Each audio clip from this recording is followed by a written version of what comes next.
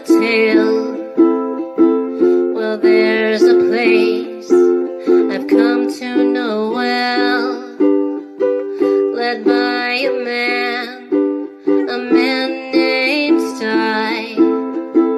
He's full of stories, he is quite a guy.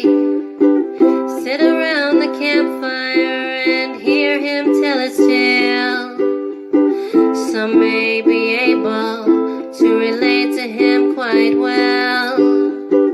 We're all just people looking for a place to go. Well, Sty has made one, and it is quite a show. Come meet Sty, he's quite the guy. If you're feeling lonely, come and make a friend. If you need a story, on Sty you can depend. His voice is soothing like a lullaby. Sometimes he brings a tear to my eye. Sit around the campfire and hear him tell his tale.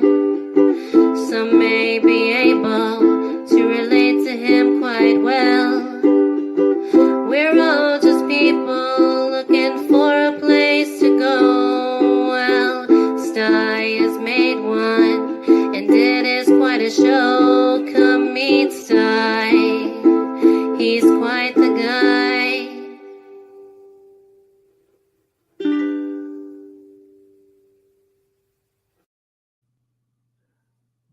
Hey, folks. Hey. Happy Sunday afternoon to y'all. Sunday evening for some of you. Yeah, here we are. Another Sunday. And I am so happy to see y'all. Hey, I'm going to shout out who's out there in the chat right now. Let everybody know that I'm paying attention. Metal Music was the first one in there. And he said, yes, Sty Shack Sunday. The sun is out, a little crisp in the air, and I get to watch the Bears. Yeah, watch the Bears do what? Okay.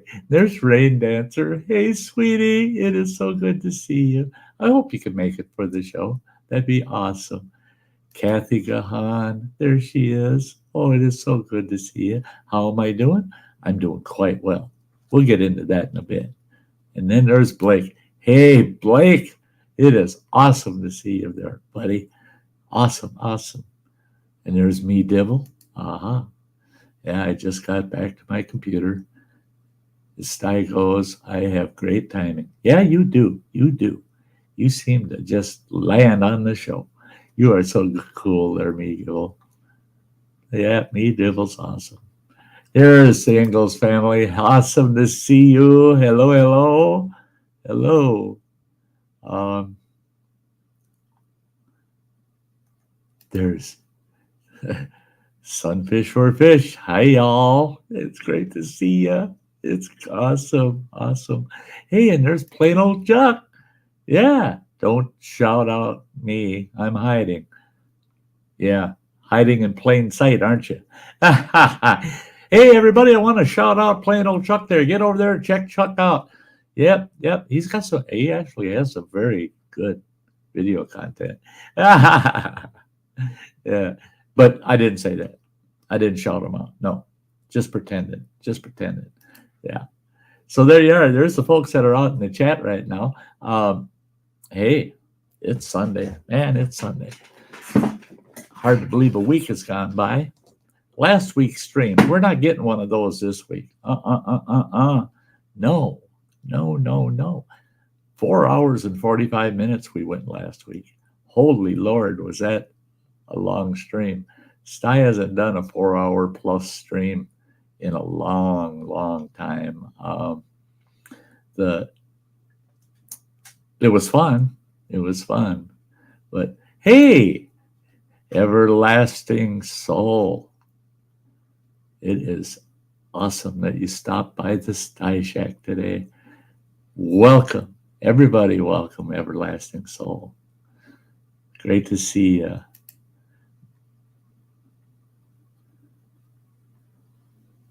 Oh, Hey, thanks, Cullen. Cullen's here. Aha. Thank you. Thank you. I'm feeling a lot better, a lot weller. uh, the,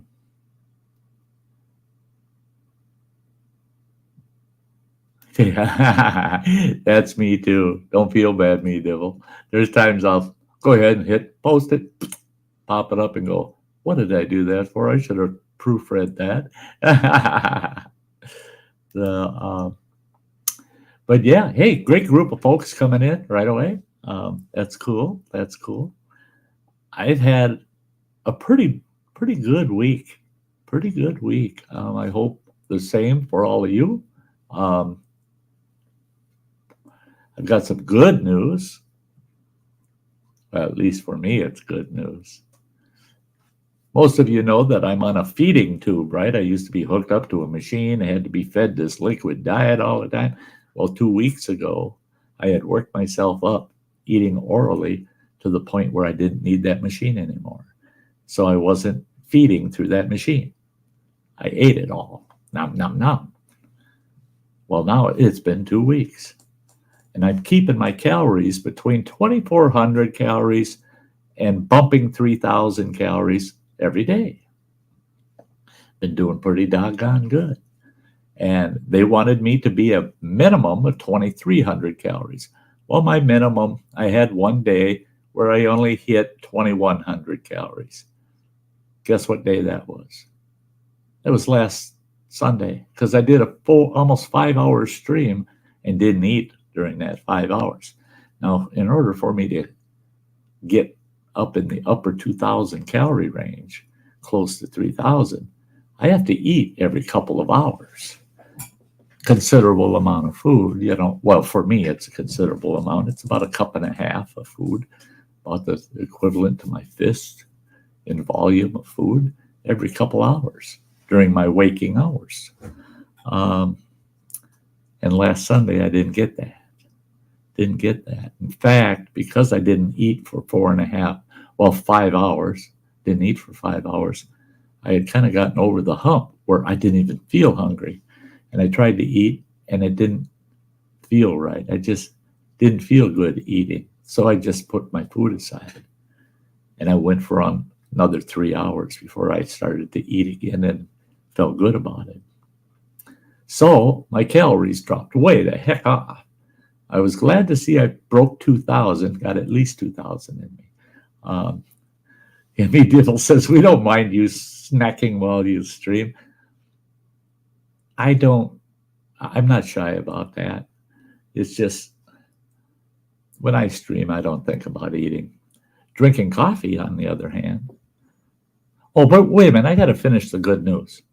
The good news is let's see, here it's 2 o'clock in the afternoon, 2:08. Next Friday, we're only talking 5 days from now. Next Friday, at this time, I should be back home or on my way home from the surgeon at 1 o'clock. Next Friday afternoon, they removed that tube. Gone. Nothing attached to old Sty anymore.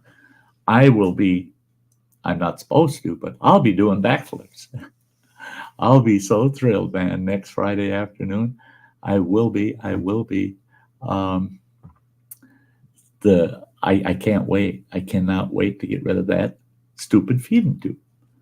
All I use that thing for is water. I put 60 milliliters of water through that tube 4 times a day. And it's just to keep hydration up and to keep that tube nice and clear and clean, for them to pull it up. Well, I don't need that extra hydration anymore. I drink enough throughout the day. I'm drinking close to a couple liters of liquids a day. Now we'll get back on coffee.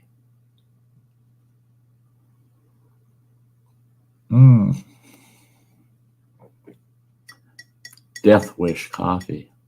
Ooh. If you like strong coffee, Death Wish is great. But my favorite, I've learned now this last week, my favorite is Valhalla Java.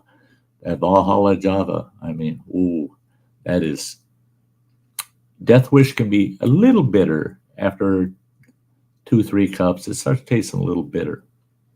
That Valhalla Java never tastes bitter, man. It's nice, strong coffee, but doesn't taste bitter. It's awesome. And me, I put chocolate caramel creamer in it. Oh, gosh, is that good? Oh, I love it. But, me double, yeah, I guess you could say that. In a week, I'm going to be going cordless. Yeah, me double likes strong, smooth coffee. That Valhalla Java I found was a nice, strong, smooth coffee. Very pleasant to drink, very pleasant. Now, E-Waste Mike had sent me some of these Keurig cups of Twinkies, Ho-Hos, Ding Dongs, and there was another one. There were 4 different flavors he sent me.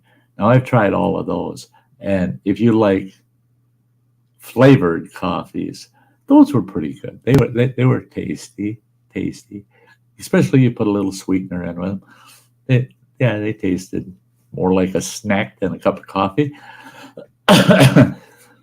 So anyway, hey, Shiva B, Lori's in the house, and she says that chocolate caramel creamer is good too. I love it, but it doesn't always like me. See, that's my issue, is the chocolate. If I have too much chocolate, it can upset my stomach a bit. But at least once a day I use my chocolate caramel creamer. Yeah. And I mentioned those Keurig cups, right? Well, that's what this coffee is made with, is a Keurig cup, right? Well, Running Water, my boy, we live together, he's got a Keurig machine, right? Awesome. Well, he had ordered some Death Wish and Valhalla coffee for me over a year ago. They sent the wrong coffee. They sent Keurig cups. I didn't have a Keurig. I was living in an apartment. I didn't have a Keurig. And I told them, I said, they sent me Keurig cups. And I said, now I've made a couple of small pots of coffee. I just tear open the Keurig cup, pour the grounds in the coffee maker. And he goes, well, them buggers, they got the order screwed up. So he got a hold of them, told them what happened. They sent us the wrong stuff, They said, no problem, keep the Keurig cups. We'll send the right order out to you right away. And they did. So I got bags of Death Wish. And I got a couple bags of, I believe a couple bags of the Valhalla Java. Well, the thing with the Keurig maker, the fact that we have one, it was on the back porch on the shelf. I was going to grab that bugger, set it up the other day. And I brought it in. It's bigger than our electric coffee maker. Well, our coffee center, what I call our coffee center, is a recycling bin. It used to be like a waste bin, garbage bin kind of affair. Big wooden job, great big thing, with the front door that opens, and it's a cart that pulls out, and it's got a big square garbage container in it that you put a big garbage liner in. Well, it's been used as a recycling thing, and that's what we do, where we throw all of our recyclables, as far as aluminum cans and plastics. Okay, so on top of that, we have a lamp, coffee maker, and all the coffee fixins. Well, it's crowded, man. It is packed tight. So I took that coffee maker off, and I tried to put that Keurig in there. Well, the shade on the lamp's got to be cocked at an angle. That Keurig's bigger than a regular coffee maker. And I thought, I'll have to figure something out. I'll figure something out. Well, I had to run to Walmart. I get out to Walmart and I'm doing my shopping. And I was walking past the kitchen stuff, and here they got these little coffee makers. I saw them, a tiny little coffee maker. And I thought, boy, that bugger looks so small. It probably only makes 1 or 2 cups at a time, So I'm going to take a peek at it. I'm looking at it, and it's a Walmart brand, Mainstays, And I'm looking at it. Well, here, that little coffee maker has a little basket in it that you can put the grounds in, but it's designed to make 1 cup. But you pull that basket out, and there's another basket you drop in there. It's got the pin in the bottom, and in the lid, it's got the pin in the top. It takes Keurig cups, and it's tiny. It's small, just big enough that a cup, which this is a big cup, fits under it just perfect. Makes a big cup of coffee, 14 ounces. Sty loves his coffee, and he finally gets to drink it. But anyway, so I'm looking at that thing, and I thought, well, it's got to be $50, $60. I ain't buying that damn thing. Then I saw the price tag on the shelf. $19.99, $20. I couldn't help myself. Tossed one in the cart. Brought it home, set it up, put the first Death Wish Keurig cup in it, set it up, poured my 14 ounces of water in, stuck my cup under it, hit the button. 5 minutes later, I'm enjoying a hot cup of coffee. Talk about convenient, man. So now Sty's having himself 3-4 cups of coffee a day on demand. If I get a bug, I want coffee. Nice thing about it is I run a cup of coffee. When it's done, I put my fixings in it, pull that Keurig cup out, throw it away, take the next Keurig cup for my next cup, put it in there, get it all set up, pour 14 ounces of water in there, and go about my business. A couple hours later, I get an urge for a cup of coffee. I just walk past the thing, hit the button, come back in less than 5 minutes, and there's my full cup of coffee waiting for me. Sty's in heaven, man. I love it. I love it. So, I see, oh my gosh, there's Mary Jones. It is so good to see you, Mary. Oh, it is so good to see you. Thank you for saying I'm looking good. Thank you very much. I'm feeling good. I'm feeling a lot better. This feeding tube, though, is irritating. It stings around the stitches because I gained a few pounds. I was only 141 pounds when they put it in me. I'm 154 pounds right now. That doesn't seem like a lot of weight gain, but it was enough that it's stretching those stitches. So it stings around there all the time because of those stitches. But next Friday, it's gone. It's gone. No more. It's gone. I'll feel so normal. I can't sleep on my left side because of that damn tube. I keep putting undue pressure against it, and it becomes irritating, and it wakes you up. And so I got to sleep on my right side or my back. Starting next Friday night, I flip-flop, roll all over the place, sleep any way I want, right? Oh, I'm going to love it. I'm going to love it. Me Dibble, stay hydrated, he says. I tell you what, that is the key, staying hydrated, drinking plenty of fluids. And my diet usually includes a lot of fluids also. So between the fluids I drink, because I'm drinking about 48 to 50 ounces of clear liquids every day. I'm drinking another, that would be 28, maybe 30, another 32 ounces in my coffee. Now people say, coffee doesn't count. No. Oh, shut up. I've already had a half a dozen different doctors in the last 5 months tell me, drink all the coffee you can, go ahead. We'd prefer it's decaffeinated though, because it's fluids. We want fluids in you. Drink. And I said, but people say, don't drink coffee. It's not a hydrator. And they said, that's a bunch of baloney. They said, what is coffee made of? Water. Water. All it is flavored water. And you can drink all the flavored water, clear flavored water you want all day, and it's hydration. And they said, you love soups, chicken noodle soup, tomato soup, the cream soups, all of those soups, they're still all 90% water. That's fluids. So yes, I think about hydration all the time, and I've been staying very hydrated. Yeah, all is good. All is good. Yeah.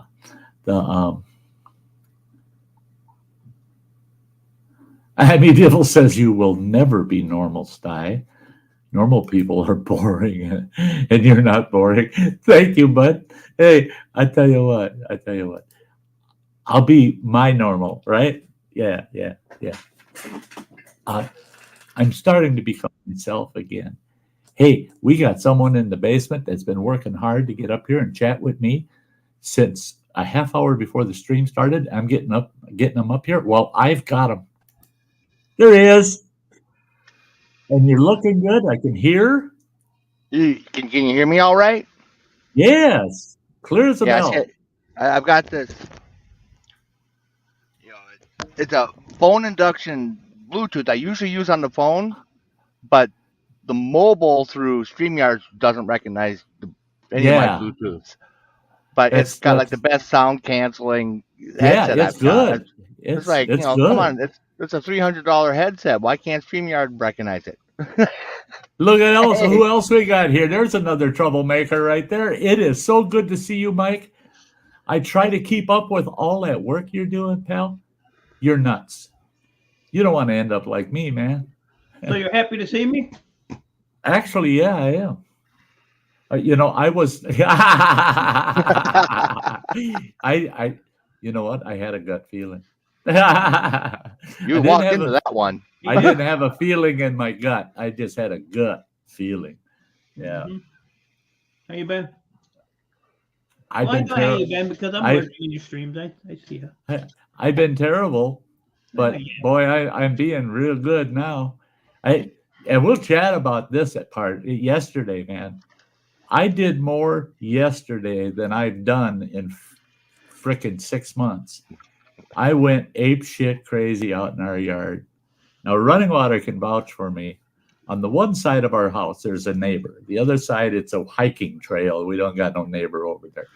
But on the side with the neighbor, between the two houses, now running water, you probably remember. Yeah. Correct me if I'm wrong, but it's like 4 or 5 big ash trees were standing there, and running water had them taken down. It was actually it was 2 base stumps that split into 4, and they were like leaning over the neighbors and stuff. I'm like, no, I want to take that down before the liability issue was just they were leaning over this house, leaning over their property towards their house. That it was just, when you looked at it, you just go, well, if the wind never blows, there's nothing to worry about. That the split on the one tree was so bad that I could hang a hammock on one tree and lay down on it. That's how wide that split was.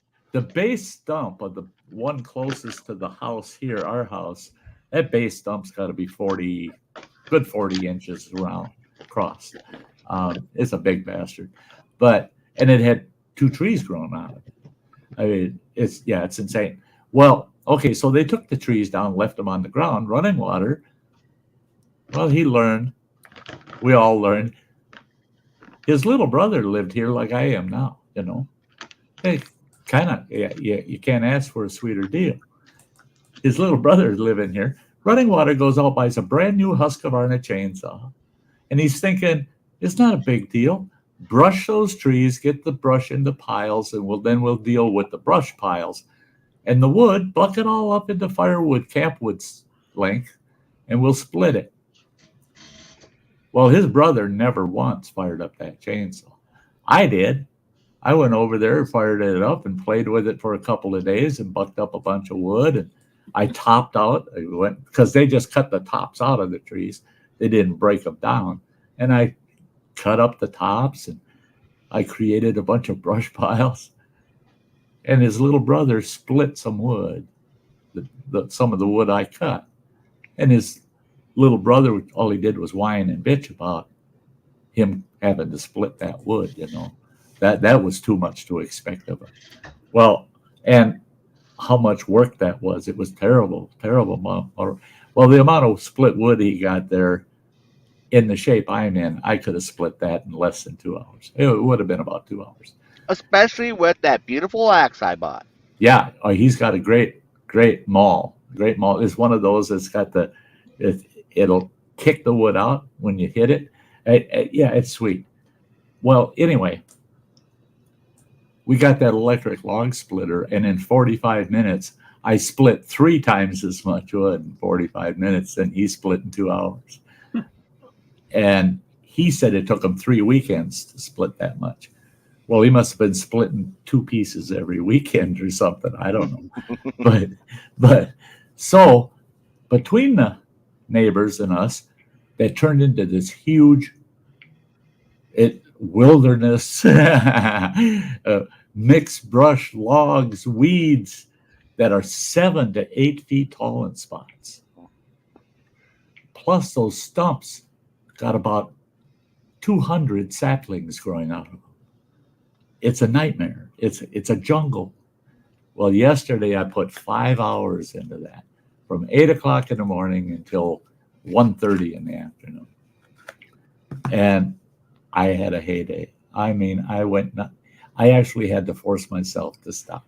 I mean, we got this little wagon, yard wagon you can pull around for gardening and stuff. Oh, hell no. I got that hooked up the back of the tractor.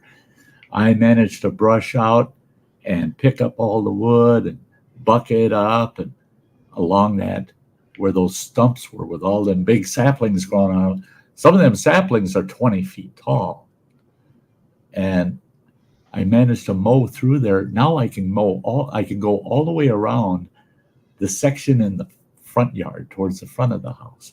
I can drive all the way around that. And what I'm doing is I'm digging out all the brush out of all them weeds, grabbing the logs, flipping them over, bucking them up around the perimeter of that, about a deck and a half's width of my ride mower. Then I hit it with the ride mower. Well, it makes that circle smaller and smaller and smaller. I'm hoping by the end of Tuesday, it'll just be yard again, that whole front half of that damn thing. Then I tear into the nightmare in the back. The nightmare in the back, I opened up around our fire pit more. I was going to have a fire yesterday. Fire pit's all set up, ready for a match. And I'm thrilled. I grabbed the lawn chair, brought it over there. I no more than sat down. That damn wind started blowing about 20, 25 miles an hour. I'm going, oh no fire today. That's the last thing I need with all these brush piles around. Have that get away from me. This old fart ain't getting that fire put out. Ain't happening. So I opted not to burn yesterday. Yeah, I'll need to send new toys home more often. I tell you what, this fella has sent so many Ryobi cordless tools home. Brand new shit. And and the latest one. Well, first he got the cordless weed whacker. I'll get into that before we're done today too. But the latest one was the power pole saw, 18-volt power pole saw. It's got an 8-inch chainsaw blade on the end of it. The only thing I don't like about it is it's 9.5 feet long when it's fully assembled, and the power head on it weighs about 5 pounds. That son bitch is heavy when it's out there 9.5 feet away from you. I'm out there struggling, fighting with it. I said, piss on that. I took that 4-foot section out of the middle of it. Now it's 5.5 feet long, and I'm just out there whipping around, cutting shit. Yeah, I'm loving it. That damn thing. I ran it for about 45 minutes, and it only burned up about half of an 18-volt battery. And so that toy I had a blast with. The only thing I don't like with Ryobi is their weed whacker. We got the head with the blades on it, right? Well, one of the blades busted off, which was expected, They're plastic, and that I hit the ground rod next to the house, and that's just a steel, a copper rod sticking out of the ground. Hit that sucker and it snapped one of them blades right off. It didn't like that copper rod at all. Try replacing them damn blades. You got these two things you got to pinch in, and then you're supposed to be able to lift that cap off, pull the blades off, drop the new ones on, and pop that back on. Oh yeah, squeeze, push, muscle my ass. I had them fuckers pushed in there so far that I'm surprised I didn't bust them off. Well, it pissed me off because I had more weed whacking I wanted to do of just tall grass. So we got a corded, and it's an off-brand, Evergreen, I think it's called, or something. But we got a corded weed whacker, and that's a good one. It's powerful, but it uses the cable, a regular cable type string weed whacker. I'm out there weed whacking. Well, one of the strings didn't feed out properly and got sucked into the head, so I only got one string. Son of a bitch, I got to take that apart. So I sat in my chair out on the back porch looking at it. Different company altogether. I even went online to see if they were associated with each other. Nope, they got nothing to do with each other. Exact same head design. And I go, this is going to take all fucking day. I couldn't get the blades off that other son of a bitch. I'm glad it happened because I figured it out. It's easy. If I pinch those two things in there, take a flathead screwdriver and just slide it around the edge, give it a little pop, and it'll pop right up out of there. God damn it. Thistle bushes. You know the big old thistle bushes with the round burrs on them? Oh, them damn things are stuck all over your beard and your clothes. That pole saw. I could reach in there and saw them big bastards down and then push them over so the butt end sticking out. I got nowhere near the stickers and pulled them out. None of them stuck to me, nothing. Oh, it was so sweet. Yeah. But this old fool went nuts yesterday, 5.5 hours straight of work. I only took one break during that 5.5 hours. And that was only for about maybe 10, 15 minutes. I made a Keurig cup of coffee. Took 5 minutes to make that. Took about 3 sips out of it. Couldn't sit still. Got up and started working again. So that's all the break I took. So I got in. I managed to get 2,500 calories in me yesterday, but I know I burned up 1,000 of them out there working. And then I realized that, man, I'm going to be out there tomorrow and Tuesday. It's supposed to be really nice weather. But tomorrow and Tuesday, I'm taping this damn tube up on my gut here, taping that son of a bitch up, and I'm going to wrap it. So there's no way I'm banging that fucker around. There was 2-3 times I caught that thing on something, and it's just like, ooh, shit, don't do that shit. Don't pull it out early. They're pulling it out on Friday. So hey, I see Roy and Becky. Yeah. Great to see you guys. It'd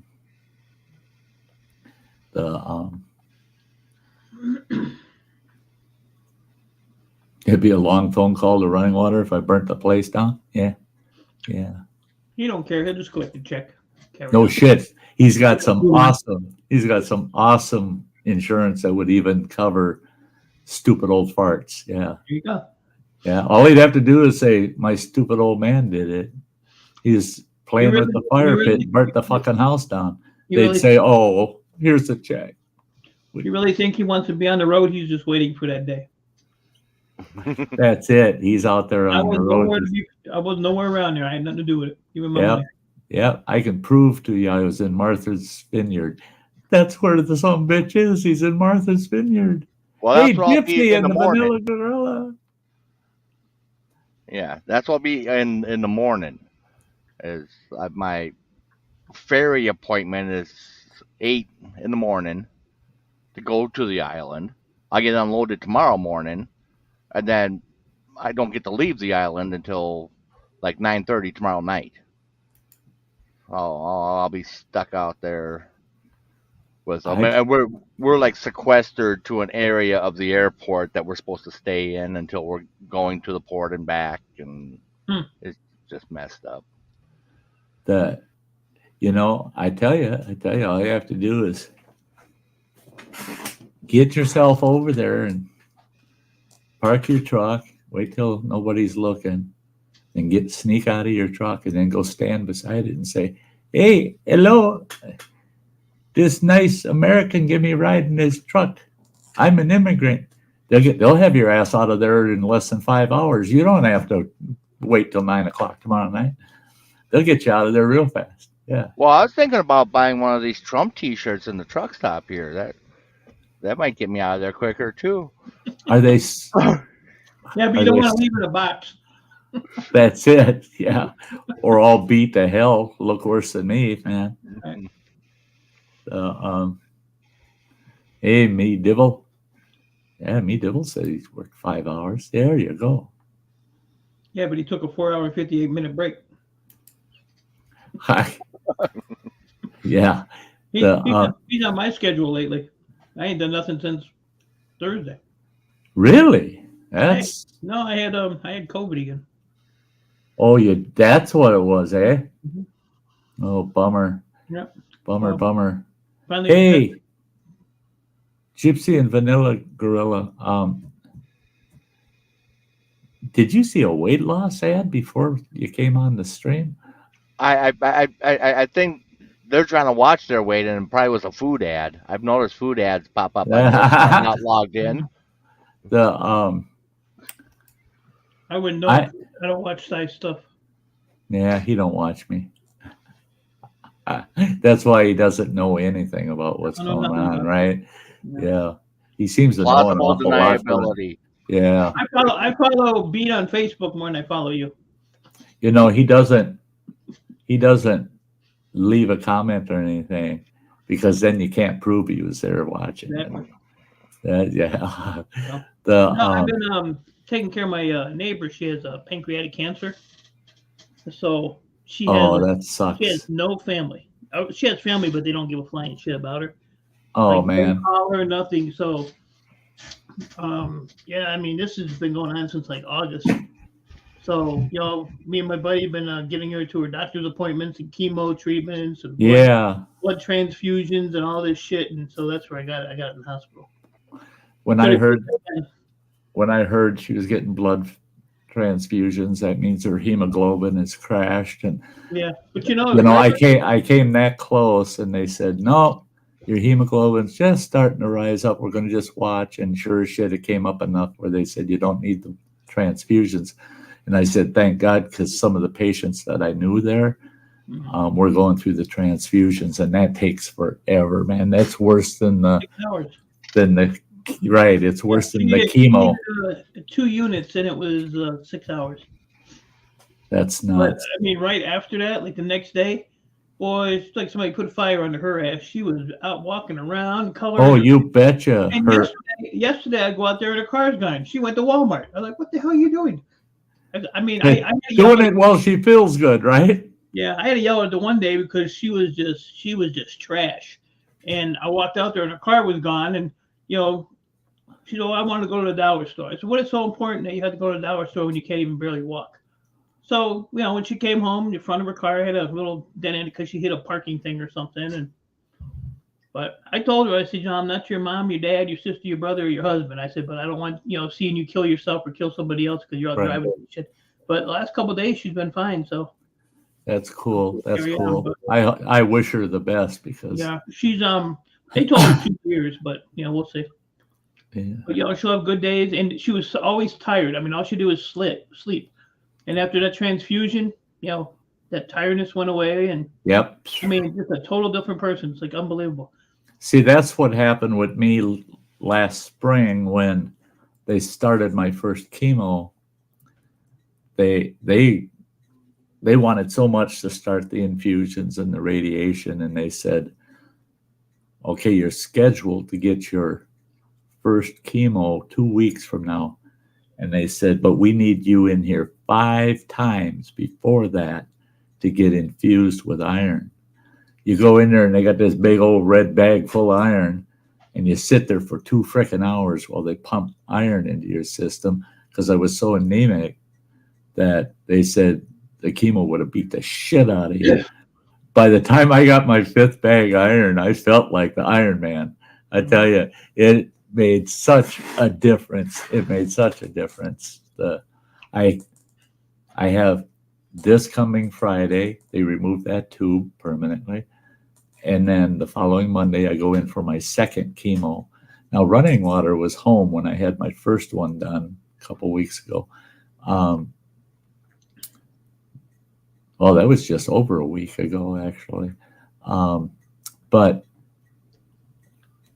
they told me, they said, this new chemo, the only effect that I'll feel is the day after. They said your joints will probably ache. You'll feel kind of lethargic, tired, weak. And they said, but it's going to last less than 24 hours. And they said, anything more severe than that, let us know. One of the things was you could get a sore throat, blah, blah, blah. Well, the next day, I felt pretty good that night. I woke up in the wee hours of the morning and didn't feel quite right. Fell back to sleep. And then when I woke up, felt like I had swollen glands, man. But I didn't have a raw throat. It just was like a muscle ache when I'd swallow. And so that's what they're talking about. Well, that lasted most of the day. So it was hard for me to eat like I should. I just drank a lot of liquids with a lot of calories in them. But yeah, that whole cancer journey, what you were saying, Mike, that she doesn't have family that gives a damn. And she doesn't have. She has a daughter, but her daughter is just a piece of shit. And hey, Beaner, but the fact that she doesn't have that family, real close friend network going on makes what she's going through that much worse. Yeah, and her husband died a year ago this month, and so she's home by herself. So I call her in the morning, give her a good morning. You need anything? And so I'm always checking on her, and I have a key to her house. And my thing is, if I text you twice and you don't answer, and I call you and you don't answer, I'm coming in hot. Mm-hmm. But she's been pretty good. I'm actually surprised. That's going a long ways, bud. You're doing a lot for her. Just letting her know that. Just letting her know that. Hey, if I try to contact you and I don't hear back, hang on. Don't be standing by the door because it's flying open. Yeah. That's got to make her feel so much better. Yeah, I think a week before, all week, every day she had a doctor's appointment, so I didn't get nothing done. Right. That I had to get done. And then this week, I worked a few days and then I got sick. So yeah, I was wondering the last few days that I hadn't seen anything from you. Yeah, but her next chemo is like the 17th or something. But they had this pump on her, like a chemo pump. Right. And so they took that off last week. So now when she goes back on the 17th for her chemo, I don't know if they're going to do it this because it's like in the same exact room. Because they said they're supposed to give it back to her, put it back on her. But she has a tube in her liver that's draining the bile out of her. So they just put a brand new tube in last week. They were going to do a stent, but because her white blood cells were like 40-some thousand, they were like way too high. And they didn't want, her other doctor didn't want them to put that stent in, so they just changed out the tube. But now she's having something with where your acid goes or something in your stomach.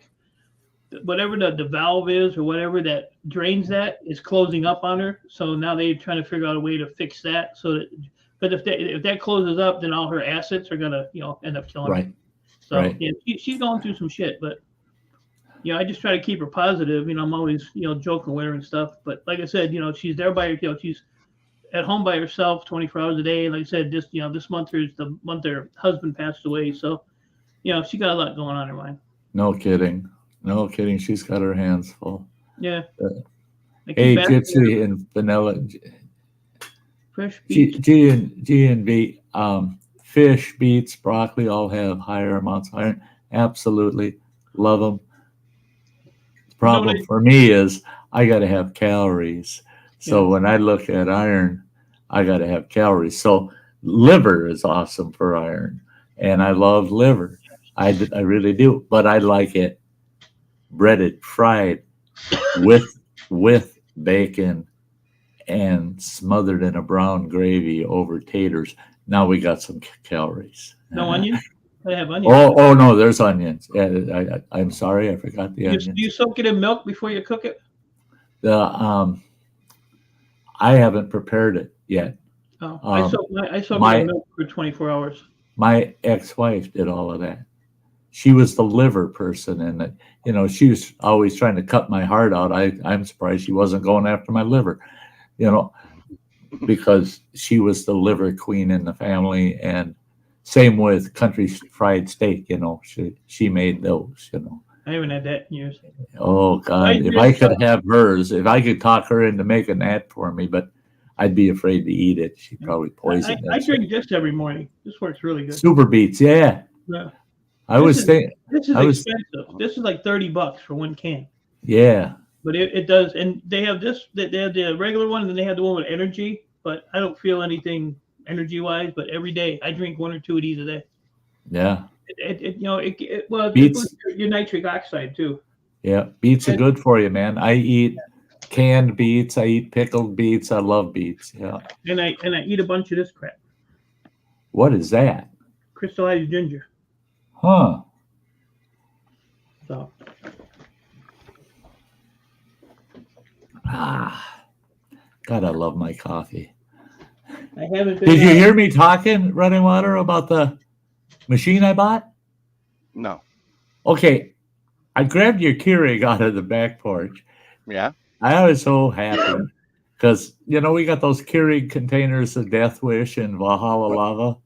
Java, right. Lava. I call it lava. But no Keurig, right? So he's got one out on the back porch. I'm out there struggling with that thing, get it off the shelf, and I bring it in the house. I'm so proud. And then I realized that Keurig's bigger than our coffee maker, our regular coffee maker.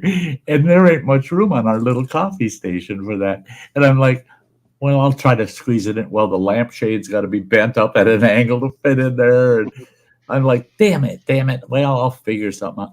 And I had to run to Walmart. And I'm taking a shortcut through the kitchen department. I see these tiny little coffee makers. I thought, hey, that looks like it would make like 1 cup at a time, that little coffee maker. I checked that thing out. But there's no pot. I didn't see a pot on the display thing. I get up there and I'm looking at it. Well, it's got a little basket in it. You just put a couple small spoons of coffee in there and make a single cup, right? And I'm reading. And it also does Keurig cups. Mm-hmm. And it's made by Mainstays, Walmart's brand, right? And I go, I ain't spending $50 on something that's going to make me 1 cup of coffee, for God's sake. And I was just going to walk away, and I looked, and there's a big sign above them all, $19.99. I'm going, serious? So I'm looking, sure as shit, they're $19.99. So I threw one in the cart. And the thing's tiny. It's about half the size of our coffee maker.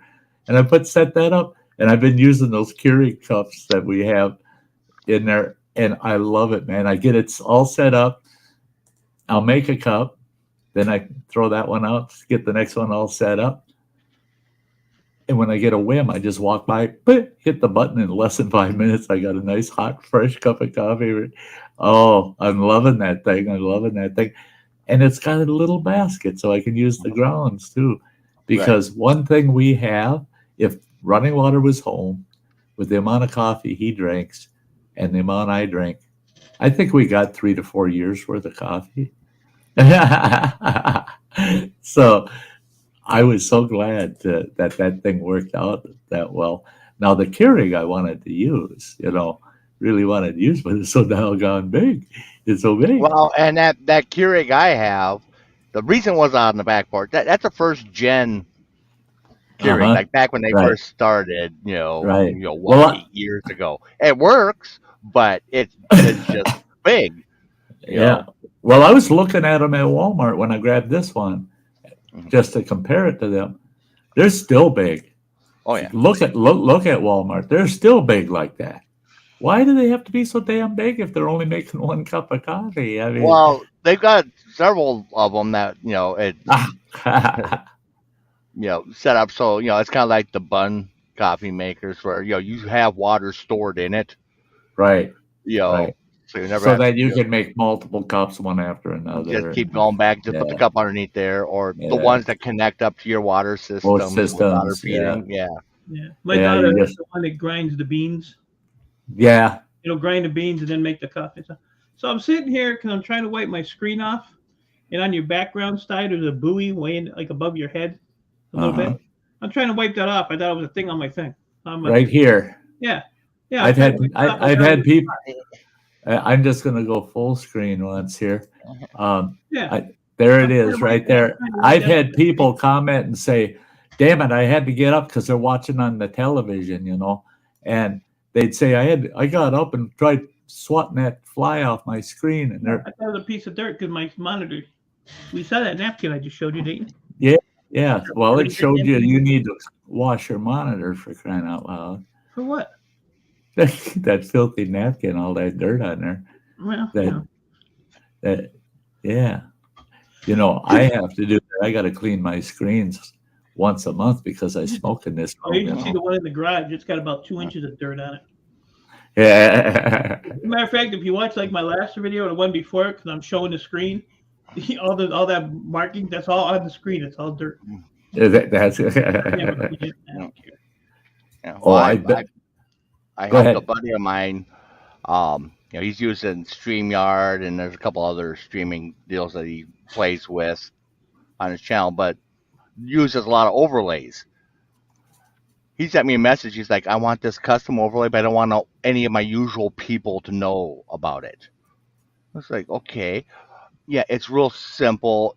You don't even realize it's there because there's no borders or anything, but just like out of the blue, like a fly shows up and crossing the screen, and it's just hanging out on the screen, and then it flies out. But he doesn't say anything. But he sees like I had several people complaining about the fly, trying to sort the fly off their screens. That's funny. Like I'm going to save that one for myself too. Yeah, that's cool. That's cool. Yeah. Yeah. It's open license. No royalty.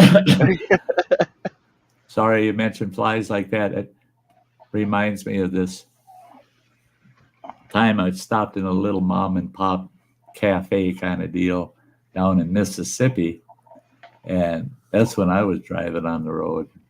And I'm sitting in there having a cup of coffee and a piece of pie. Good old mom and pop shop, everything, homemade, And this feller that was sitting next to me says, "Yeah," he says, "I was in here about a week ago." And he said, this fella that was sitting next to me ordered a bowl of soup. And he said, they brought him his bowl of soup, and he's sitting there eating his soup, and then all of a sudden he's yelling for the waitress. The waitress comes over, and she goes, "What can I do for you?" And he said, "Look at my soup." She looks in it. She goes, "What?" And he goes, "Right there. There's a fly in my soup." And she goes, "Be quiet. Don't say another word." He goes, "What the hell do you mean, don't say another word?" And she said, "Because if you say that too loud, everybody's going to want one." What the hell do you got, Mike? The heck?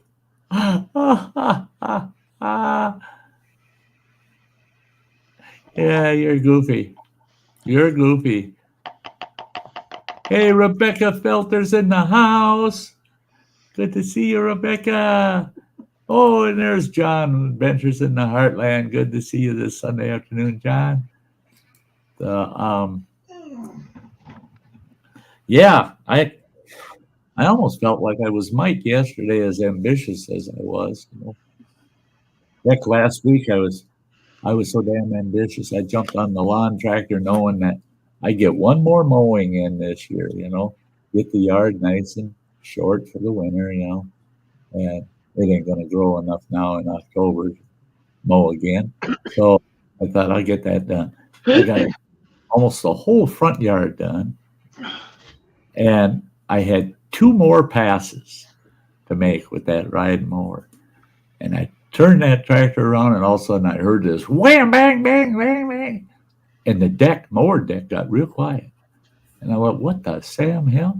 And I looked down, and there's the deck belt all shredded laying on top of the deck. I go, son of a bitch. Well, it's got 2 deck belts on it. One runs each side of the deck. So I had one side, the left side, was still spinning. So I had to take 5 passes where I would have only taken 2 because I only had half a deck. Finish the front yard. Well, I go and park it to look at what's it going to take for me to put a belt on that damn thing. And I'm looking at that backyard. Well, that's where it was long. It was in the backyard. And I'm going, I got to get that done before the snow flies, you know? And so I get down on the ground, and I'm looking under there, looking at, holy shit. Well, with this tube in and all that, no, I couldn't do it. I'd have to be laying on the ground, rolling around, I'd be wrenching, and just wouldn't be able to do it. So we got a place down here. It's an old mom and pop operation, Axel's Saw and Tool. And I drove down there, and I asked them boys, can you put a belt on that old GT 5000 Craftsman tractor of mine? Oh, yeah, we can do that. What's the model number? I said, I didn't grab the damn model number. I just, it's a GT 5000. They said, yeah, and it comes in 3 different deck sizes, and they only built it for about 13 years. So we need the model number to know if we got the belt for that particular tractor. They say, go home, find the model number, call it back to us, and we'll let you know if we got the belt, and we'll try to squeeze you in. So I came home, and they said, oh, yeah, we got that belt. I said, when can you get me in? Tomorrow morning, first thing, you got to get here early. I said, by 9 o'clock? Good. Yeah, if you get here by 9 o'clock, that'll work just fine. So the next morning, I ride that tractor all through town. Now, mind you, I got to go down through downtown to get down to Axel Saw and Tool on this ride mower. I got chewed out by 2 different old ladies for driving that thing down the sidewalk. What really pissed me off was the second old lady when she said she's going to call the cops and blah, blah, blah, because I'm running a motorized vehicle up and down their sidewalk.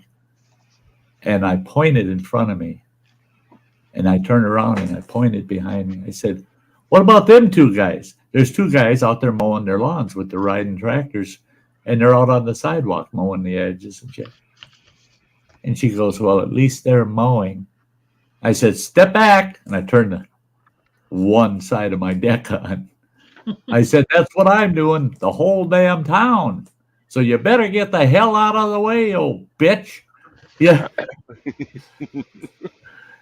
Finally got that thing down there, and they said, well, we can't get to it until this afternoon. And they said, we'll be done with it by later this afternoon.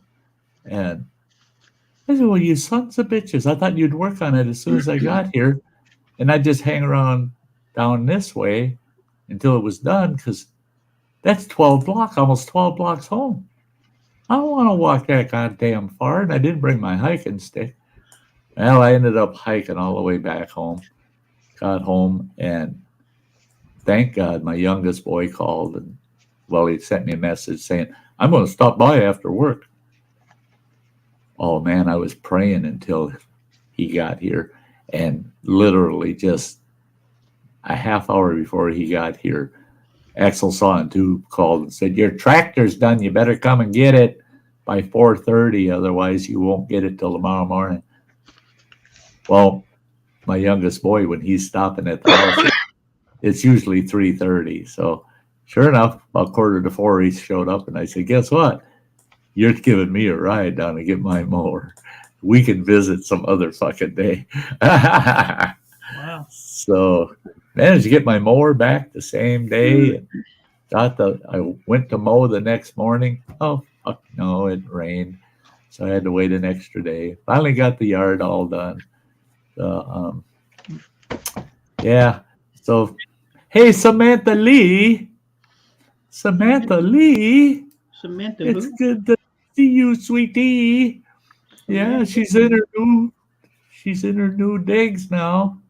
I like what you're doing. She's getting herself a room all set up for a studio. Yeah. Awesome. Awesome. Yeah, it is so good to see you, girl. I did send you the link, by the way, Samantha. She only moved because I was getting close to her. My stocking was paying off. Oh. The only reason she moved. But I will find her. Yeah, it's not like she moved to the lower 48. I wish. And, yeah. No shit. I still think about that 6,000-mile round trip. That's a hell of a drive. Ken, you can run, but you can't hide, lady. She got too many people keeping their eye on her. I'm E-Wade's Mike, damn it.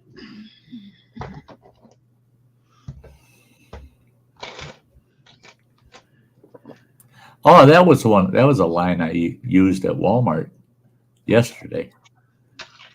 Ran over to. No. You ain't that cool. I'm walking down a damn aisle, and this guy and his old lady are walking by. They're not much younger than I am. And I smiled at his old lady and said, "Good morning." He goes, "Well, aren't you awful happy today?" I thought, you condescending old son of a bitch. I turned around and I said, "Don't call me fucking happy. I'm grumpy, damn it. You got to learn who the 7 dwarfs really are. Call me happy. Yeah, fuck. Call me a goddamn dwarf. You cocky old fuck." The nerve of some people.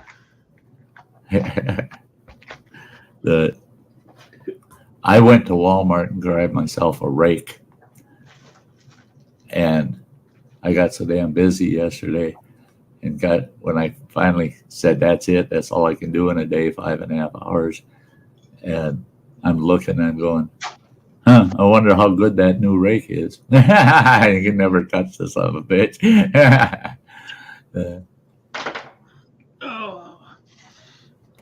Whatever's been getting in my trash finally gave up. Now I got a bungee strap over that son of a bitch, and they can't get that lid open.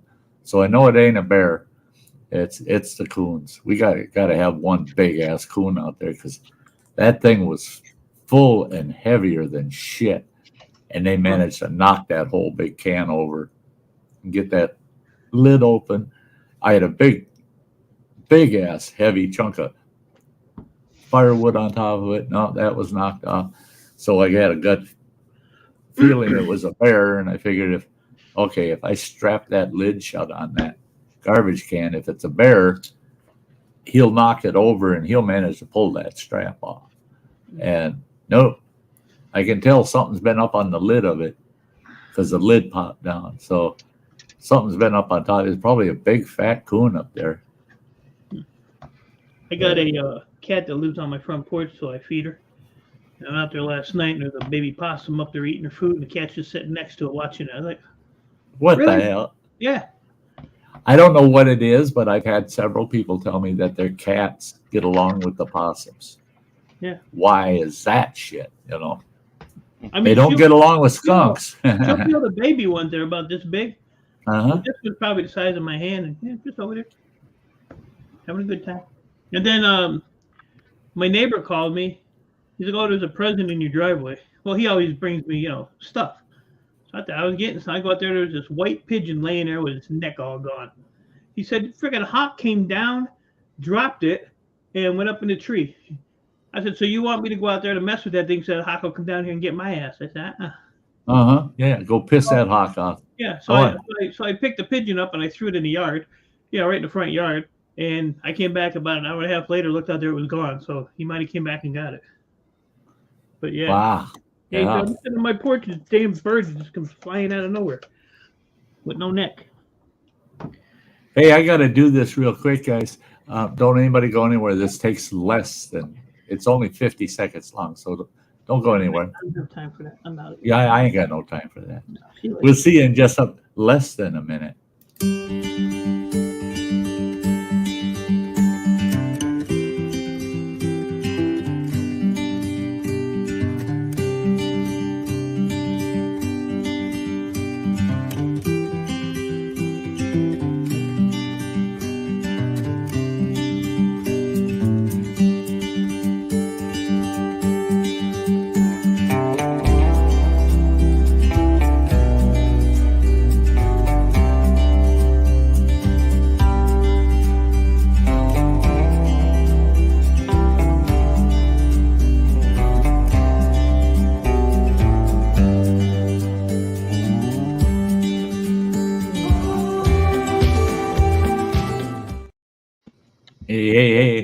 bunch of great folks there. Great folks. Support the channel. Hey, James Gape's in the house. Good to see ya. Thanks for the thumbs up. Me Dibble doesn't have a very long attention span. Yeah, 50 seconds. Oh my God. Well, I'm bored. I was nodding off myself.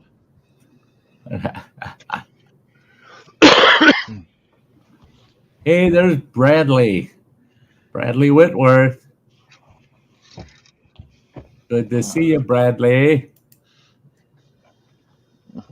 Yeah, I've been so bored. I've been actually watching like my old streams from like 2 years ago. Gee. It's kind of fun though, ain't it? Yeah, when I did the nasty sandwich thing. Yeah, I was cracking up. And then I did the face mask challenge and all that stuff. And yeah. the things you do. I went back and I think I got them all downloaded now. Hey, Bradley. I went back and looked at my hot challenges that I've done, and the other eating challenges like the nasty Oreos and shit. And that time that I got Phil to eat a peanut butter Miracle Whip sandwich and drink buttermilk. Yeah. And I went back and watched those, and I thought, man, those were the days. A bunch of damn fools. It's just funnier than hell. Funnier than hell. I mean, I watched a little bit of like, just some of my live streams, like my work live streams.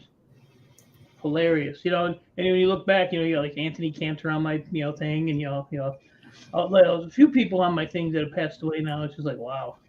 Yeah. Time has had its way with us here on YouTube. I thought I was a goner, man. I really did. I thought my YouTube days were over. I knew you were sick before you even said anything. I kept denying it. I kept denying it. And just like I was talking to Granny the one day. I said, I said something major's up with Sty. I said, but he ain't gonna tell you what it is, but you can tell. But I'm just glad it's ending up as the way it is for you. Because I too thought you were done. I thought you were done. Yeah, many people did. Yeah. One of my bestest buddies. He's like you, Mike. Still, we got to start getting back together more. And that's Phil. Everything Spicy.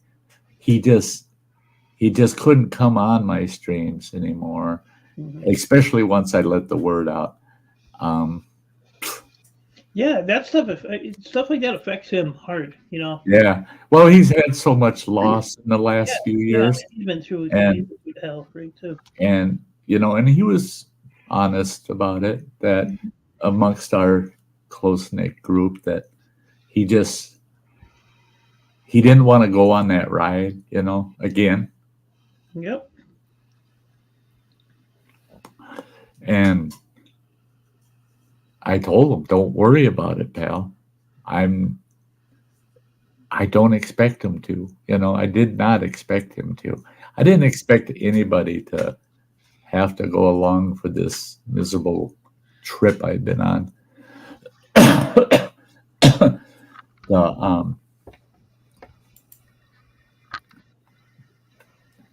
My mom's cancer is down to 15%, and I just found out that my dad's brother has lung cancer, and it has spread to his colon.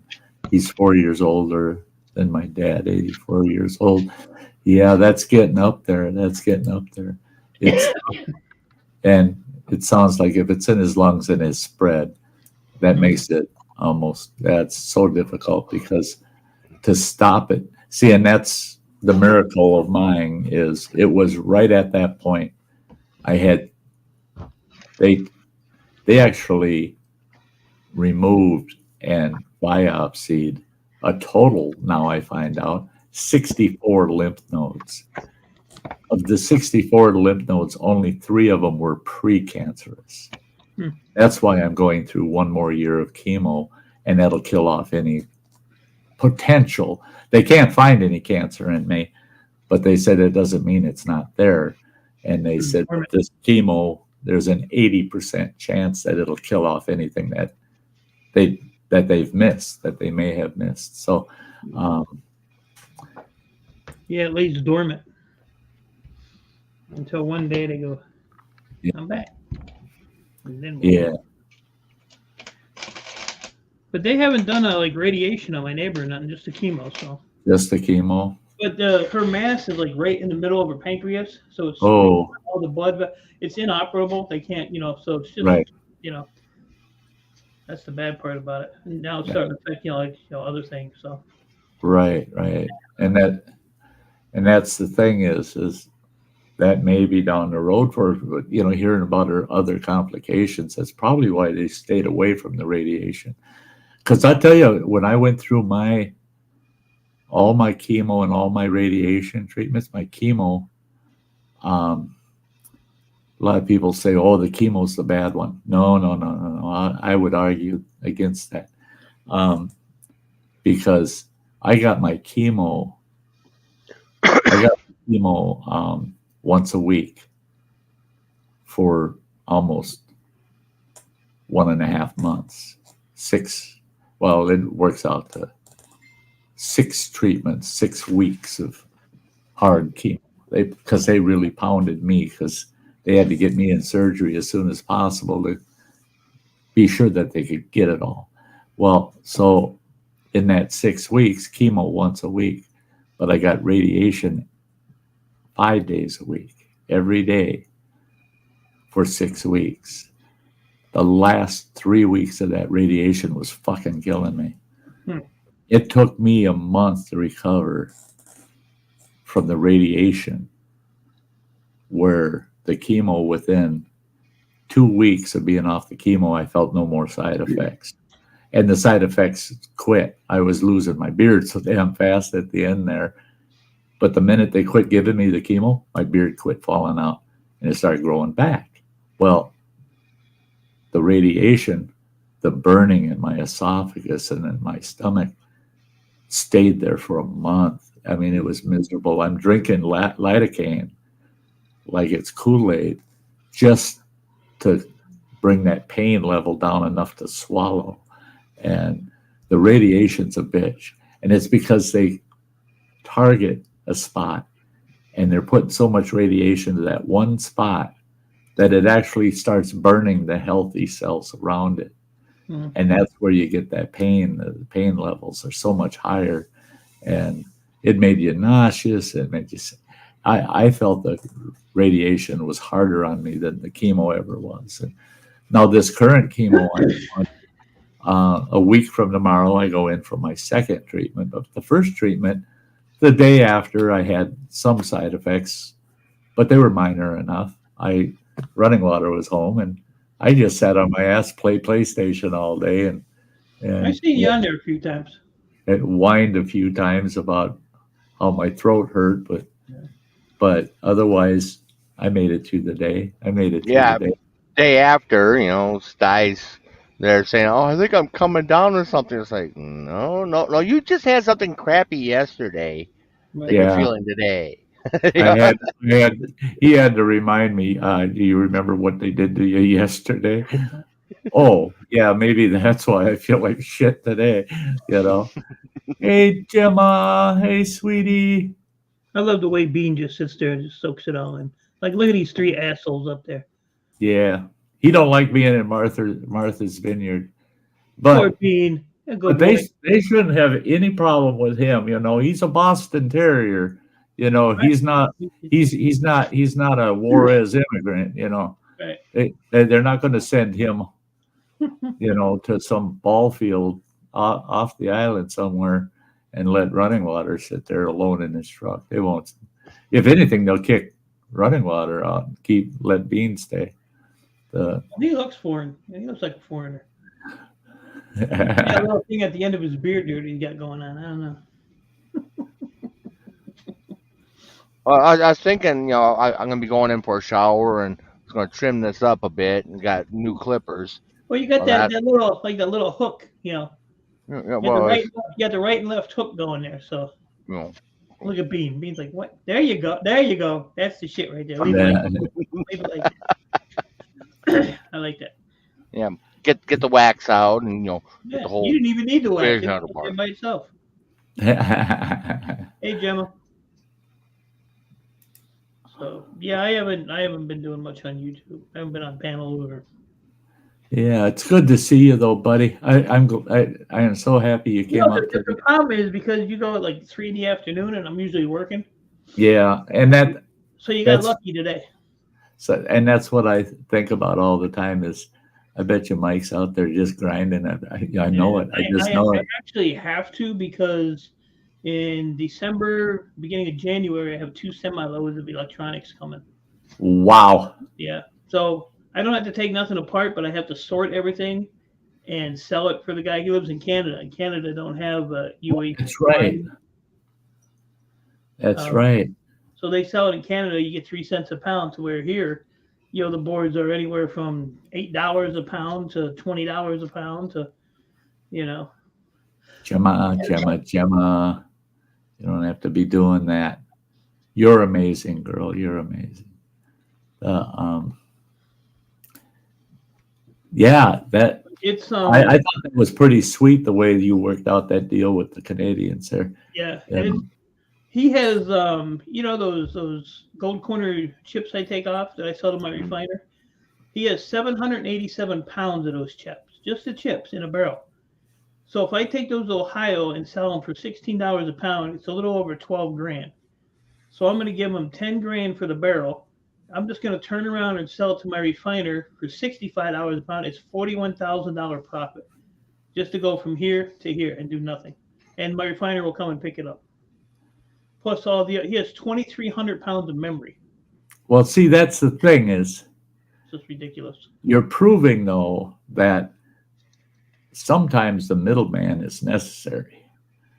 For everybody to come out happy on the deal, you need a good middleman. Yeah, and he the funny thing is, like, I'm not giving him.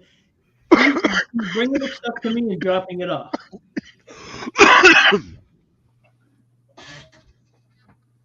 You need some of this?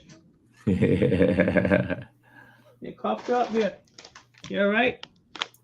But so he. I watched a video this morning of this little old lady making a homemade cough remedy using broken up candy canes and some other shit. And then at the end of the video, she says, now you let this jar sit on the shelf at room temperature till it completely dissolves. And you shake it up. And then you take 1 teaspoon every 4 hours for a sore throat. She says, or if you're really smart, you go to the store and buy a bottle of Robitussin and just skip all that bullshit. I burst out laughing at the end when she said that. And she was all right. She was all right. It's funny. Yeah. So, but yeah, I got a lot coming up. It's just I got to make more room. That's it. Now, okay. Are you moving? Mm-hmm. So you're gonna rent this house out? Sell it. You're selling the place. I sold all of mine. Oh, you're getting rid of the properties. I'm getting too old. And just gonna have one property. Yeah. I don't blame you, man. I don't blame you. I don't really have problems, but it's just I hire people to do the repairs. I don't do them. Right. I used to do them, but I don't have time, and I'm just over it. I'm getting old. I'm getting old, and things don't work the way they used to. See, that's the way it is for me now too. Is like the belt on that damn tractor. You turn the clock back 1.5 years, 2 years ago, I would have gone, shit. That's going to take me a little bit of time, and I just do it. Happened this time. I got down on my knees and looking under there, and I go, shit. Who the hell can do that for me? It cost me $68 to get that mower back up. I had to replace a drive belt too while they're at it, but they took care of the whole thing for $68, and that was with the parts. And all I did was I had to walk 10 blocks. I lived through that a lot more comfortably than I would have laying out there wrenching, busting my knuckles. And I've gotten to that stage now where I'm willing to let someone else do shit once in a while. Now, the other day, well, when Running Water was home this last trip, he noticed, and it started acting up literally just 1 or 2 days before he got home. Damn toilet wouldn't quit running. I mean, the float would get to the top, but it wouldn't shut the damn valve off. Well, it want to keep filling that tank. Well, it's supposed to go up, then down the overflow, right, in the tank. Well, our overflow is a little too tall. It gets up until that water's coming out the toilet handle, for flushing. So that's a son of a bitch. Well, wet crap. You go in there and you got, holy shit, I'm up to my ankles in water to take a dump. So you had to go in there and mess with it to get it to quit running every time you flushed it. And so he comes home, he notices it right away that, hey, that toilet won't quit running. And I checked it out. And it's that floating there. They get halfway up that shaft and would stop. It's like calcium built up in there. And it just would not go far enough to shut the valve off. I tried a few things after he went back out on the road. I told him I'll take care of it. And I tried a few things. I tried lubing up that shaft to see if it'll slide up. Nothing was going to make that son of a bitch work. Nothing. And I'm thinking, oh, fuck, that'll cost me $45. So I went to the store to buy one. I went to L&M Farm and Fleet. Their whole bathroom, they got this huge big aisle. It's all bathroom plumbing shit, right? What are they out of? All of those goddamn valves. They haven't got a single one on the rack. And I asked one of the workers, I said, do you have one of the old style with the rod and the float on it? No, they're all sold out. And someone asked the other day, we don't have any in inventory. We're waiting for them to come in. I said, you want me to send you one? I got 2 brand new ones in my basement. Well, so I'm at Walmart, and I thought, if L&M ain't got a single one, then that means they came to Walmart and wiped them out too. But I'll look, and I go down the Walmart aisle. Oh, no, they got about 60 of them sons of bitches there on the rack. And they're $9.96. $10. Mm-hmm. I felt like raking off an armload of them sons of bitches. You'll never have to buy another one the rest of your life. I bought that $10 part, come home, emptied that tank, took me 10 minutes. And boy, that son of a bitch flushes like $1 million now. But while I'm down on the floor getting the line, I shut the line off, pulling the line off the tank. I'm down there thinking, I got to reach up in there, and I don't like doing this shit no more. I used to, something like this, I just say, oh, fuck, it just takes 15 minutes out of my day. Now I'm like, this is ruining my fucking day, having to replace this son of a bitch, you fucker. I was so pissed off at that thing. And it went slick, but it was just too damn much effort. Yeah, I'm just over the repairs. Hey, and the sweetie. one house I had it a few years ago, it burned, and it was like almost 40 grand to get this thing back up and running, and it's never been the same since. So that's nuts. That's nuts. I'm just like I said, I'm just getting too old for that. And I mean, it looks like I'm doing a lot on my videos, but believe me, I'm not in slow speed, but I'm just a little bit above it. Yeah. I'm in no hurry to do anything anymore. Like I said, I haven't done nothing since Thursday. I've sat right here and played PlayStation Thursday, Friday, Saturday, today. Maybe tomorrow. You got to do that. You get to a certain age. I noticed that when I was in my mid to late 50s. I worked until I was 62, but in my mid and going into my later 50s, man, I started backing off on shit. I started saying, I've been abusing myself my whole freaking life up to this point, and now I'm starting to feel it, and I don't like that feeling, so I'm going to back off and do what feels good from now on. And that's where I am now, is I like doing what feels good. That's yesterday, 5.5 hours out there brushing and cutting wood and walking around in the yard and with the lawn tractor and mowing and shit. I He's loved like it. a nosy neighbor. He's like, what? A nosy neighbor. Yeah. Well, no, I'm waiting for the guy that left an hour before I did yesterday to catch up Oh, because I'm parked in such a way that I'm making it inconvenient for parking spots on both sides of me until he gets here. oh. Yeah, Trying to because save him a spot. he's going to the same place, but Hmm. I'm not really paying attention to the trucks when they come by, and it's like, oh, is anyone taking up the spot here? Yeah. But no, my motivation's been now because the prices are so bad right now, and I'm just like, why bother working 10 hours a day for, and then you have to sit on the shit, and then it's taking up room, and it's just electronics is bad, metal's bad. Yeah. Well, gold price because of the electronics, but and my electronics buyer, they keep adding stuff and degrading stuff, and it's just a pain in the ass to do. I don't know. I'm gonna go back to selling drugs and pimping hoes. It was a lot easier.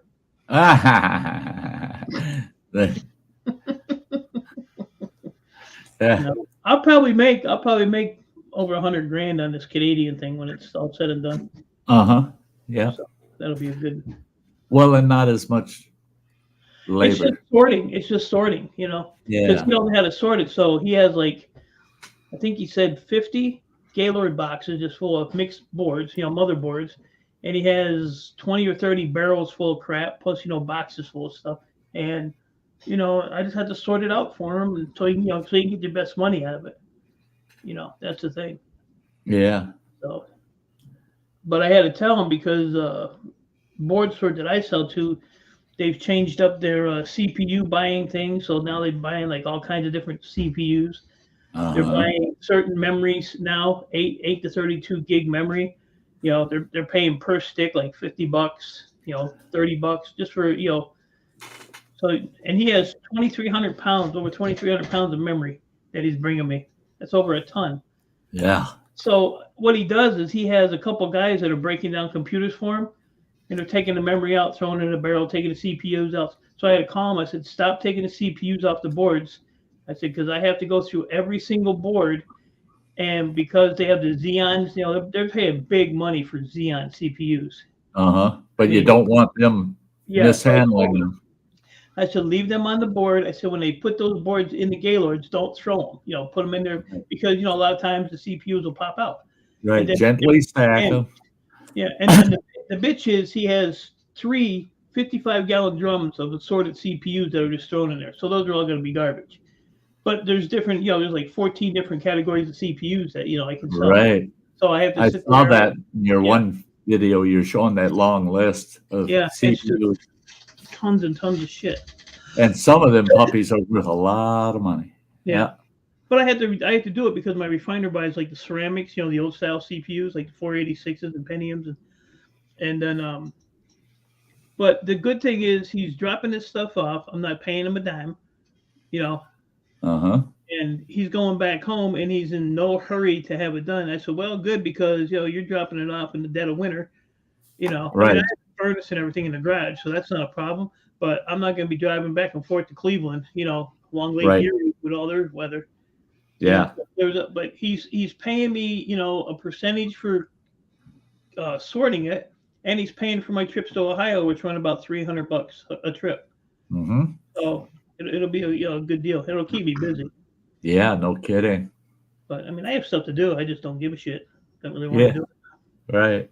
I just took out 10,000 pounds of just scrap metal that was behind that garage that I had. Right. I didn't know I had that much in there, but it don't. I had to get rid of it. I didn't notice you were going to move that one shed, right?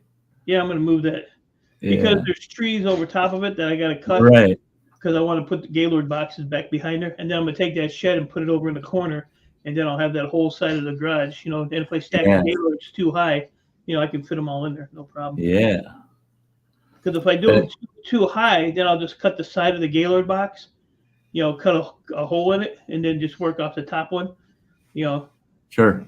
Do it that way. Yeah.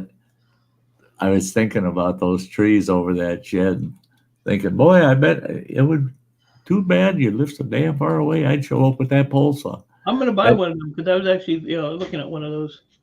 I was surprised that Ryobi cordless 18 volt. I'm not a big fan of the 18 volt heavier items like the chainsaw and the weed eater and that because, the batteries aren't going to last that long. They're only 18 volt.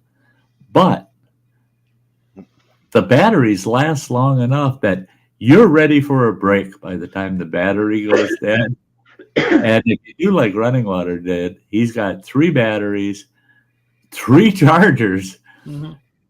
I mean, by the time you wear the first one out and you want to take a break, you pop that bugger, drop it in that charger, pop a fresh one in, take your break, go to work. By the time that one's wore out, that first one's already recharged. And you put that on the shelf, put the dead one in, and put a fresh one in the off you go. And plus, we've got, I don't know, I'm not even counting how many tools we have that are 18 volt. So I can have 3 tools right there handy, ready to go. Yeah. On demand. Well, there's a 4th one of those big batteries. It's in the bag in the drill. Oh, in the big bag here. Yeah, I never took it back out. Yeah. Oh, you didn't pull it out of that. That's that impact drill you got, ain't it? Yeah. Because there's the impact drill and then the regular right. Drill driver. That little Ryobi 18 volt flashlight with the little, what is that, 1 amp, 1.5 amp battery we use. Boy, that puppy's sweet. The other night, I tripped here in the fucking living room over a goddamn TV tray because I shut the kitchen light off like a damn fool.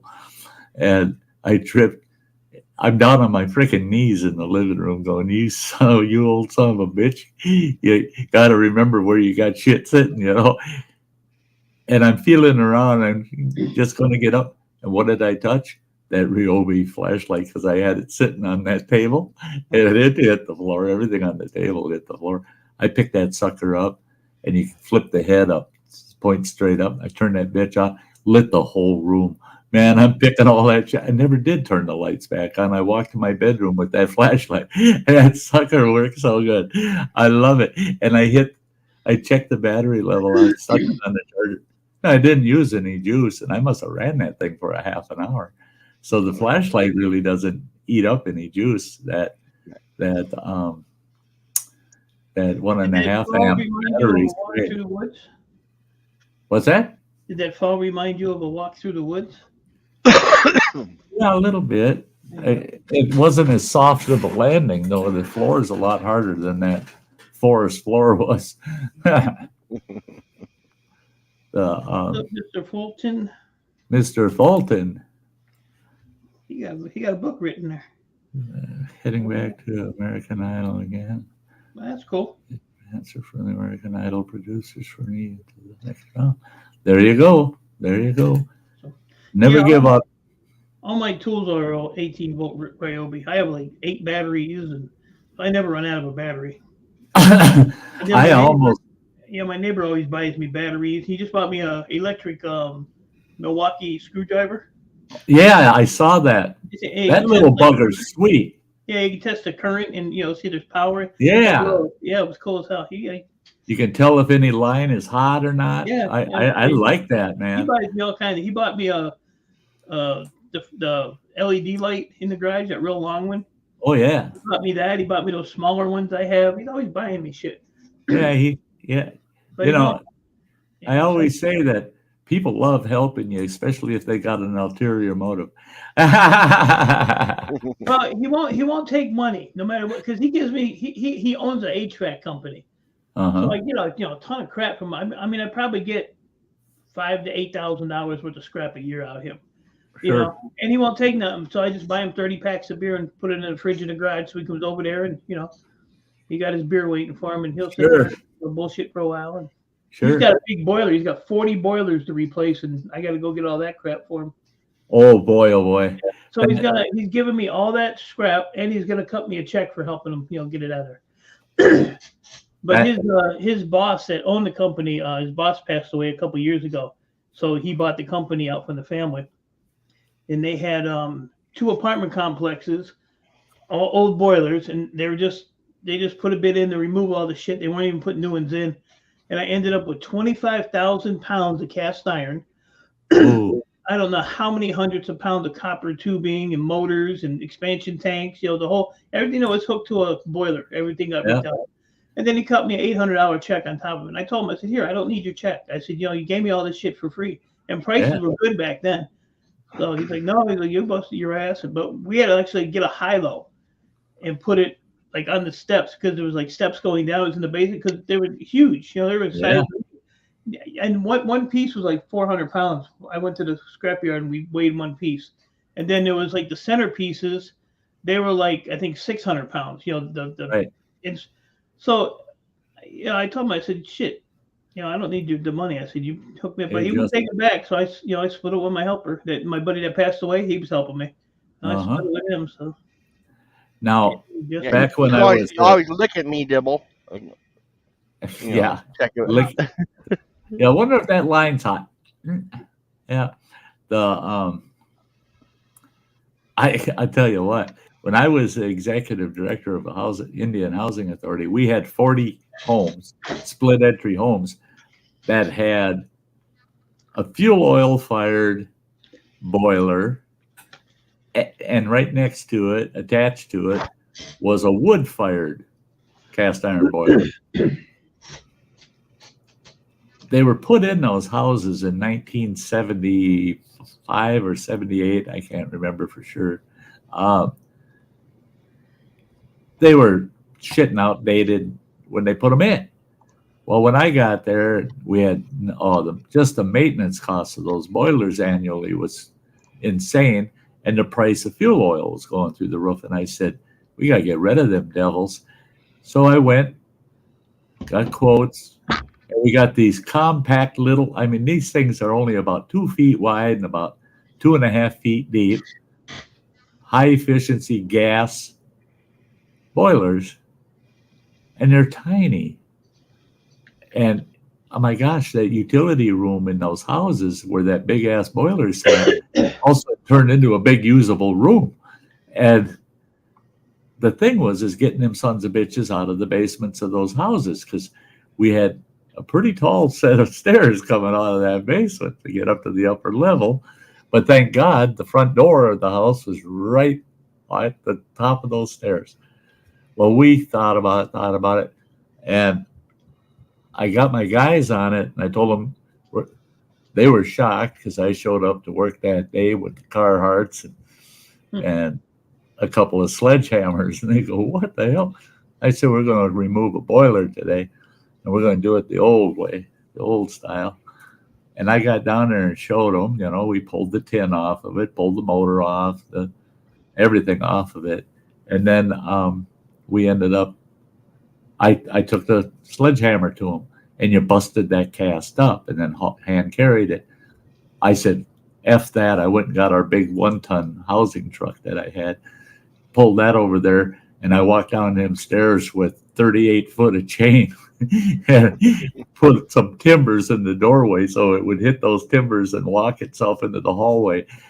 And all we did was they were 2x12 planks, 3 of them, side by side, up that stairwell, and I drug that next boiler right the hell out the house steps and out the front door, and I said, "That's how we're doing it from this point forward." Yeah, they're heavy. We used a high-low. Oh, look at here! This ain't gonna last this way though. She can't be here and be next to me, can she? Oh, Mr. Jealous. Oh, stop. You were beneath her, at least. Thank you. I'm happy now. I don't have to worry about running water looking up my skirts. I don't want to get Mike excited, Too late. Too late. Love the hair, Samantha. Thank you. Yeah. Looking good, girl. Looking good. Are you loving your new home? Just woke up. Yeah, it's it's a lot nicer. That's for sure. That's Out of great. that dump. Happy. I am so happy for you. Are you Are you right in town, or are you in the? No. You're I'm way outside. out. Awesome. I'm quite a drive outside of town, so Yeah. we're away from everything pretty much. All the hustle and bustle. Broke my freaking cam though during the move, so I'm gonna have to get a new one. Oh no. Yeah, I busted the clip on it. That's something I ordered today, running water. I'll go, yeah, that old fart, I let him off the hook on his rent, and he went and he spent part of it on a toy. I ordered a goddamn pen camera. I had somebody put me onto one. That thing's sweet. It costs about $40. But that thing's sweet. 1080p, and the audio is awesome on it. The picture is awesome, except that if you're wearing it in your pocket and you're walking, you get that motion of you walking a lot. But if you're pretty stationary, it's really good video. But I got that son of a bitch because of all the incidents I've been having at Walmart with all these morons. And I figure I'm going to turn that thing on when I go to Walmart from now on and film some of the morons of the world, Moron pen. Cam. Yeah, my moron pen. And the damn thing will record for 70 minutes on a charge, so an hour. And I'm only in Walmart for about a half hour each time I'm there. So yeah, there is a reason in the madness, I want to. You'll be able to get a lot of shorts out of those. Yeah. And these morons up here in northern Wisconsin, they're wearing shorts in January. So yeah, there's all kinds of shorts that I'll be getting. Yeah, that'll be one that I'll try to film too. Are these morons that you see out here wearing a pair of shorts and a t-shirt and it's 20 frickin' below out, and they're wearing tennis shoes and no socks, and they come into Walmart and they're standing there where the big blast furnace is blowing into that entry, and they're going, "Oh my God, is it cold out there?" It ain't that damn cold if you get dressed, you moron. I mean, and that's kids today too. We used to get chewed out because we'd run out for the bus and we're just wearing a sweater. Where's your coat, you stupid little brat? And you got your head whacked for not wearing your coat. Now you drive down the road and the kids are waiting for the bus in the middle of a frickin' blizzard and it's 10, 15 below. They don't even have a sweater on, for God's sakes. And they're out there in shorts. And it's like, you're letting your frickin' kids do that shit? And you're bitching about medical bills? I don't want to hear it. Let your kid get pneumonia and die. I don't care. I mean, you can't fix stupid. As you can tell, I'm getting more cynical, and so I must be feeling better. So, Samantha, good news. I'm going to survive. I'm going to survive. That's good. Yeah. Awesome. They tell me that that in fact my cancer oncologist that's doing this year's chemo on me, he said, this chemo is just a preventative thing for you. He said, I can actually, and I'll wage my medical license on it. You're guaranteed 5 years without any reoccurrence. I go, you're willing to bet your medical license that I'm going to live for 5 years without any reoccurrence? It took about a year to fix this shit. So if I get 5 without having to deal with this shit at all, that's worth its weight in gold. I said, that'll put me at 70 years old. And I told him I'm pretty damn good with that shit. He says, no, that's the guarantee, the 5 years. He said, the probability is you got 10 to 20 left in you. Is if you don't die of something else, the cancer ain't going to get you. We managed to get out front of it and beat it. And it was a bitch, but they beat it. Yeah. Yes. Sty's making a comeback. Sty's never going to be, I'm still going to be only 2/3 of the man I was before that shit happened. I can't get over 154 pounds. That's where I capped out. No matter how much I eat, my weight's not, I run between 150 and 154 constantly. So I don't care. Some of it's converting back to muscle mass. I actually have a bicep, and the skin ain't hanging below my arms so much anymore. So I am coming back. What are you playing with, Mike? Running water, going to bed? No. Yeah. No. I had a couple things to get out. Oh, yeah! Don't do it on camera. Don't be getting those things out on camera. GoPro. I'm just in back making some lemonade.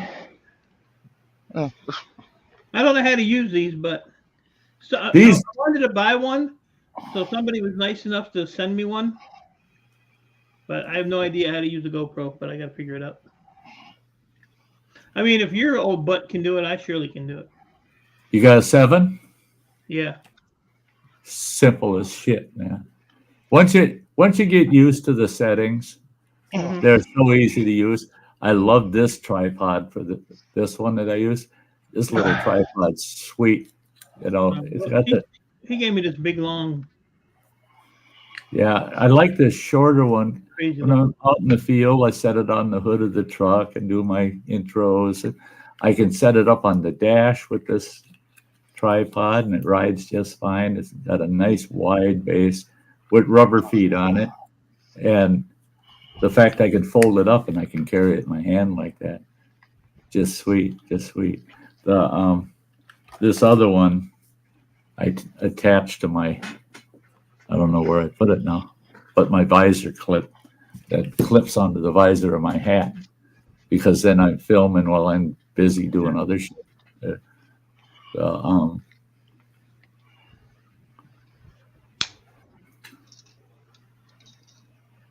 Yeah, I broke it. Yeah, me dibble. No kidding. Yeah. I could have given up 50 of those 80 pounds and I probably would have been okay with it, but not the way I had to do it.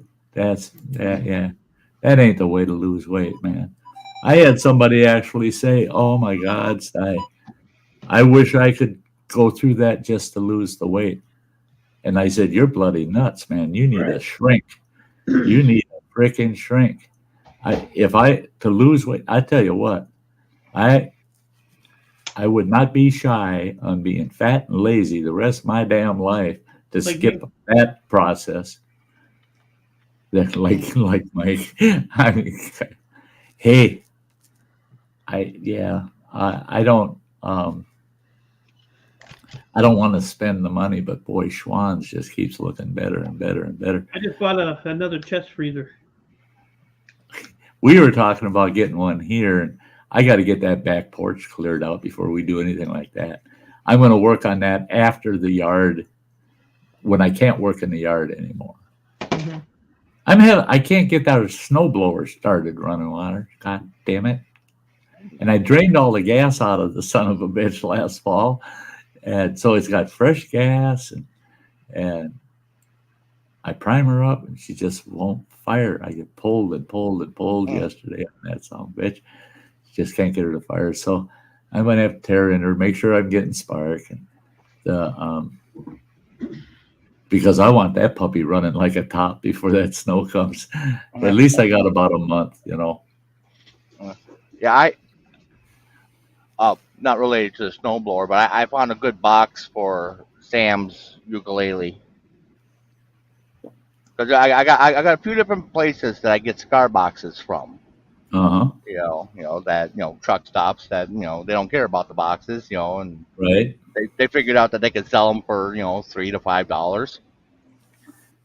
Found this box. Oh, I hope Sam's seeing this. Let me make you full screen here. I gotta grab the Oh right yeah, mouse. that's beautiful. Oh wow, that's sweet. I like that. Yeah. Very Yeah, but it's a nice solid box. All wood throughout, so should get a good resonance on it. Yeah. Yeah. I don't think Sam knows for sure, but yeah, he's got your whole uke kit sitting there. He just needed the right box. That's so that's so awesome. I'm Yeah. excited. That's nuts. Yep. Yeah, cigar box You got a little screen. Oh my god, I just got goosebumps. And then I'll have the guitar style pickup plug, so you can plug it into an amp. So Yeah. I know. No. Oh. Again, always. Yeah. How do you shut this damn thing? yeah, I've been working on getting this micro computer set up in here. The side button, Mike, you hold that bugger in and it'll go beep, beep, beep, and it shuts itself off. You got to hold it in long enough, though. Aha. Yeah, I have no idea how to use these things.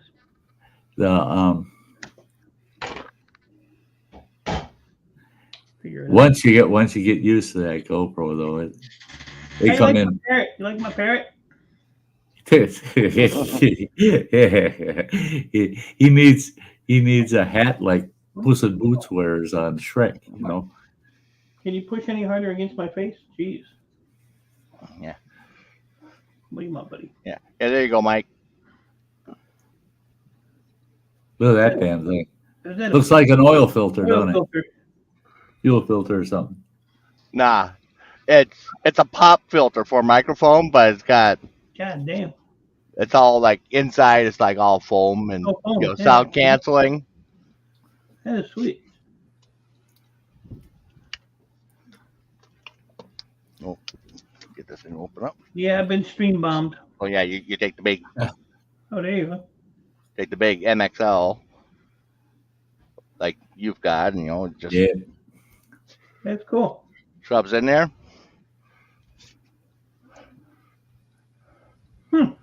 But yeah, to block out all that extra noise.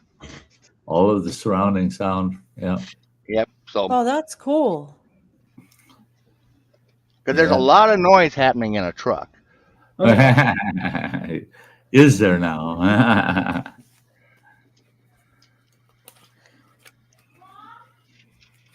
What? Oh. Yeah, I was going to go down and visit my daughter and her family, but I can't stay at her house. Or let's put it this way, I won't stay at her house. Not with that big ass family. She's got 7 of her 11 kids living at home. I don't want, no. So. She got 7-Eleven, huh? Yeah, 7-Eleven. But. Yeah. Mike, have you ever wondered what it's like to spend the night at a zoo? Where the animals aren't caged? Yeah, they're just roaming free. Wow. Yeah. And you're wearing bacon underwear. Oh, shit. Yeah. That's about the feeling. So I told her, I said, yeah, I'll come. I said, I'll come down and visit. I'll stay in a local motel or something. So I'm checking around. They live in this tiny little farm community, right? They got no motel or nothing there. Well, the 2 closest motels to them, which are 20-minute drive, east or west, the cheapest one is $110 a night. Well, I told her I'd come down there and spend like 3 nights and, visit for 3.5 days or so. But then I saw that price. I said, no way in hell, I can't swing that shit. No way in hell. So I was looking, could I empty the adventure trailer enough to tug that down there, stay in that at some campground somewhere? So I looked at campgrounds. Their county that they live in, just a 10-minute drive from them, it's got a county campground. It's got full water and electric hookups at their campsites. Or you can rent what they call a camping cabin. Camping cabin, Jesus Christ! It's a full cabin, except they've got like public restrooms, but it's got a bedroom with 2 sets of bunks in it. You could sleep 4 people in there without a problem. Yeah. Plus, you got a fold-out couch in the front room of it. They're heated. They've got running water. Running water's there. They got running water. You went to visit the family too. And they're only $65 a night with tax. I'm like, what the hell? Why don't they have that listed under lodging when you look for lodging for that town, something close to that town? It's not listed under the lodging when you Google it. But I found it, and son of a bitch, $65 a night. So I give them a call, and they said, so it'd be in the month of October? I said, probably the last week. I said, 3 nights most. And they said, well, we're only open until the week before Thanksgiving. And they said, and we've always got a cabin available. They said, this time of year, we usually only have 2 or 3 people stay in using those cabins.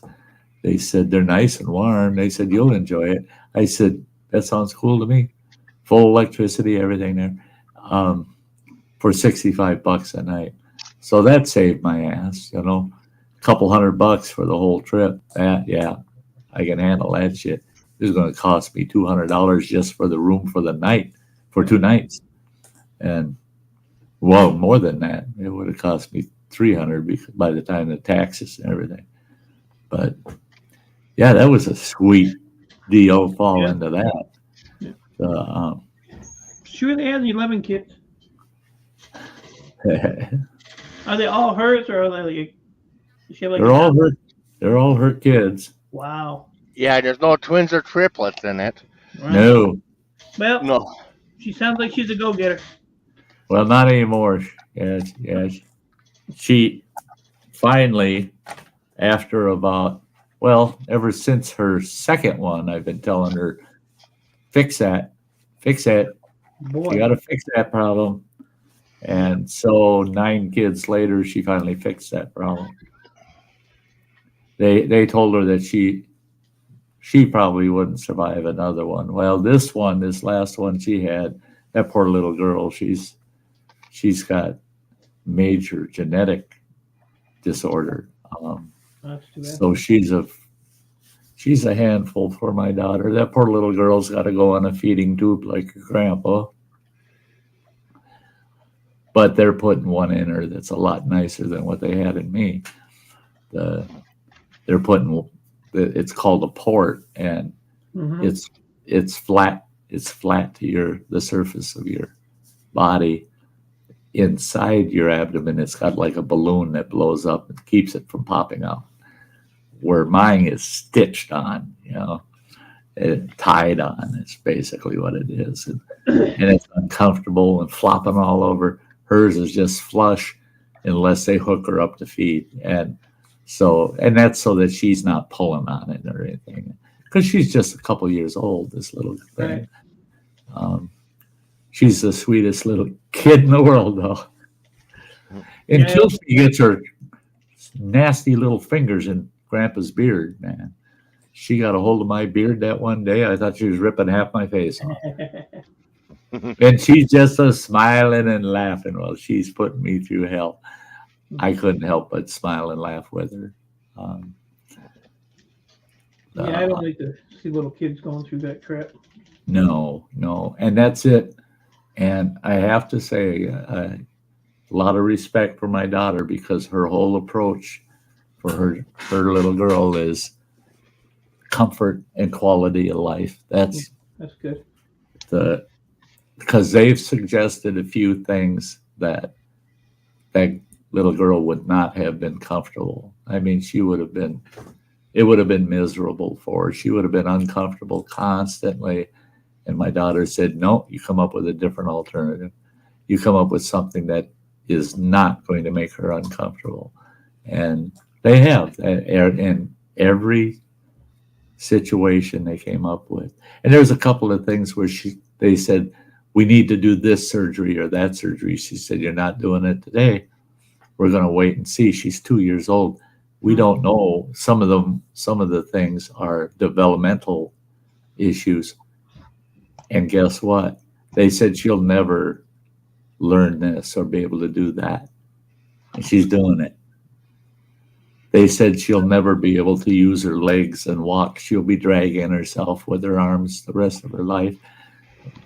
Wheelchair bound, blah, blah, blah.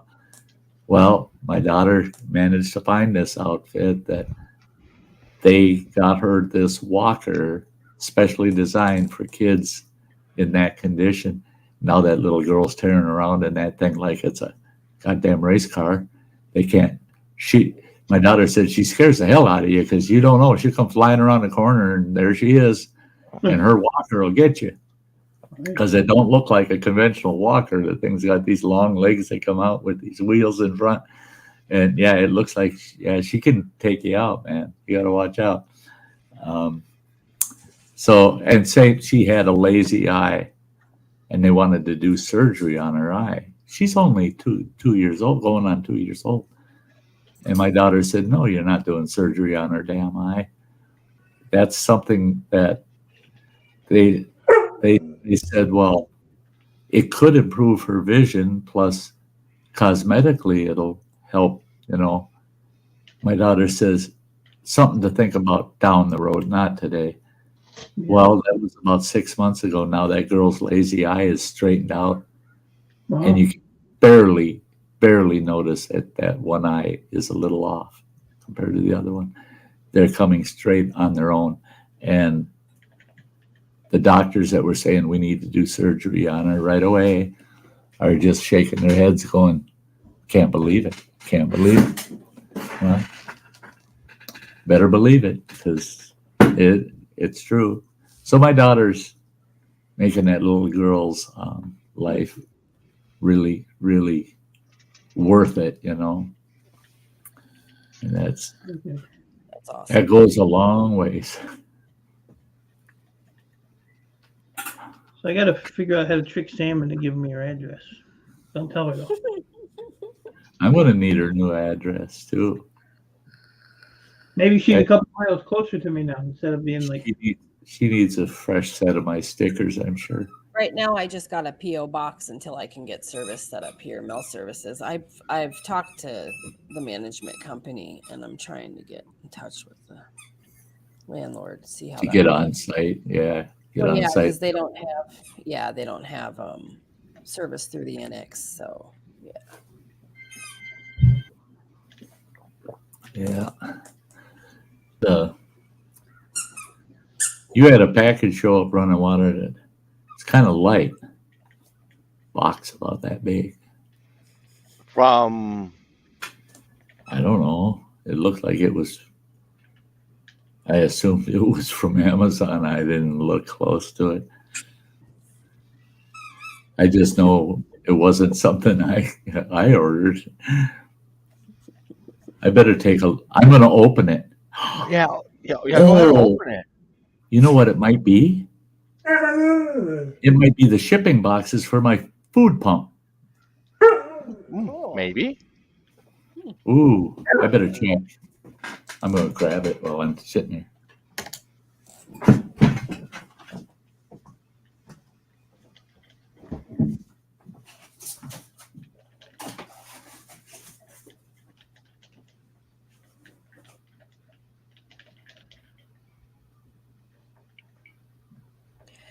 That dog is just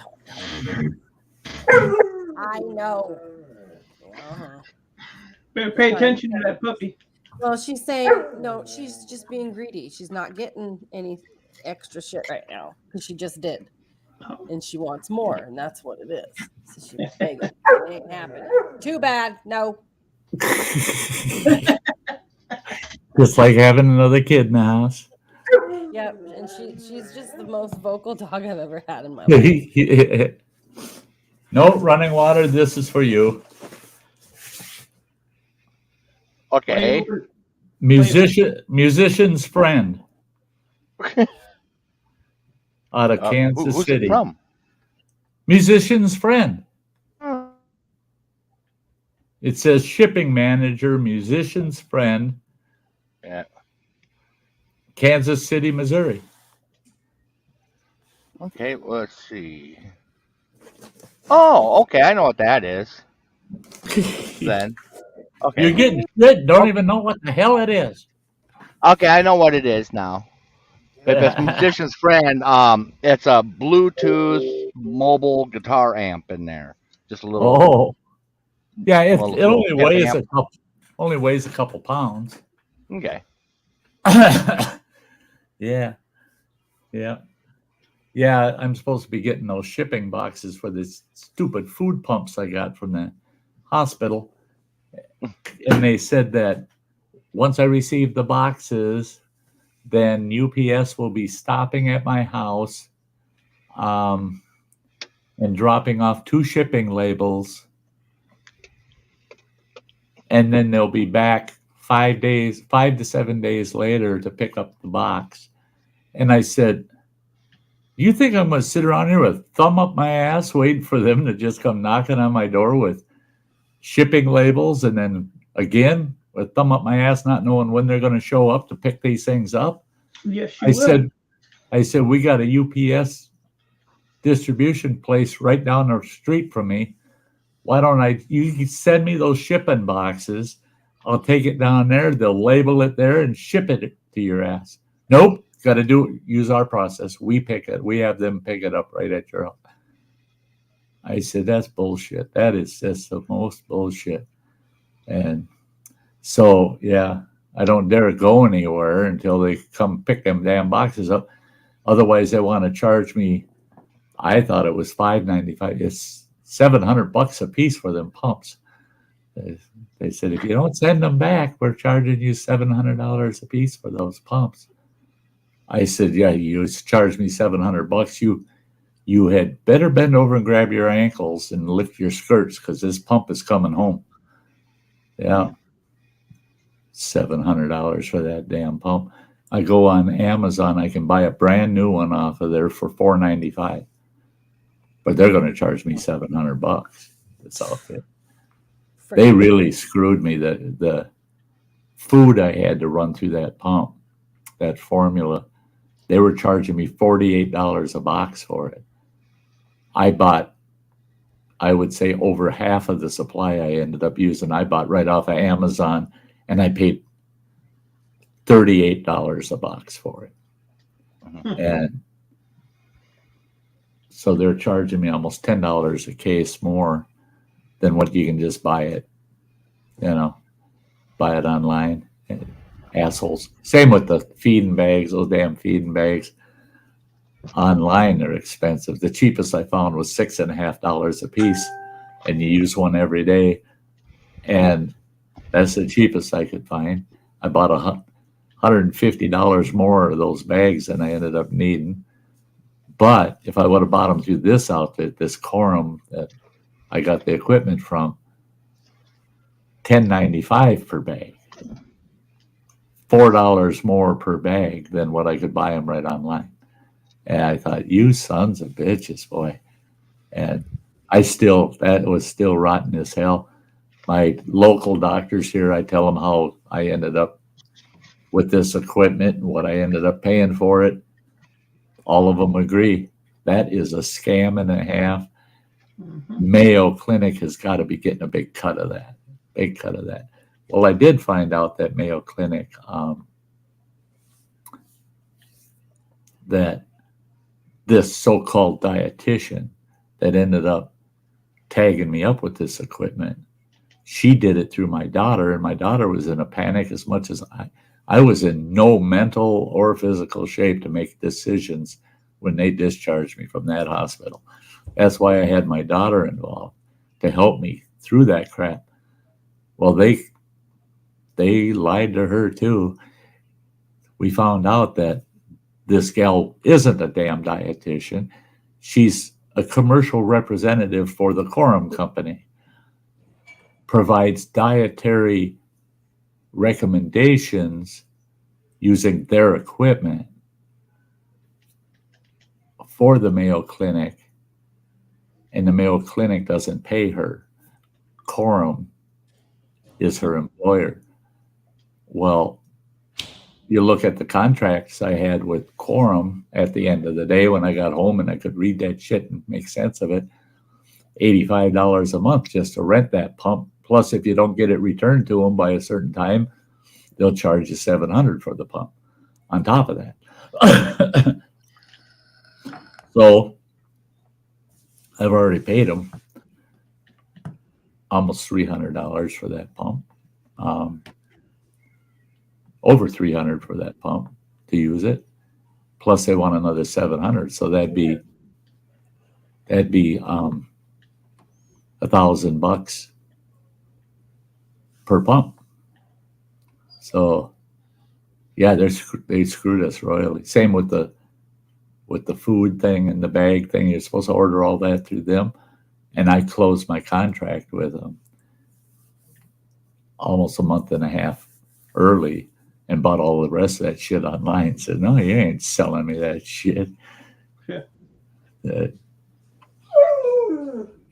Oh.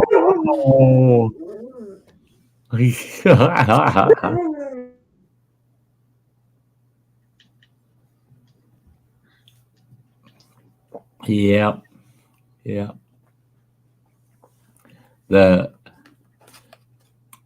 I was watching Shadow Scout Swede's stream from yesterday, and they were talking about being prepared for winter. It was a good stream. I wish I would have been there for it live, but some of the discussions they got into, I just kind of chuckled to myself because there was one fella. He lives in true winter conditions, and he's a homesteader, avid hunter, avid homesteader. I mean, they grow a whole winter's worth of food right there on the place, raises his own meat, hogs, chickens, steer, blah, blah, blah. And so many of them weren't listening to this guy. And I'm thinking, everything you're suggesting for winter is what you should be doing every fucking winter. They're talking as if the world's going to end and we should be prepared for the winter. Well, no. That's stuff you should do every winter, like making sure you got enough groceries to get you through the winter. And you guys, it doesn't sound like a preparedness thing. It sounds more like you should have been doing that shit in the first place. Hey, not a great gamer. Great to see ya.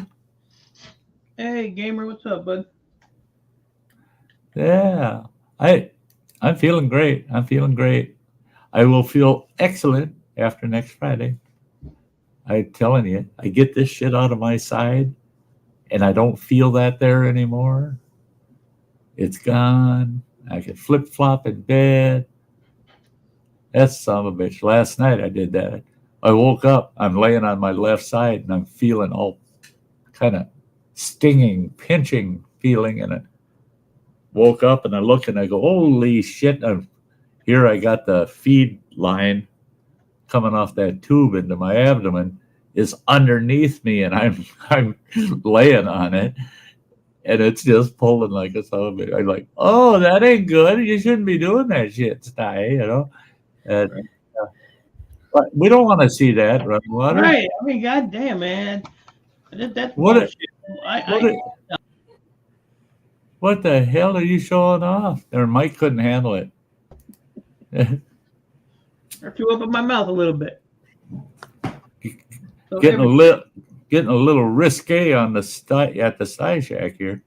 on your daddy's stream. Yeah. Ooh, what I got in my pocket, Daddy. Save that for the lot lizard. Is that a roll of dimes, or are you just glad to see me?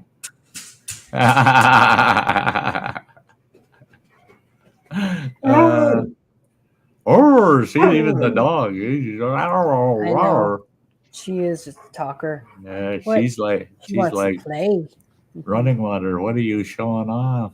I'm gonna... Hang on. Toy. Where's your toy? Where's your sharks? I had a guy I run into when I was walking back from dropping off the riding lawnmower last week. Passed this fella on the trail out here. That the walk home was actually interesting because I run into a guy that I used to know and just haven't seen him in years. And I run into this other guy, and I thought I was going to end up bringing his dog home with me. That dog really liked me. That dog, I mean, and it was a miniature pinscher. I mean, cute. That little bugger looked like a full-grown pinscher, man. Yeah, I thought he's nasty looking little devil, you know, but friendly as can be, man. He just really friendly. Didn't jump on me or nothing, but wanted to. He'd sit there and he'd whine a little bit, like, I want to be pet, you know, and I'd reach down, pet him a bit. And then he's standing there and he's kind of leaning up against my leg. And I said, why don't your dog do that to you? And he goes, oh, that little fucker. He says, you want him? Yeah, I'll give you the leash. You can take that little bastard home with you. I said, why? What's wrong with him? He says, he likes everybody. He just don't like me. He said, we've only had him for a few months. He said he was pretty well just became a grown-up dog when we got him. He decided You ready to eat, Mike? What do you got there? A fork and a knife. Come on, Sam. I know, but for food. You haven't been blonde in a while now. Come on. He's holding a fork and knife. What you eating? Oh boy. My God. Chicken breast, some kind of noodle bullshit, and cauliflower and broccoli. Yum. Oh, Nice healthy meal. Are you on your way? Delightful. I'm having lasagna with extra mozz melted over it, and I'm having a big side of cheesy cauliflower. Yeah. Never thought I heard Sty say he's eating that crap. It's 580 calories, so yeah, I'm going for that. You betcha. I had a chicken Alfredo last night from Stouffer's, right? Stouffer's makes these single container meals. That chicken Alfredo, it's okay. It's not the best in the world, but it's okay. But 610 calories for that little container. Man, I saw that and I threw a couple of them in the damn cart. You're damn right. 610 calories a meal. I gotta have that shit. I need 5 meals like that a day. I can't quite do it. I can do about 3 to 4. but yeah, I look for them calories. Those little lasagnas I have, that's one meal for me with a small side. And those lasagnas are 440 calories for a small lasagna. That's cool. But nothing beats those Quick Trip muffins. That pistachio muffin that Running Water likes, I had one of them. Well, I've had 3 of them now since then. But they're 550 calories for one little muffin. 550 calories. Da-da-da-da. Eat them greens. That cauliflower is so tender it won't even stick on a fork. I love cauliflower, man. I really do. I got this out of the dumpster behind the shelter.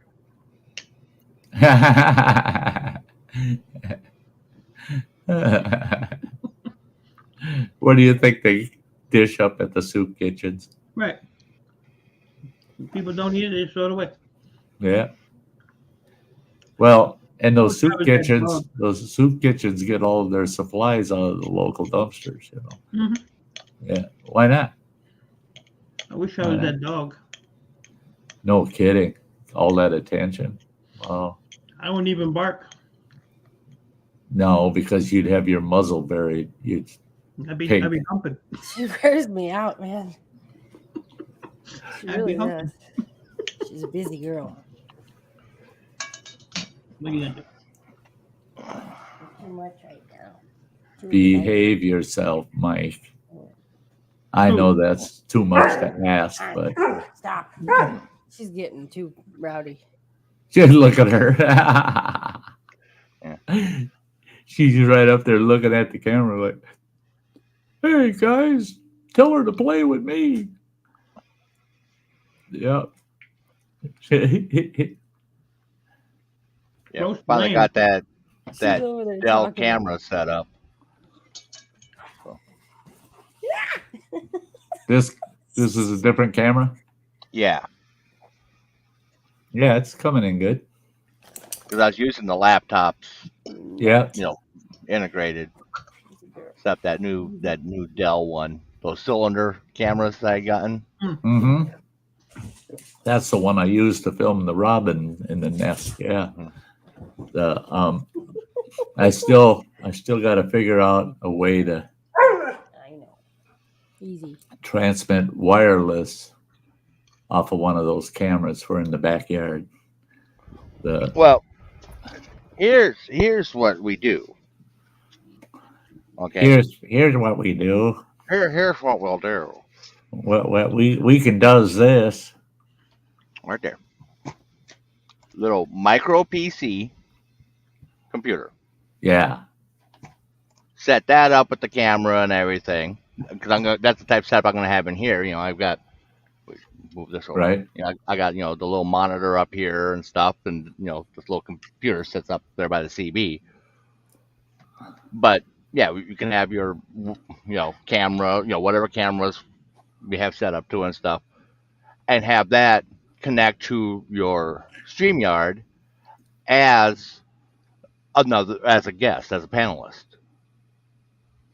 And you can bring them up, you can make them large, whatever. Okay. Or you could be logged in on it. Well, that's what I want to do is be able to do live streams from the backyard. Right. Yeah, we can easily do that. Yeah. We'll figure that shit out. It's going to be for next spring. It's not going to be for winter or this fall anymore. But next spring, I want to be able to do that because most of my activities are going to be in this backyard next year. I will be doing some camping, but I do want to be able to stream remotely in the backyard. Mm-hmm. Well, and this winter, then we'll get you set up. We'll get that Wi-Fi extender set up. And we can have it set up so we can do everything outside as if we're sitting in your studio. Yeah. So. Yeah. I just got to be able to have a keyboard, mouse, and monitor. Yep. And then, of course, the camera.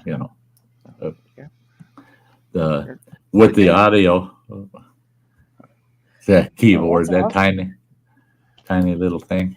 My little Bluetooth keyboard I use for my phone. Tiny little bastard. StreamYard booted me.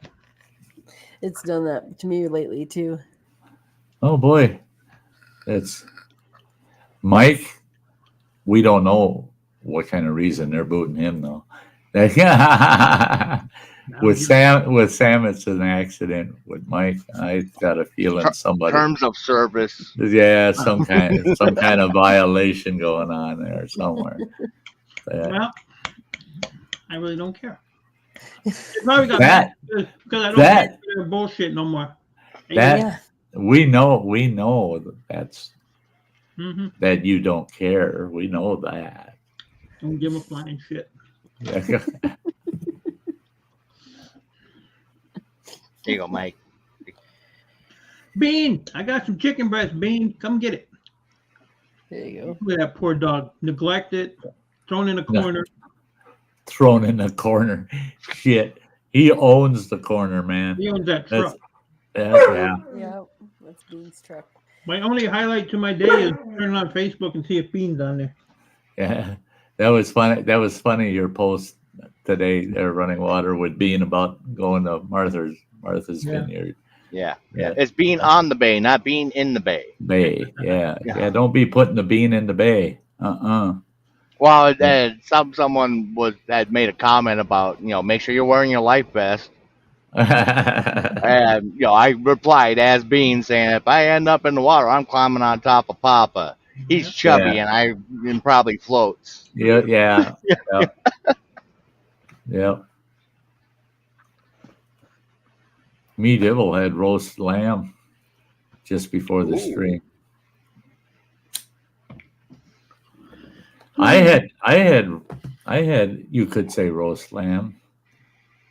I didn't realize it. I did a little bit of research and a little bit of digging. I do that about my food now. I want to know every calorie, everything that it's going to do for me. And the Arby's gyros are made out of roast lamb. So thank God it's a real thing. I thought they were going to say pork, beef, chicken, all the hot dog ingredients, For where? then through Arby's. Oh, I was really surprised to find out that they use roast lamb. Yeah, made from free range sheep dogs. Free I love that. sheep dogs. Yeah. I like their gyros because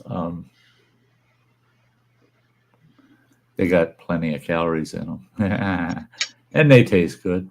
Yeah.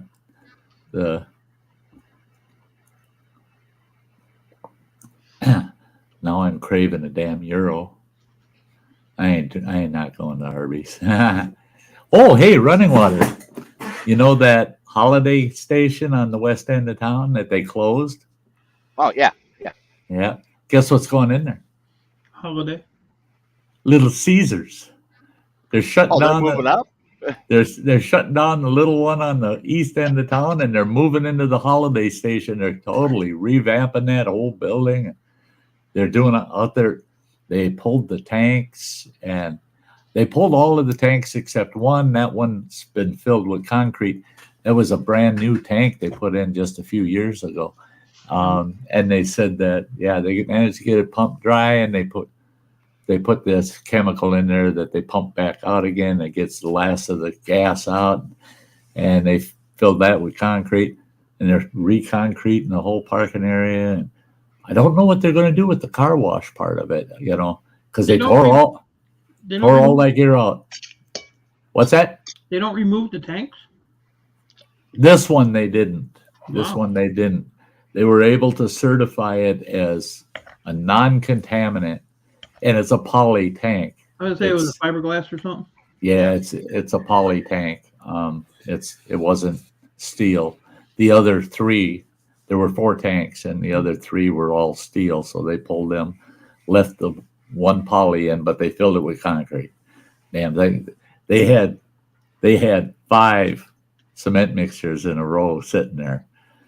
And one would just sit there and kept pumping, and then he'd pull out, next one back up, and he's pumping.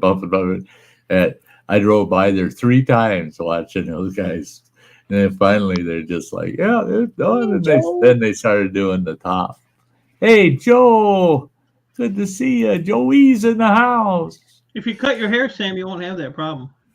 I already cut it once. I trimmed it already when I touched it up the color the other day. I took like 3 inches off of it.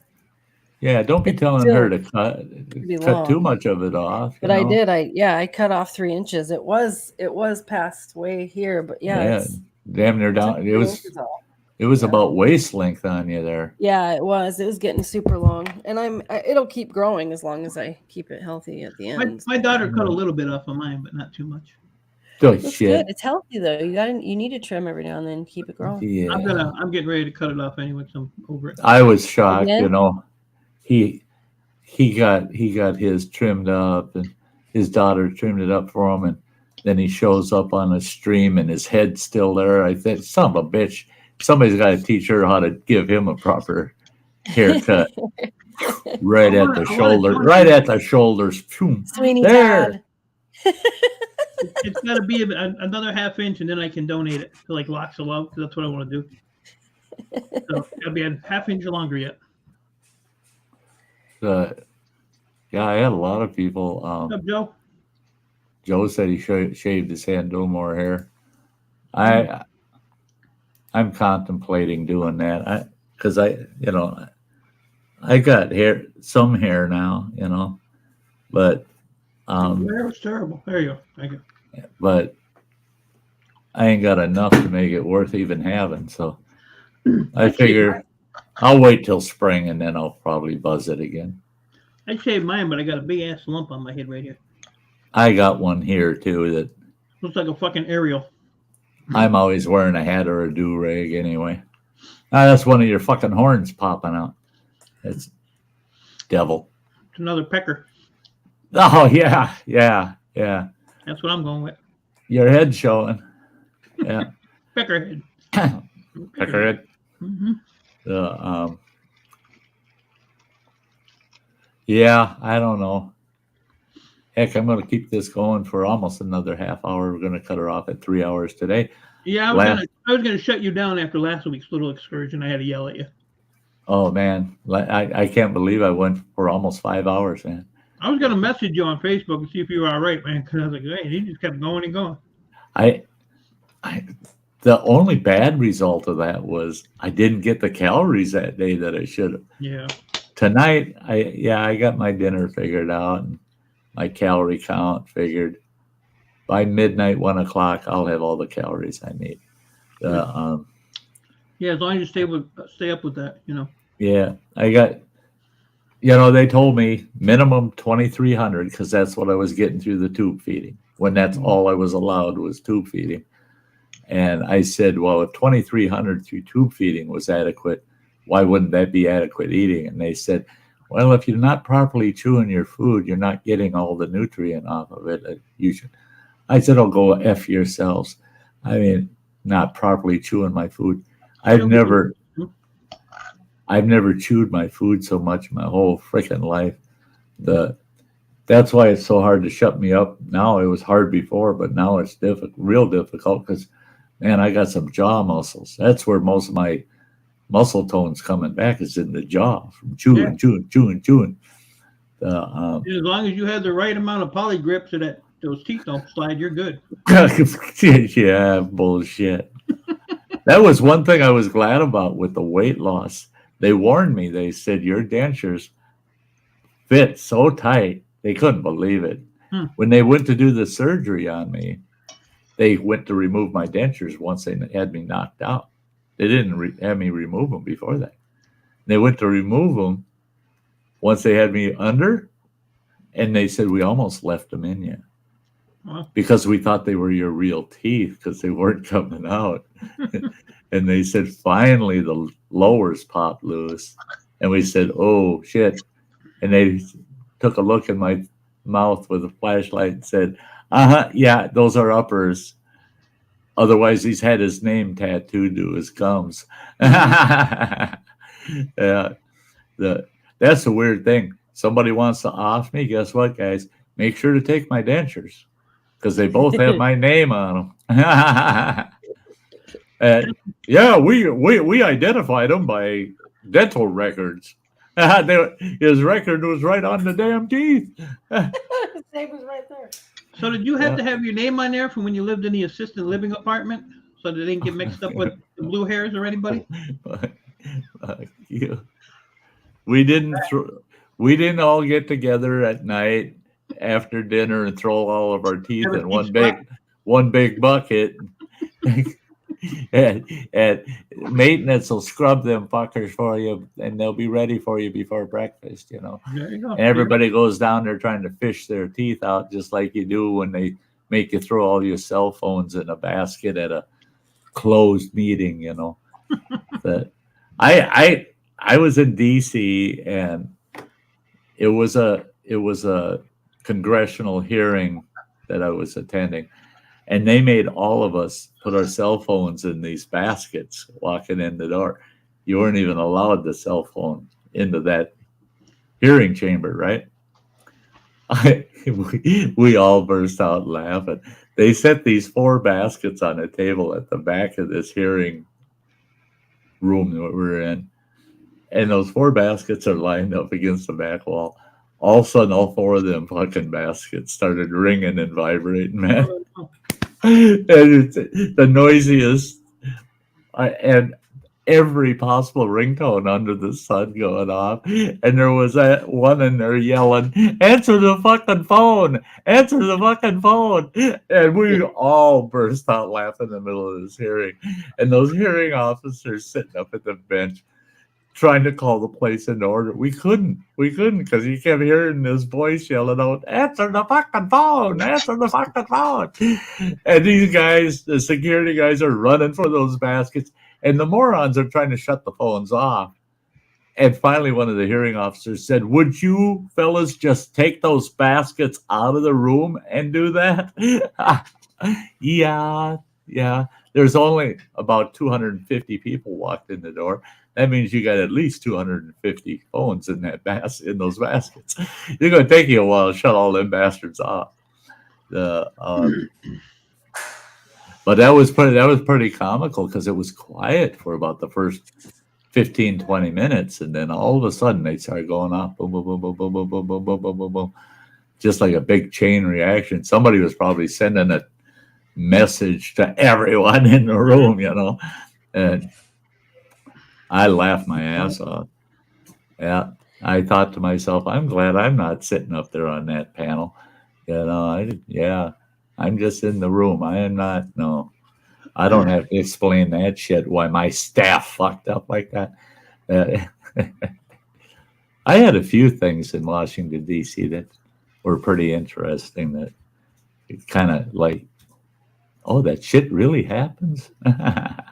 That's like the first time I ever went to the press club in D.C. Well, I heard that it was super liberal at the press club. No. You go to the press club, there ain't no politics at the press club. It's all the politicians, but there ain't no politics. All it is drinking, karaoke, and messing with some other man's wife. That's all that's happening at the press club. That's it. They don't talk politics at all. It's a, boy, she got nice boobs, you know. And then you got some secretary of I won't say which department, up on the karaoke stage, singing away and stripping. And you got these security officers, sir, you shouldn't do that. Sir, you work for me.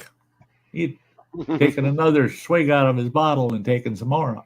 Now, the press club, there ain't no politics there at all. The libs are dancing with the conservatives, and they're taking each other home and leaving the old lady behind or leaving the old man behind. And I sat there.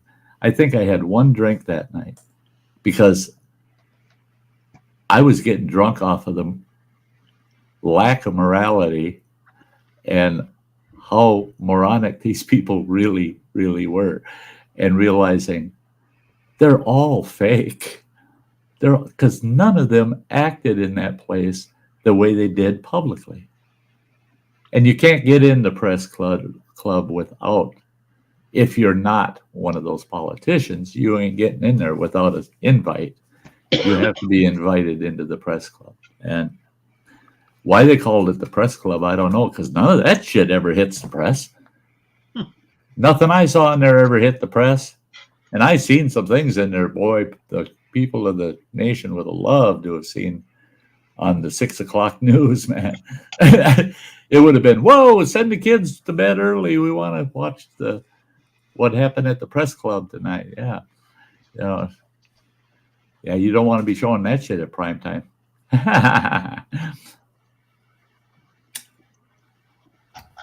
Yeah.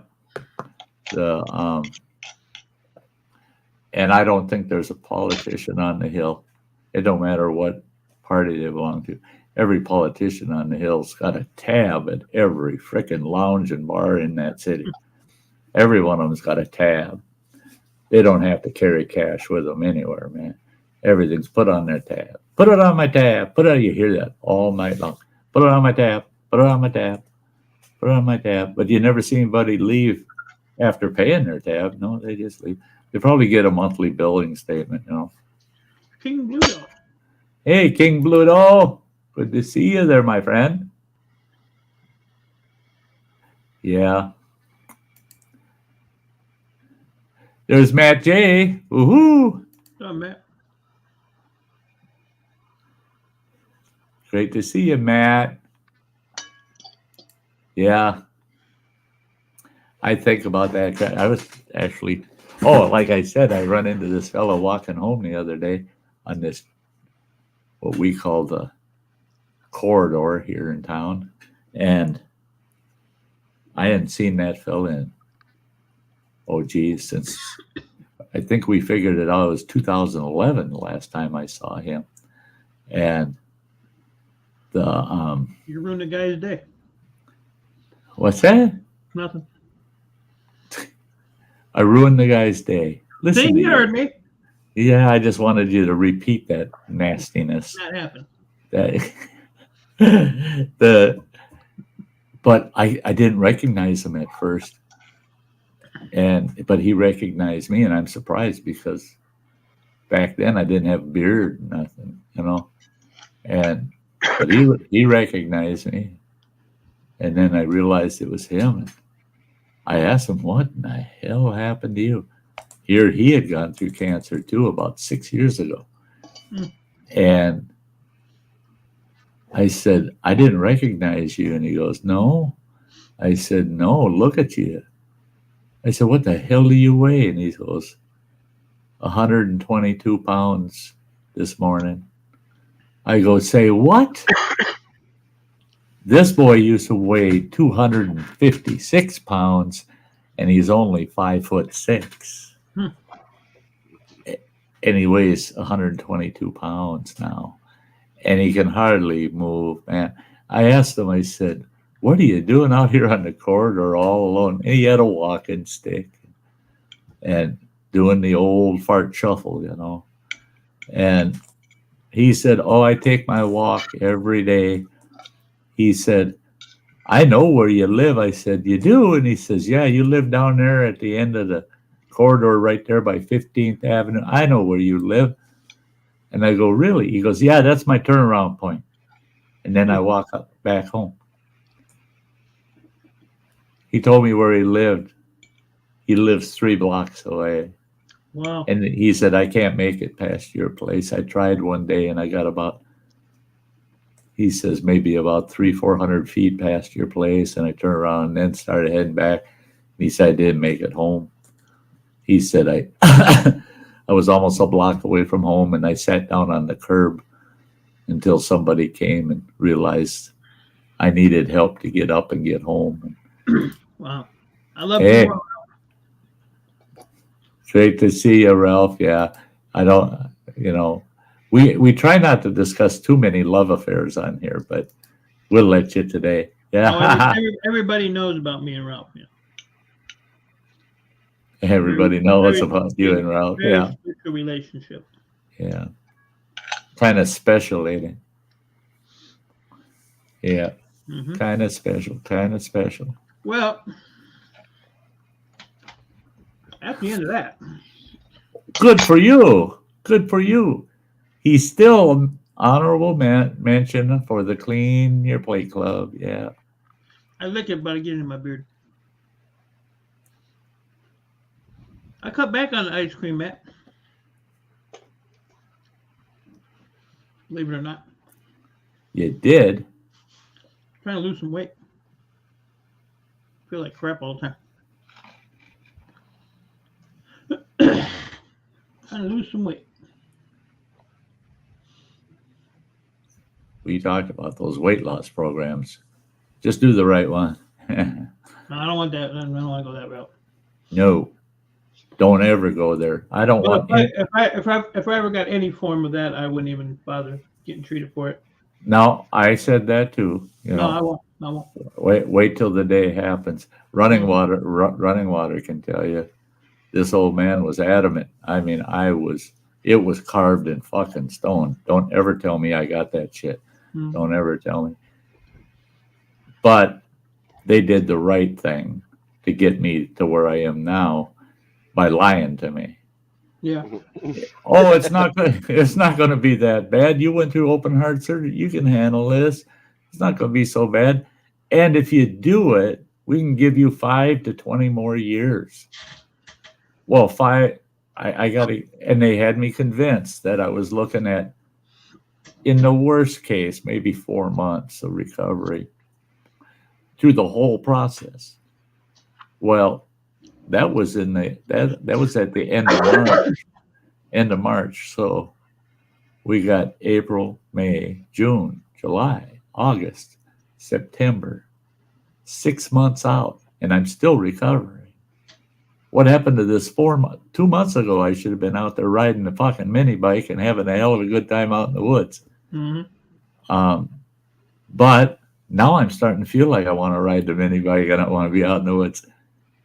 So they lied to me to get me to go for it. And I'm the first to admit, Mike, I've told people myself, if they ever re-diagnosed me with this kind of shit and said that they're going to have to do what they did again, I tell them, hey, you need, guess what?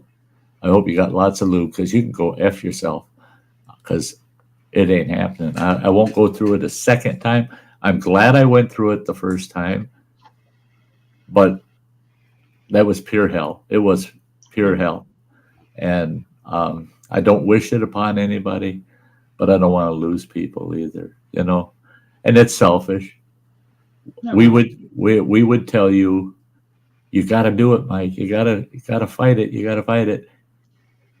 But I don't care what anybody says. It's because we're really thinking of ourselves probably a little more than we're thinking about the person that's got to go through it. I loved everybody. All the support, all the concern, everybody cared, but they just didn't know. They just didn't know how bad it really is when you go through that.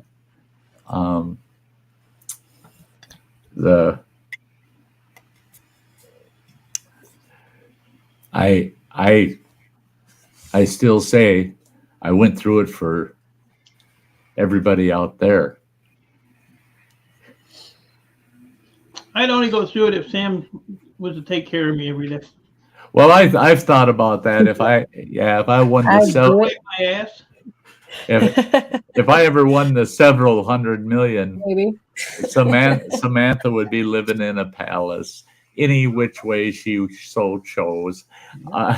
Sam's already, I would end up being a cash cow for her. That's for damn sure. I get her so set up. See that, Sam? She'd have that. Coming. She'd have that studio she ever dreamt, better than she ever dreamt up.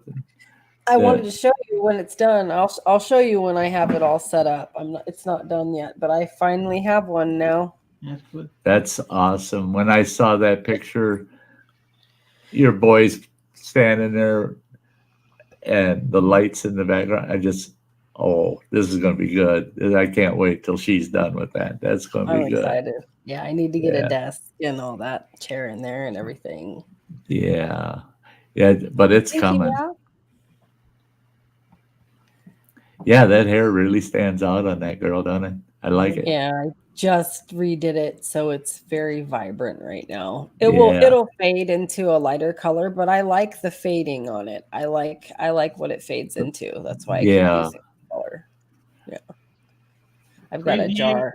Crazy Ann quit doing it, and Sam started doing it. So there you go. Yeah. No, she's been doing the reddish lately. It looks really pretty on her. I haven't Yeah. seen much of her. She was doing a PS4 stream. I was in there watching her, but I haven't She's really been talked. jumping up She used on to message- JVs. She used to JV's message me like favorite. every day. I haven't heard from her in a while. Yeah. I always think she's She's bothering too me. busy playing all them games Yeah, online. just threw me to the curb. That's okay. Oh, I know she loves you. That's okay. No, all right. Yeah, I miss She can go with her little PlayStation friends. I miss her a lot too, but she Yeah. looks like Yeah. she's having a blast on her PlayStation thing. Yeah. And she's been through shit too. So And right, and if Definitely. what she's doing is making her happy, I'm happy. yeah. That's what I want to see is her happy. So Yes. He looks hungry. Yeah, poor dog. In fact, they're dwindling away. that poor dog. I don't want to hear that shit, Give him some man. beef jerky. Give him some. I was going to offer the running water once I get this tube out. I don't need to be at home. When he comes home from on the road, he can put me up in the Schwamigan Hotel and just keep the dog at home. And, Beans used to be in with him all the time. But he can, if he wants to get Bean or I out of the way, get me out of the way. You can put me in the Schwamigan Hotel down there. Yeah, I'd be good with that.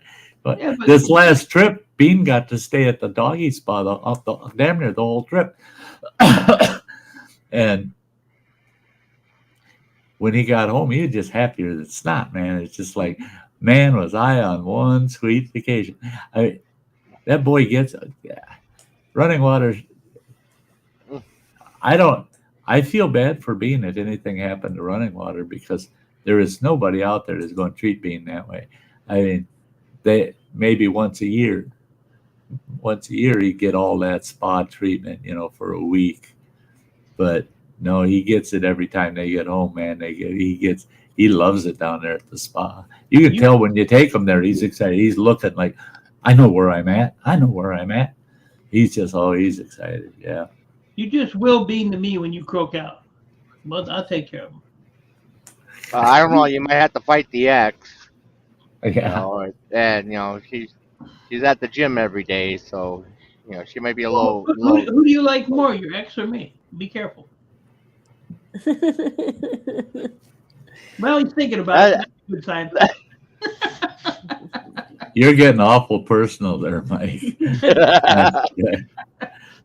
We'll have a little private chat. See, now Mike would never ask me that question because he knows my response. I know your What? My ex? Shit. When I got divorced from her, I let her have our 2 dogs. Oh, she had to have the dogs, can't be without the dogs. Then when we got the divorce,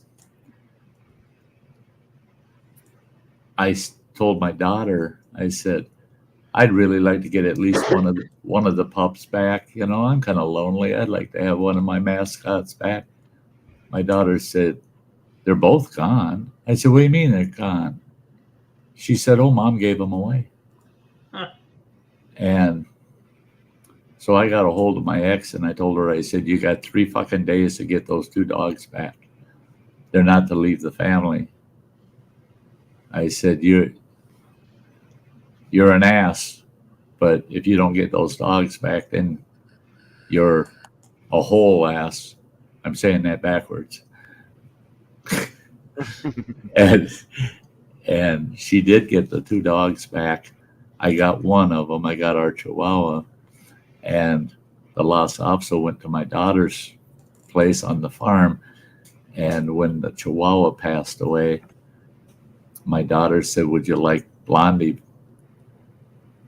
She said, because I don't think she's happy here on the farm. She said she's a long-haired dog and she wants to be outdoors with the other dogs and the kids, and she's getting full of cockleburrs and crap all the time. And I said, I'll take her. And sure as shit, man, it was like shearing a sheep. It took half a day for me to finally get her all groomed and trimmed up and all buzzed up. And then once that was done, I'm going, my dog, I can see my dog. and she was fat, and out of shape, and miserable, and boy, she came back real quick. But I told my ex-wife, I told her, I said, the one time we got separated in our 38 years, I said, you remember what I said then? That I really believed that the worst thing about that separation was I let her keep the kids. The kids was just like the dogs. It was just like the dogs. She didn't have them long, and she was trying to farm them out. And running water used to come down to my place when I lived in town, and I go, well, what the hell are you doing here? I can't stay at home anymore. I need to be here with you. I can't be at home. I told him, no, you can't be. Your mother's got legal custody of you. You got to go home. No, Dad, don't do it. Don't send me home. That's bad. That's bad. I always felt bad because I'd let my kids come down and stay with me. I was at a prime location in town, and the kids liked it there.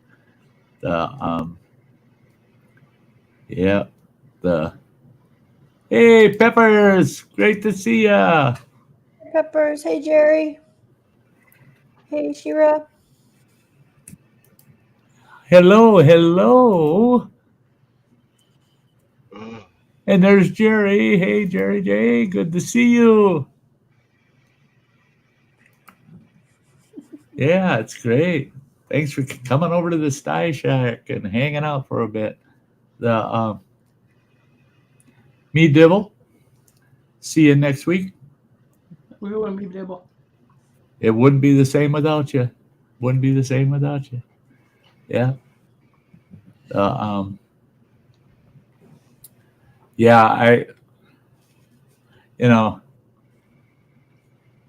don't regularly whine and bitch about my ex, but it seems like every time she even comes to mind, I got something to say. Even right now, today, her and we have nothing to do with each other at all. And she was diagnosed with cancer last year, and they diagnosed her with stage 4, cancer of the lung, cancer of the liver, and cancer of the colon. And they told her, we can treat it and we can give you maybe a couple extra years, but they gave her maximum 24 months. They said without treatment, they gave her 6 months. I run into her at the cancer center where after I was diagnosed, I had to go for my chemo and radiation, run into her there. And she was on one of those pumps you were talking about earlier, Mike, the chemo pump. And she had a port. So when they had to do things, they just went through the port. I never had a port. They just did IVs. My neighbor has the port. Yeah, the port comes in real handy if you're getting it done a lot, Yeah. And so I run into her there at the cancer center, and I had heard from 2 of my kids that she had just basically given up, and it was, hi, Kimberly, and that she was at that point where she had this attitude, do whatever you want to me, it doesn't matter, I'm dying anyway. Even with what they're doing to me, they're only giving me 2 years. Well, that was one of the reasons my youngest boy moved in with her, was to kind of do the maintenance and take care of her home for her and stuff until she passed. Well, so she decides to will the house over to him and a bunch of other shit. And I run into her, and I could tell right away she's depressed and blah, blah, blah. And it's not that I still give a shit, It could be a person I hate, and if they're going through the big C, I'm going to feel for them. So I told her, I said, I heard you're not doing well. She goes, no, this whole treatment thing and everything. She says, it's just, I'm going to die anyway. I said, only if you choose to. I said, one of your biggest treatment things that you're missing right now is an attitude. You got a bad attitude. I said, you got to go at this, that you're going to fucking beat it. Otherwise, it ain't going to happen. You're going to go through all this misery for nothing. You got to put your 2 cents worth in, too. Well, she didn't like getting an ass chewing like that. But the next time I run into her at that cancer center, she looked better. She sounded better. And each time I saw her, she seemed a little better. Well, then my daughter said, I don't know what happened, but Mom said you chewed her out about not doing her part. And she said all of a sudden, she's making all of her appointments. She's doing everything she's supposed to do and blah, blah, blah. Sure as shit, what do they do at the end of her treatment cycle? And I found this out before they were done with mine. I still had the surgery to go into. I find out that she had one surgical procedure they're going to put her through. And it ended up being very minor, one tiny little incision. And they went in and removed a spot of cancer from her liver. And that was it. She is now technically cancer-free. She has one tiny spot on her lung, and that is regressing and regressing and regressing. They said within a couple months that'll be gone. And they told her you will survive. You'll survive. You're going to survive your cancer. Now she can't deal with that. She had chalked herself off and said that she was going to die in 2 years no matter what, making all these plans about dying. And now she's going to have to live. And she can't deal with that. And now those 2 kids are telling me she's got this attitude that that she's going to die anyway because she had planned on it. Now it's like she's lost her marbles instead of her health, and she lost her.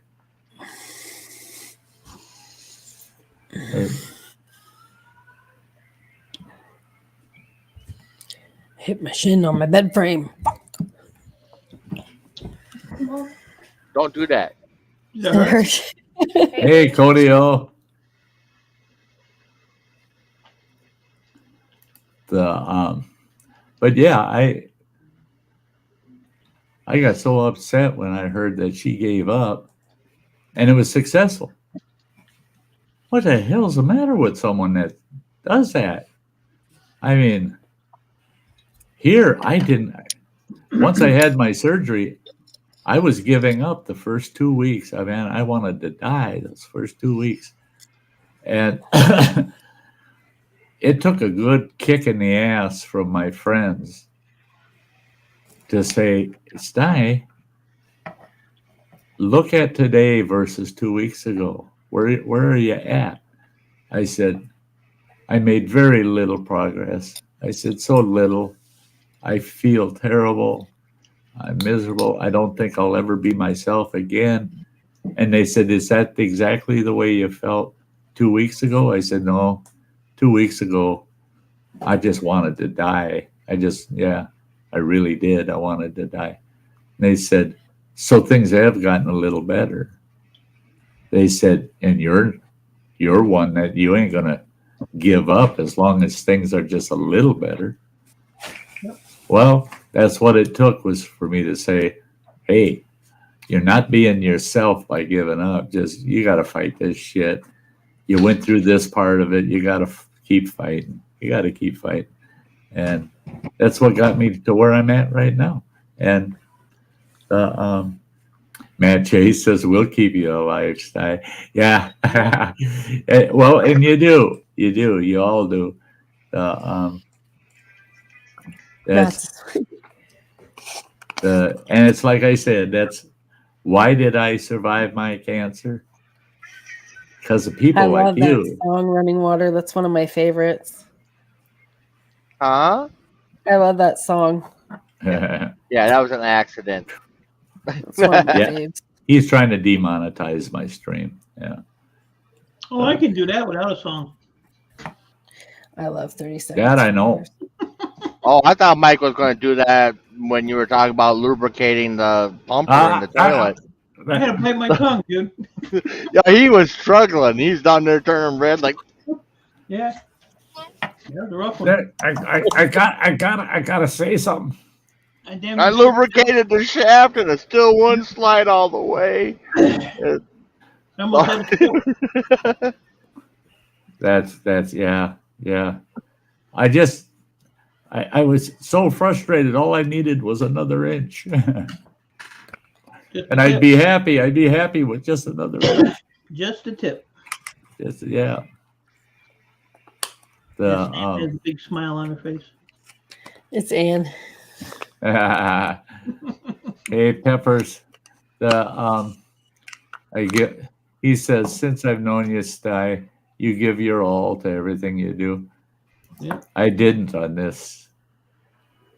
And I'm telling you guys, I did not. Sty had given up. I'm not pulling anybody's strings. I'm not trying to get people to feel sorry for me, because that's the last fucking thing I need is someone feeling sorry for me.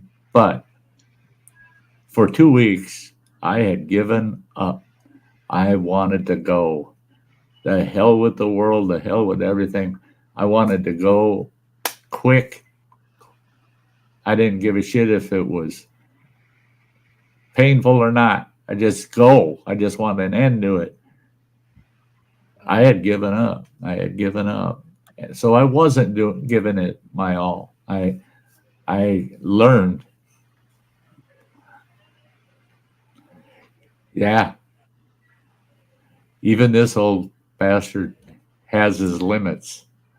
Yeah. I didn't think I did. Till that. I figured I can take anything the world can throw at me. But that was pure hell and misery. I just so now that I know where my limits are, it only took 65 years to find my limits. What can't I get through? And I found it, and it's pretty damn severe. So I think I can get through the rest of life without too much trouble. Times will be uncomfortable. Life is uncomfortable. Life's not fair. But I can get through it as long as it ain't that shit again.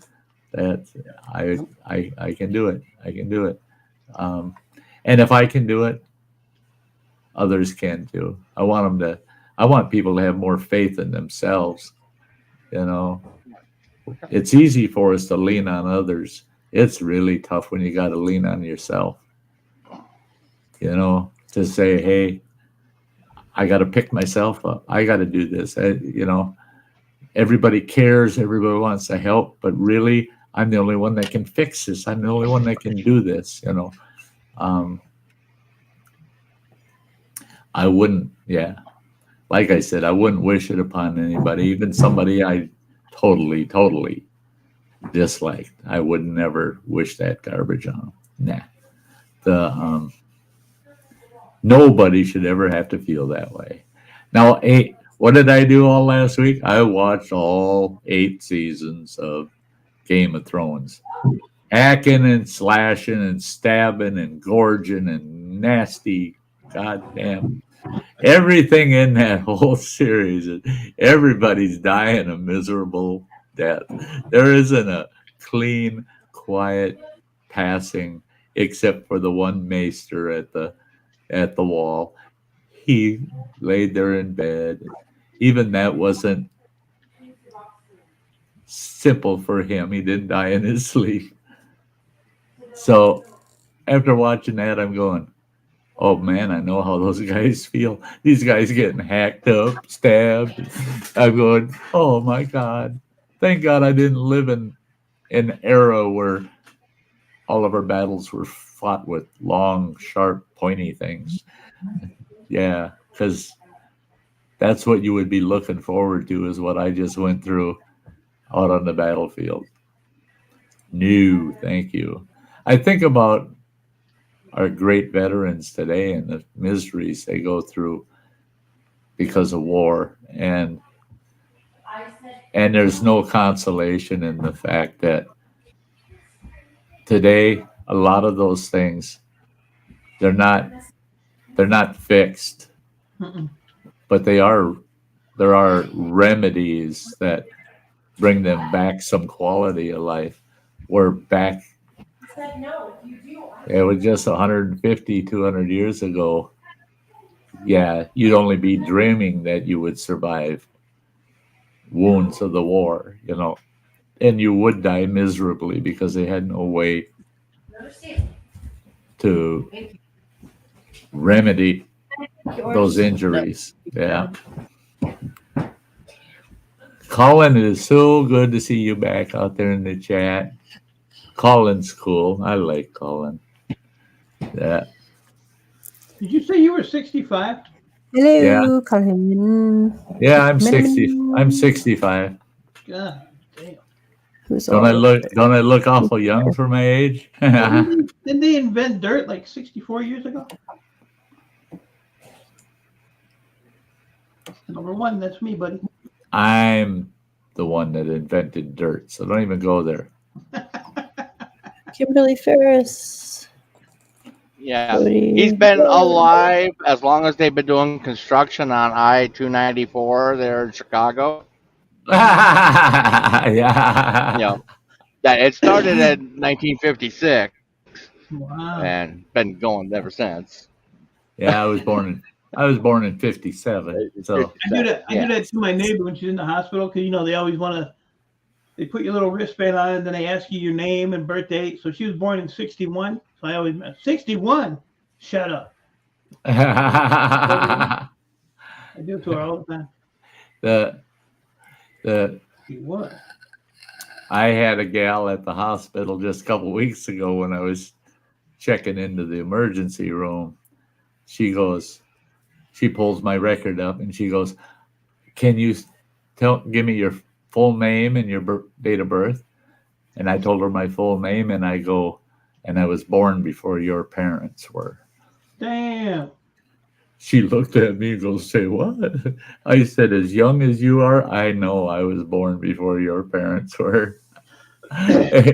And she goes, "Well, my dad, he's 58 years old." I go, "That young little bastard. You don't see him in the emergency room, do you?" And she shook her head. She goes, "Oh, okay." I said, "No, I said, back when there was a 1 at the start of the year."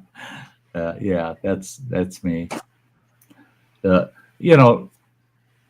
Everything Spicy used to make jokes about that shit, and Andy K, he was notorious for it, man. I laughed my ass off at him. He said one night on a stream, he said, "Yeah, I went to Egypt," he said, "as a tourist." And I said, "You did?" And he goes, "Yeah, I was surprised." He says, "Some of your old kindergarten colorings are still on the pyramids down there." Oh shit. I say, "Oh, shut the hell up." Shut the hell up. He said, and I heard that that you stole and still have the what the fuck do you call it? The Holy Grail. I said, "What to say? What?" He says, "Yeah, you were doing the dishes and you stole that son of a bitch. I heard that." I said, "Oh, God, you guys." Yeah. Yeah, when I took my neighbor in last Friday to get that tube replaced, the one receptionist that we had to register with, she's like, "Well, you and your husband can sit over there, and then we'll call you." So me, the whole time I was like, when you get home, you got wifely duties that you would need to fulfill. Yeah, all that day I was just husband and wife. Give me a break. Give me a break. I'll tell you what, all her doctors, they're so compassionate with her. It's like the one doctor, because he has on his cell phone, he had pictures of the tubes that are inside her and where they're connected. And he sat down and he pulled his phone out and he sat there and he showed her. He said, this is what we're going to remove and this is what we're going to fix. And and then she had to go for chemo the one day and they wouldn't do it because she was too jaundiced. So and her hemoglobin was like super low. That's like the day before they did the blood transfusion. And she's one of these people where when you say something to her, it's like a sponge. She won't let it go. And right away she starts getting negative, and she's starting to cry. And the damn doctor got up, got a chair, sat right next to her, put his arm around her, and comforted her and she was fine like that. And I was like, I mean, a lot of doctors don't do that shit. No. That's what I got to say about the staff at the cancer center here. Back when I was getting my first treatments before my surgery, there was one visit where the combination of the chemo and radiation had gotten the best of me. I mean, it was tearing me up. I wouldn't miss an appointment, though, and I showed up. I got my hiking stick to keep my balance.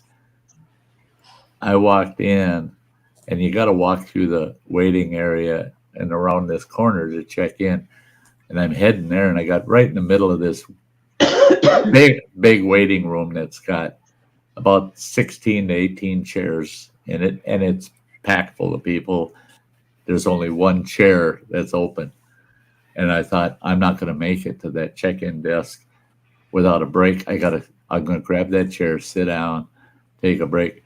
And I no more than thought that started to turn, and I collapsed on that floor. The whole damn place went nuts. I mean, it went nuts. I got other cancer patients down on the floor. They're on their knees. Are you all right? Are you They're just all going to take care of me. Here comes the staff out. And they got a wheelchair, and they get me up on my feet. And I said, hand me my walking stick. And this fella picked it up. This old guy, I mean, he had to have been 192.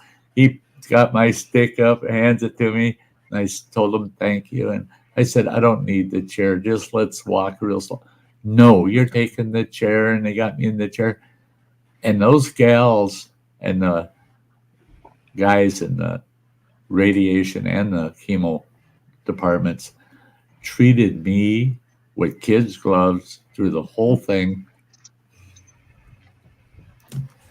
And I was certain, because I didn't have transportation other than to drive myself to these things. And I was certain I'm not going to be able to drive myself home.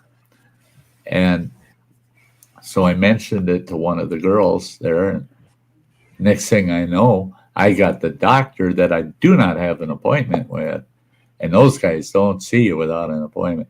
Oh, no, he's right in there. And I heard you don't think you're going to make it home. I'm going to give you a once over to see what's going on. And after he did his exam and shit, he said, you're so anemic right now. He says, you're going to get iron today, and we're going to give you 2 liters of fluids because you're so dehydrated. And he said, and you're not leaving here until you feel like walking home, that you not just driving. We're going to make sure you feel like you're going to walk home. I said, okay, I don't think you can do it. They did, but they calmed me down to the point, because I was shook up, man. I was really, really shook up, and my blood pressure went nuts on me, and it's it's nuts. It's nuts. You got good care, and it makes a world of difference. Hey, Tim, good to see you, buddy.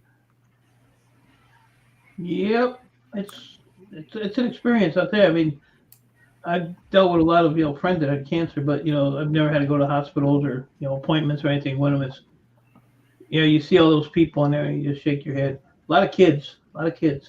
That's the hardest part is when you're seeing the kids. Now, the Mayo Clinic, I would be all for it if any school within an hour's drive of the Mayo Clinic would transport their students there for a tour of the clinic because they give them these awesome guided tours. The best part of the tour that they would see are these waiting rooms with 150, 200 people sitting in a waiting room to see their doctor, to have tests done, different exams, and they're all treated like gold, man. Yeah. I mean, the Mayo's got staff everywhere in that place. That place is huge. It's like the Mall of America. It's huge. But there's within 24 feet of you, anywhere in that building, there's a Mayo staff member, and that staff member has already, by the time you notice them, they've already noticed you. I've had that where I must have looked confused, like, where am I now? And had a Mayo staff person come right up to me and go, "Can I help you with something, sir? Can I help you find something? You know, is everything okay?" They treated you like you were important. Right. And Yep. but if you got to go to the hospital, if you're going to a Mayo hospital, don't expect that, because it's not the same in their hospital as it is in the clinic system. The hospital is very mechanical. Boom, boom, boom, boom, boom, boom. It's all, we're going to fix you, keep your ass alive, and then we're kicking your ass out of here for the next person coming in. That's the way it goes. Now, I had 2 nurses in the hospital when I spent that week in the hospital. They're the ones that got me through that week, because they were the type where they'd stay right beside you until your attitude and your outlook on things improved. Otherwise, they weren't gonna. Right. They were gonna leave your side. But all the rest of the staff, your doctors, they broke them into different teams. I had the surgical team, I had the general health team, I had my dietary team, I had my pain management team. There was 5. I don't remember what the hell the other one was. But they were all headed up by a top-notch doctor. Each team had a really top-notch doctor on that team. And they'd come in, that top-notch doctor would come in and tell you just the way things are, what's going to happen next. And then the rest of the team would have all kinds of questions for you. But not one of them seemed to give a shit. They just wanted you to answer questions. Right. And then off that team would go. So I asked one of those nurses that obviously cared what was the scoop with that.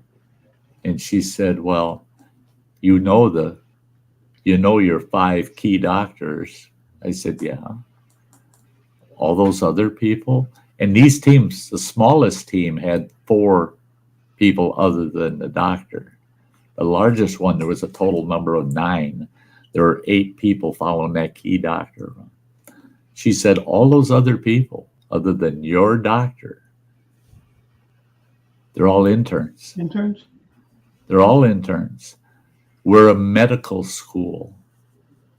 So all of our interns do their internship right in our own hospitals.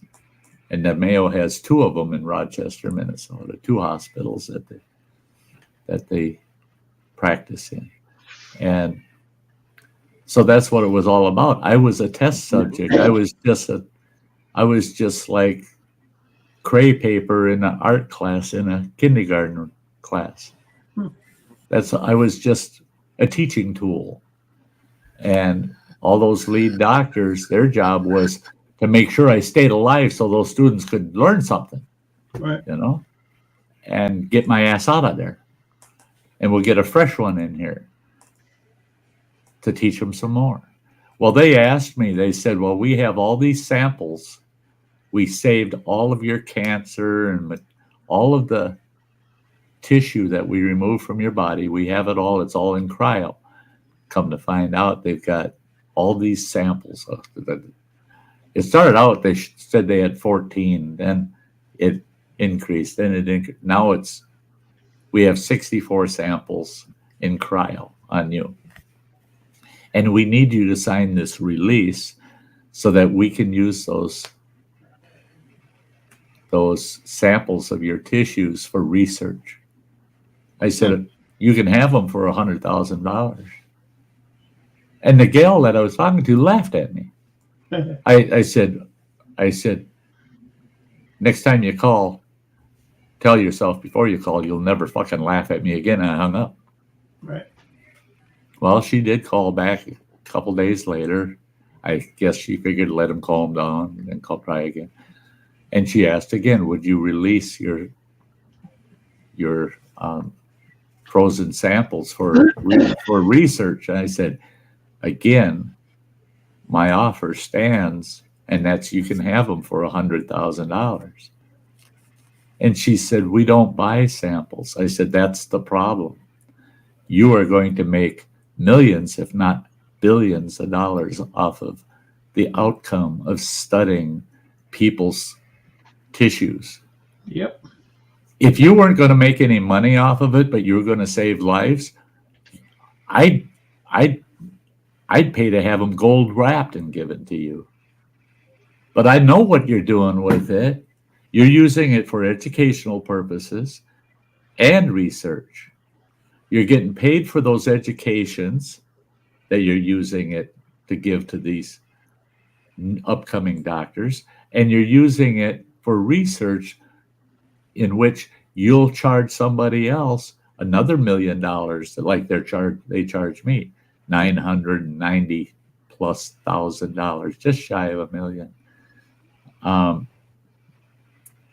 I said, so because of your future income that you're going to make off of studying my innards, $100,000, and it's yours. Otherwise, don't call me again. Don't bother me. They did try twice after that, but they finally got the point that I would have raised it $10,000 every time they called.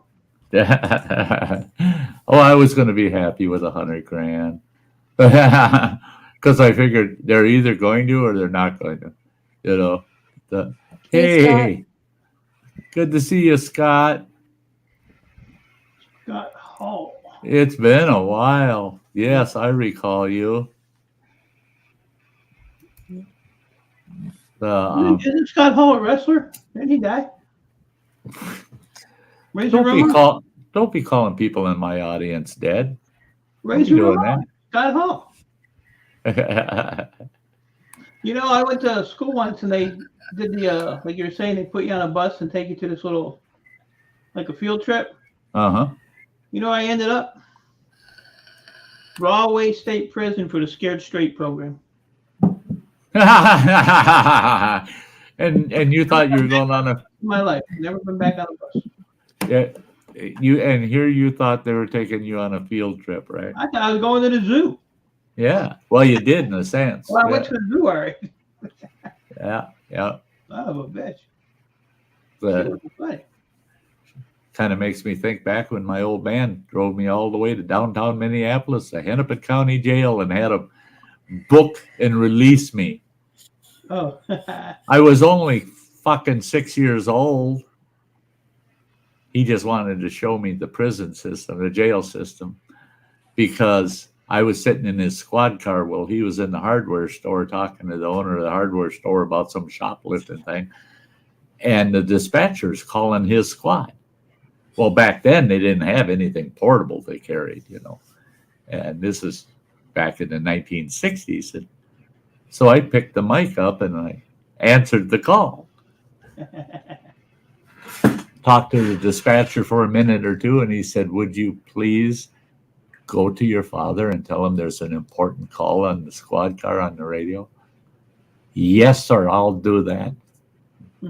And I got off on some other conversation with him. And finally, he cut me off and said, you have to go get your father. So I went and got my dad. My dad come out, talked to the guy in dispatch for a while. Hangs that mic up and he turns and looks at me and he says, we got a ride we're going to take. I go, oh, really? He goes, yeah, I got to get this done and out of the way. He said, He said, so hang on tight. We're going for a ride. All of a sudden, he's heading for Minneapolis, heading to downtown Minneapolis. I thought, where the heck are we going? Right to the county jail, man. And Hennepin County Jail's a big son of a bitch. Right? And I'll never forget the jailer. He's about 5'4", but he had biceps on him about that big around. That little bastard, you did not want him getting his paws on you. And yeah, they put the scare in me. Oh, I'm sorry. I didn't mean to do that. I clicked the wrong button. I was looking there and oh no. I'm sorry, Scott. I didn't mean to delete that. It says deleted message, but it wasn't meant to be deleted. It was meant to be approved. Sorry. Yeah. My bad. That's awesome, Scott. He said I beat cancer's ass. That's amazing. Congratulations. That's why I would not have deleted that. Yeah. But I did anyway. I feel bad. Yeah, that's great. Jello awesome. fingers. Yeah. See, it's genetic. That's where I got it from. See that's the thing is I'm sitting here with two different mice. This mouse wasn't going where it's supposed to. I need this one over here. And I swung over and went click and deleted. What the hell? Yeah. So That's what happens when you're 65, happened when I was 35. So yeah. Nothing's new, man. I had a fella get in an argument with me the other day. Thanks, Scott. Thanks. Appreciate it, my friend.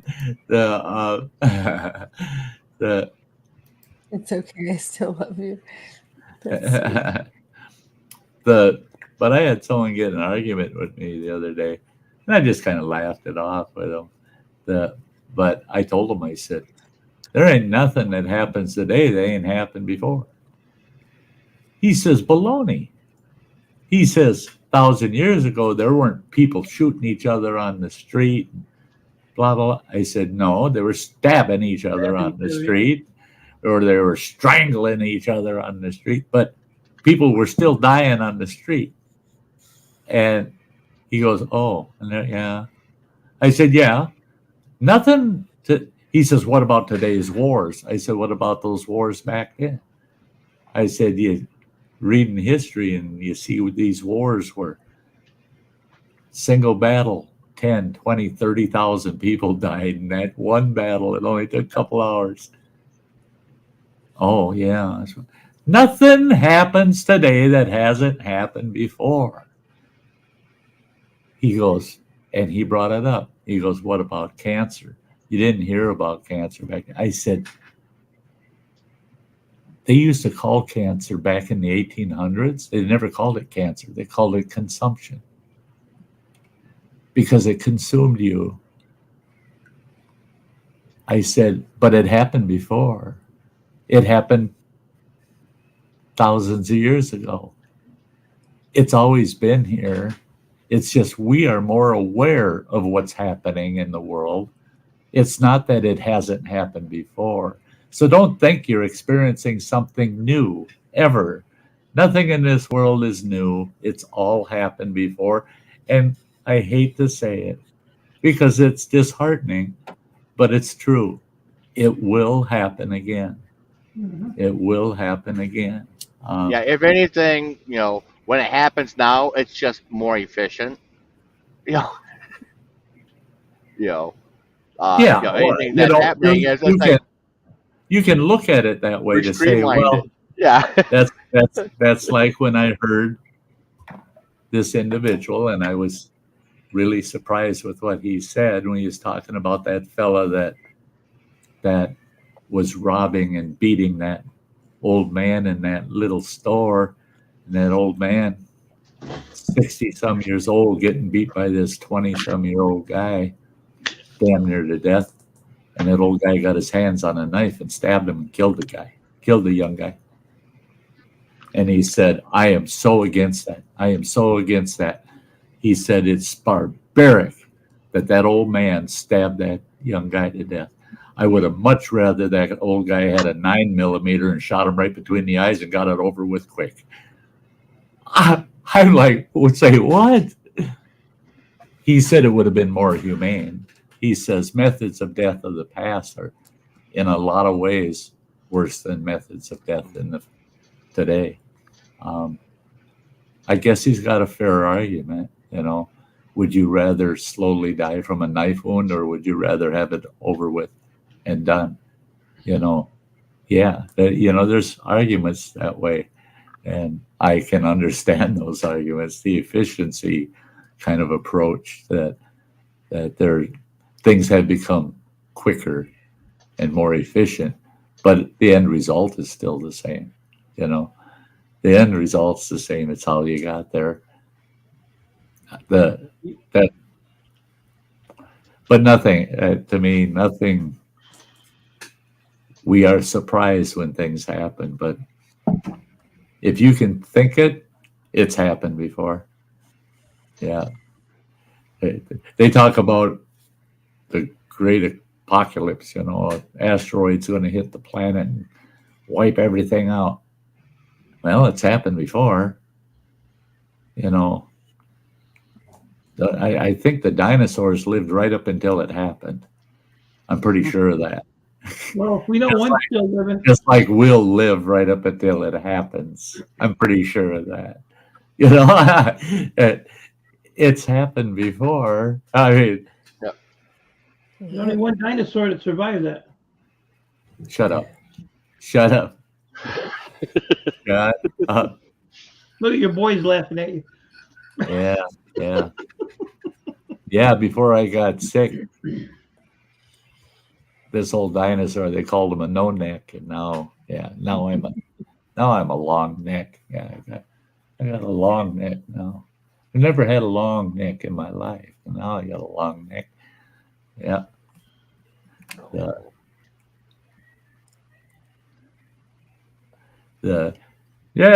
Scott is sub to you, Mike. I don't know why in the hell you'd want to do that, because he knows greatness. Greatness, yeah, and the lesser of reminds you of all those that are greater. Yeah, sorry, Mike, but it's happened before. I've used that line when somebody would say, "Are these guys your friends?" Yeah, because it makes people like you look so much better. That's why I keep these kind of friends. They make all the others look so great. Yeah, that's why. That's why Samantha hangs around with us. Yeah, because oh my God, we make her look like the queen, man. No way. That's right, man. We're just the little simpletons of the world, and we're honored to have Her Grace on here with us. I mean, she's our Alaskan queen. You guys are too sweet. I love you guys.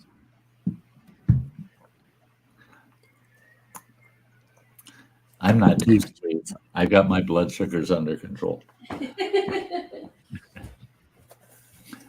Yeah. I've been getting odd looks from those damn crystal lights. Oh yeah.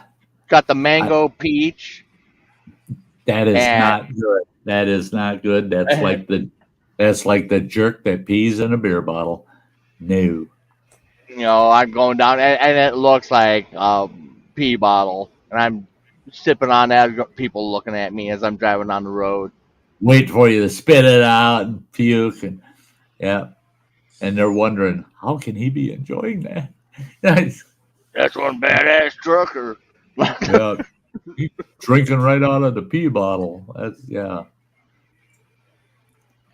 How many others out there have been to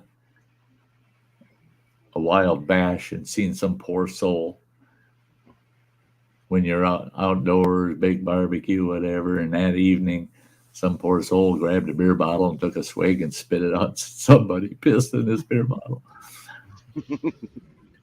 Anybody else ever see that happen? I've seen it happen. You think I've never had it happen because I learned after seeing it the first time. I've seen it a couple times over the years. I learned after that. I never put my beer bottle down, man. If I'm drinking out of a beer bottle, I'm hanging on to that son of a bitch. No, I ain't setting that down for nothing. I can pee one-handed, man. I don't know. I ain't setting that beer bottle down. Nope. You think the cigarette butt would be an indicator? Especially when it gets caught in your throat. Right. Yeah. Now I've done that to myself, where like a dumbass dropped a cigarette butt into a beer can, and then I take a swig off of it because there's be about a fourth of a beer left in it, and go, whoa, shit! Oh, ashes! Forgot I put the cigarette out in that damn thing. When I worked for the Forest Service, not supposed to smoke in any federal building or in a federally owned vehicle, right? Well, the whole Great Divide district of the Schwamigan Forest, I would say 60% of the people smoke. Well, my supervisor, we're talking to each other on the radio, and we're meeting up kind of at a spot, and it's drizzling out. It's wet out. I pulled off side of the road, he pulled off side of the road, and I got out of the truck. And I'm walking over to his truck, and he said, well, get in. It's raining, for God's sakes. I said, no, I want to have a smoke, and I was just lighting it. And he says, get in the damn truck. Okay, I guess it's got to be important. I get in the truck. I got my pack out, and I'm going to stick my cigarette back in. He goes, bum me one of them. Oh, okay. So I hand him a smoke. He lights the smoke. I hand him right up in that truck. I'm in shock staring at him. And he goes, I thought you were going to have a smoke. I said, we can't in the trucks. He's looking around. He goes, do you see Joe Biden in the back seat or something? He says, have a damn smoke in it. Look at the weather. You can't be expected to be out in that shit. He said, and at that time, they still had the mask mandate. If there was 2 or more people in a Forest Service truck, you had to wear masks.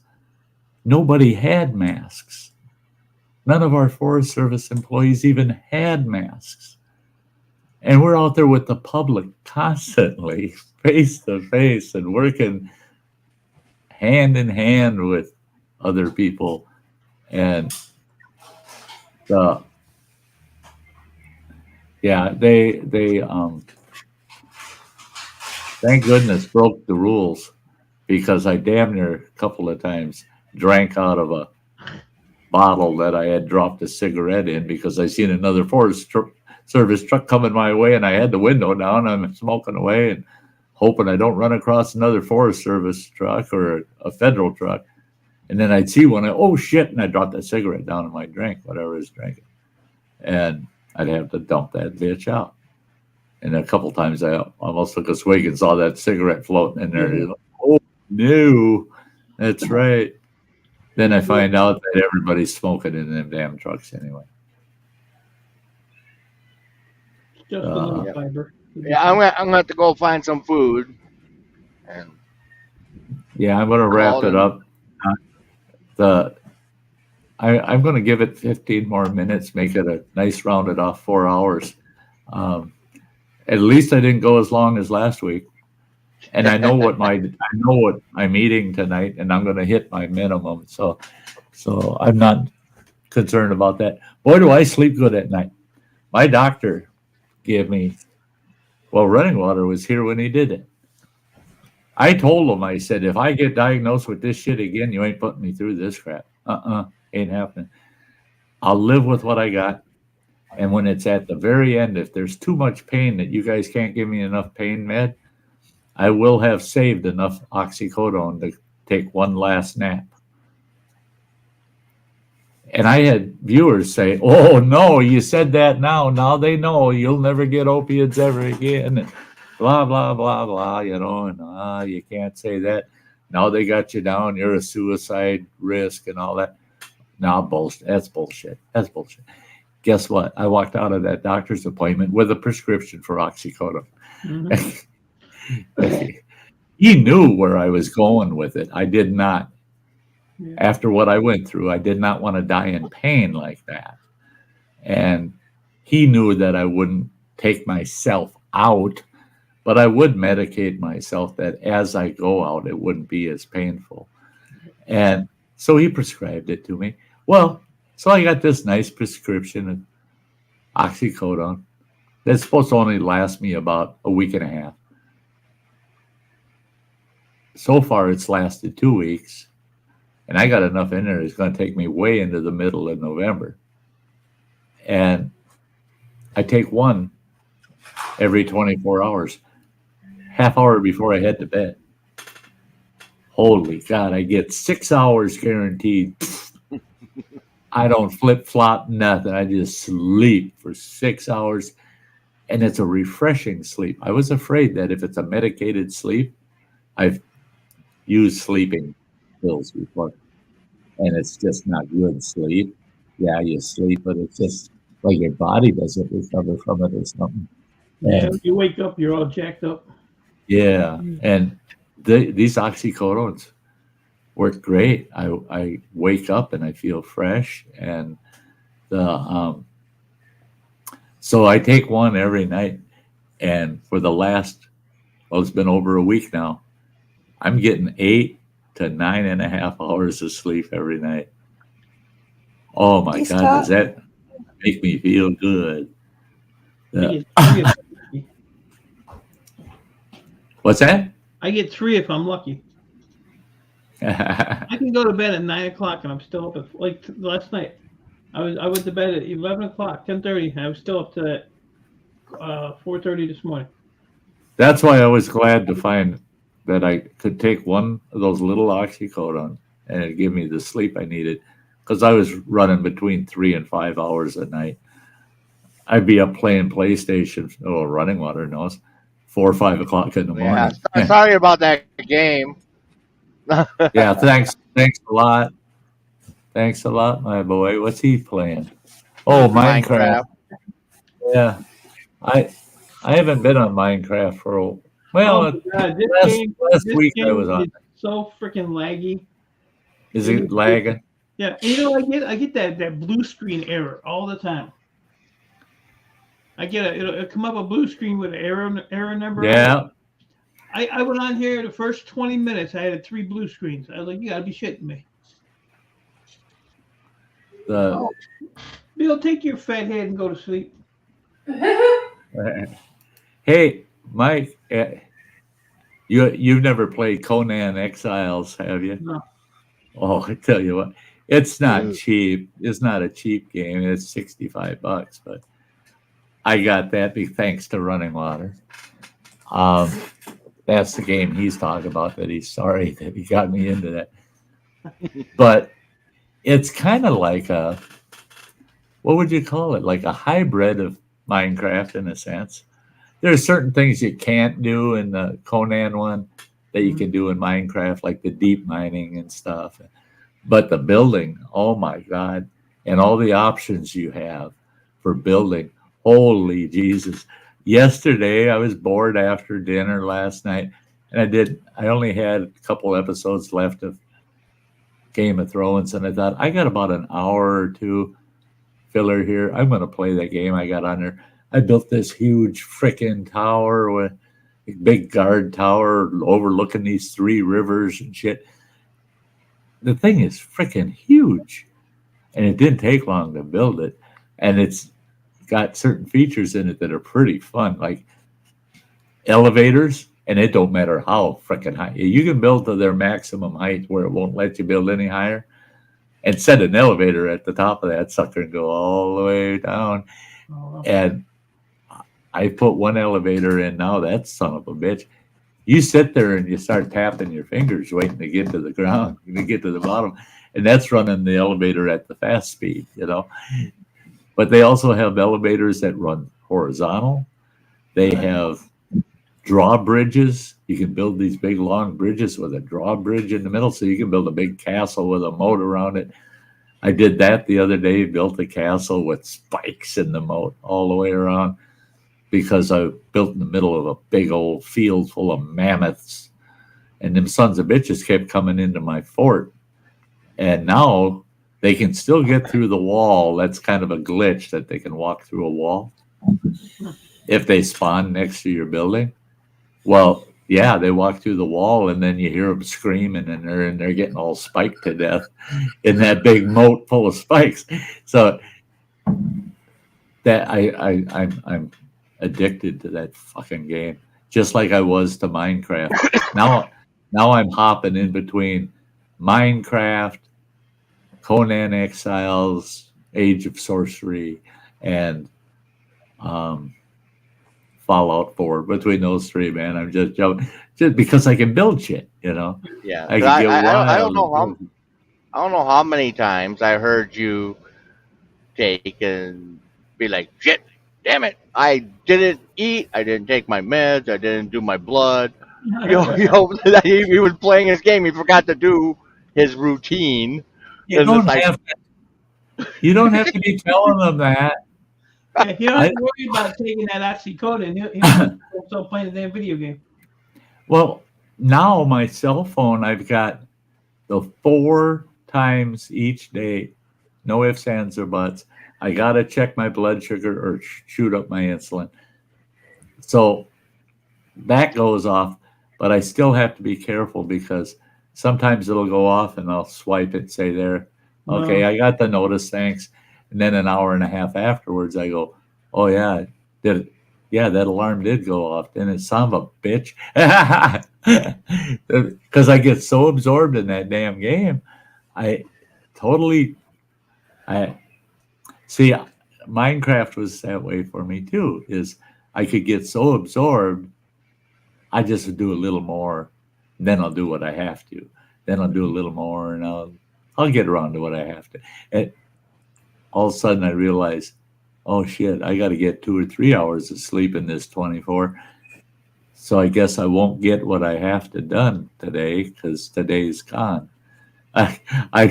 Yeah, games like that I can get that absorbed in. I love it. I love it.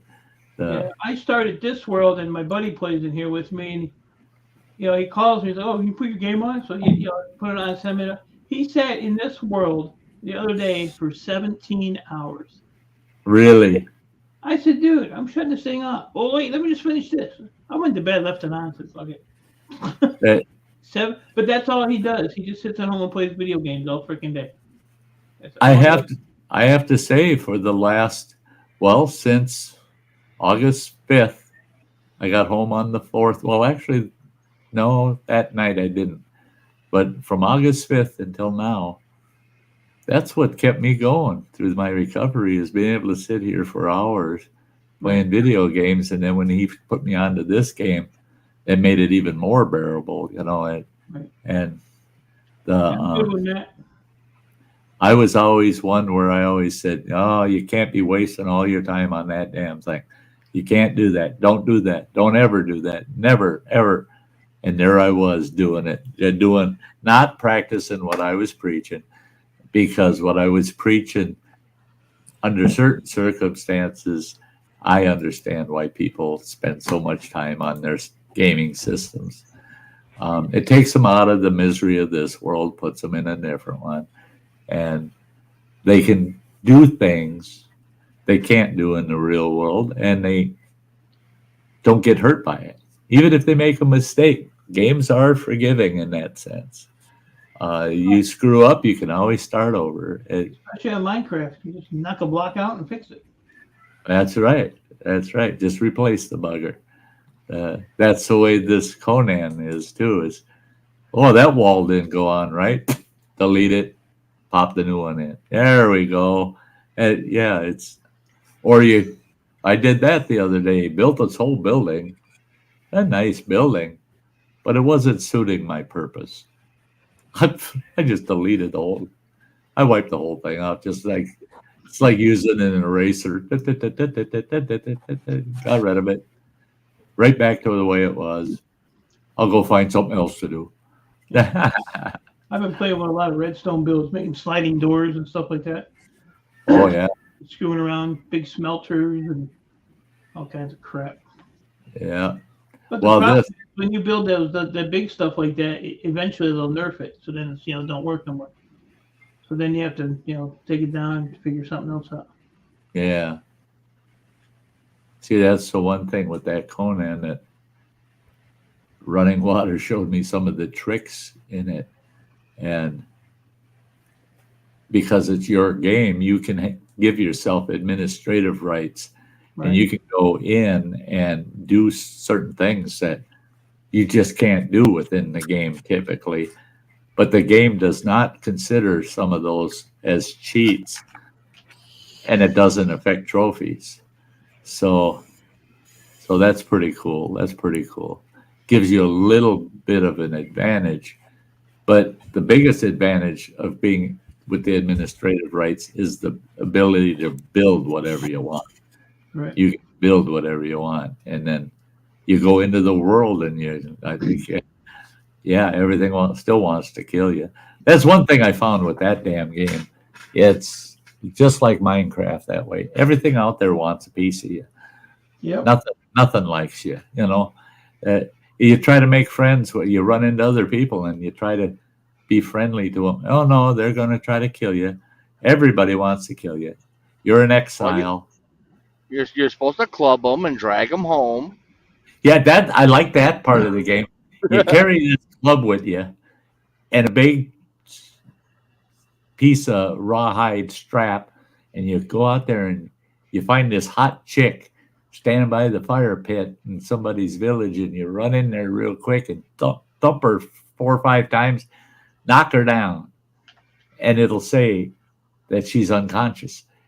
And you throw that lashing on her, and you run like hell, dragging her ass behind you on the ground all the way back to where you built, and you can put her on the wheel of pain, and she walks on that wheel of pain, and when she comes off of it, now she's a thrall. She's your slave. And you can make a dancer out of her. You can take her, put her in your castle, and make her a dancer, and you get to outfit her, deck her out like a hot chick. He's got a stinking big castle complex going. It's really a religious thing, but yeah, but he's got a freaking brothel. He's got a brothel. You go in there, and it's a big group of guys dancing over here, big group of women dancing over here, and he's in there dancing with the guys, dancing with the women. He's in. I'm watching him, and I'm going, he's sick. He's sick. Look at this. But you watch my health go up, though. You get that increases your health going to the brothel. Yeah. So you're correct. I don't understand why, but there's this thing, and it reduces your corruption. Right. There's this thing that corruption reduces your health and your stamina, and you can corrupt yourself doing certain things. But if you go to the brothel, your corruption disappears. Now, what the hell is with that? Yeah, that don't sound right. That sounds a little ass backwards, don't it? Yeah, they all. Yo. Oh man, if I would have heart of gold. If I would have known that shit, I would have been one hell of a customer, and I'd be the least corrupt person you ever met.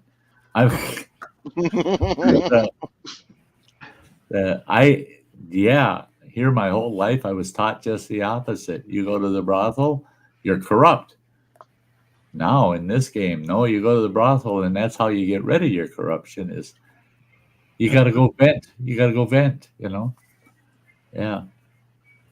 Matt's guilty with video games. That's cool. Hey Sam, how big is your PO box?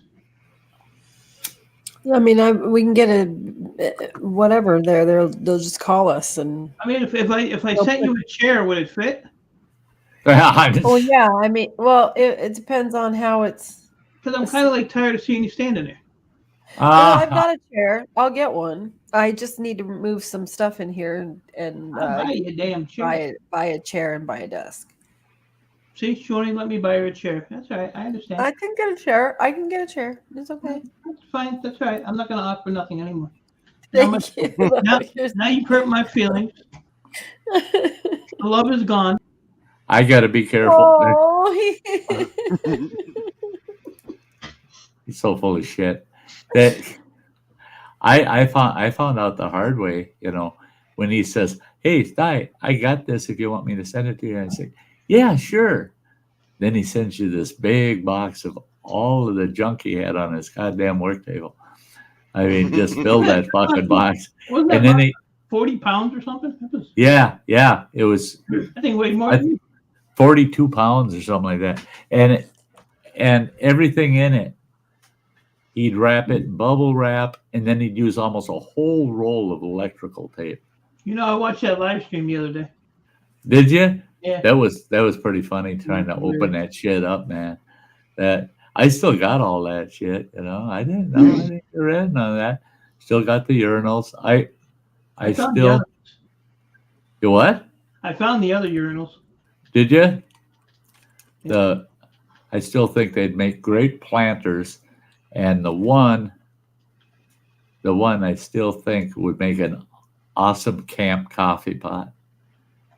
You make a pot of coffee and you pour it in that urinal, and when somebody comes to visit, you pour them their coffee out of that urinal because it's got a handle on it and a long neck for the guys, but it's got the seat to crap in it, and you could just pour their coffee out of that urinal and tell them when they go, "Oh my God, you can't do that."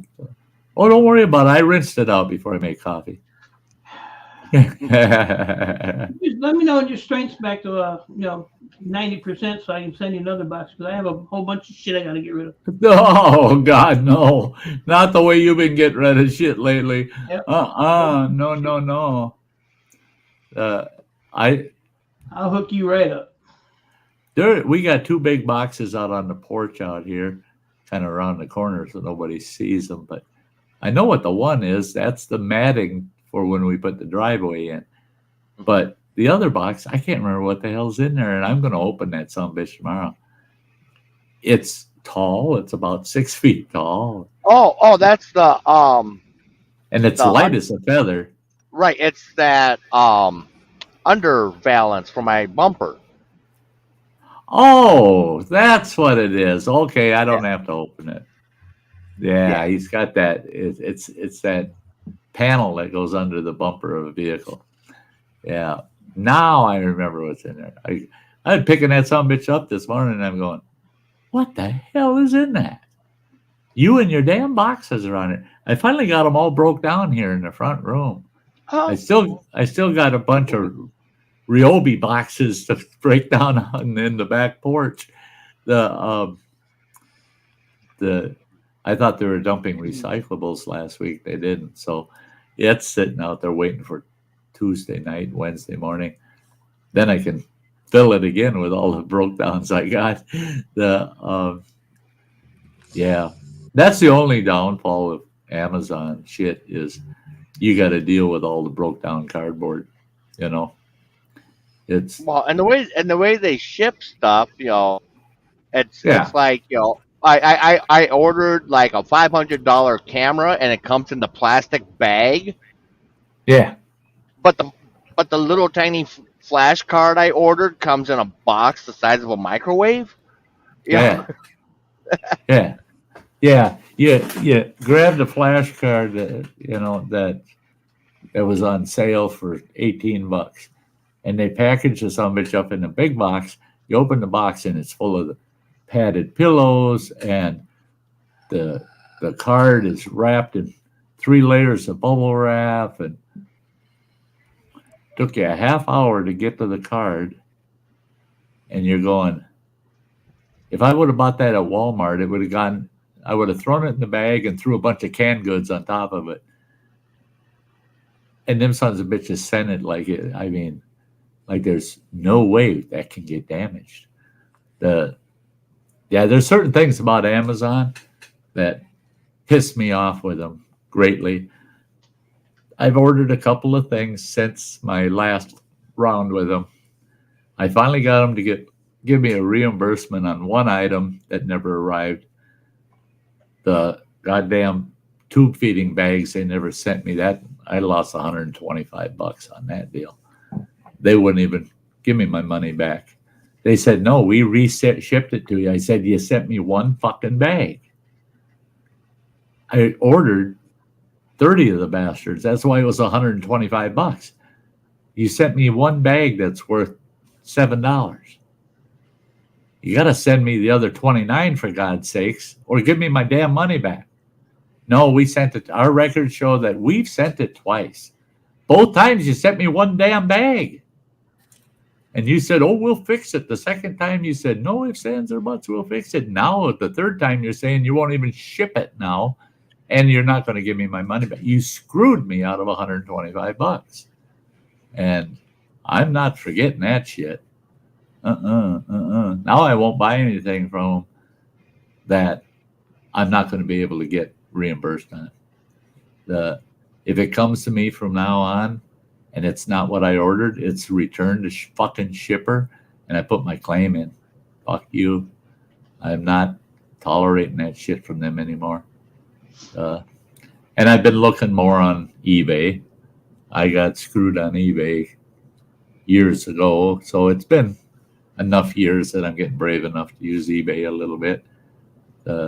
Last time I got screwed on eBay, we bought over $900 of Cadillac parts for my old Caddy and got screwed. Found out those same parts had been sold to 14 people. Yeah, and the guy got paid for all of them. And eBay said that they could cover 60% of it. Well, that was still a big fucking loss. I mean, I think at the end of the day, we lost $350 on that deal.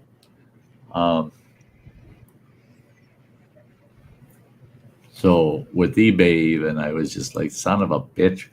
And that's why PayPal I used to be real iffy with, and I've had a lot of good luck with them for the last few years. So I like using PayPal.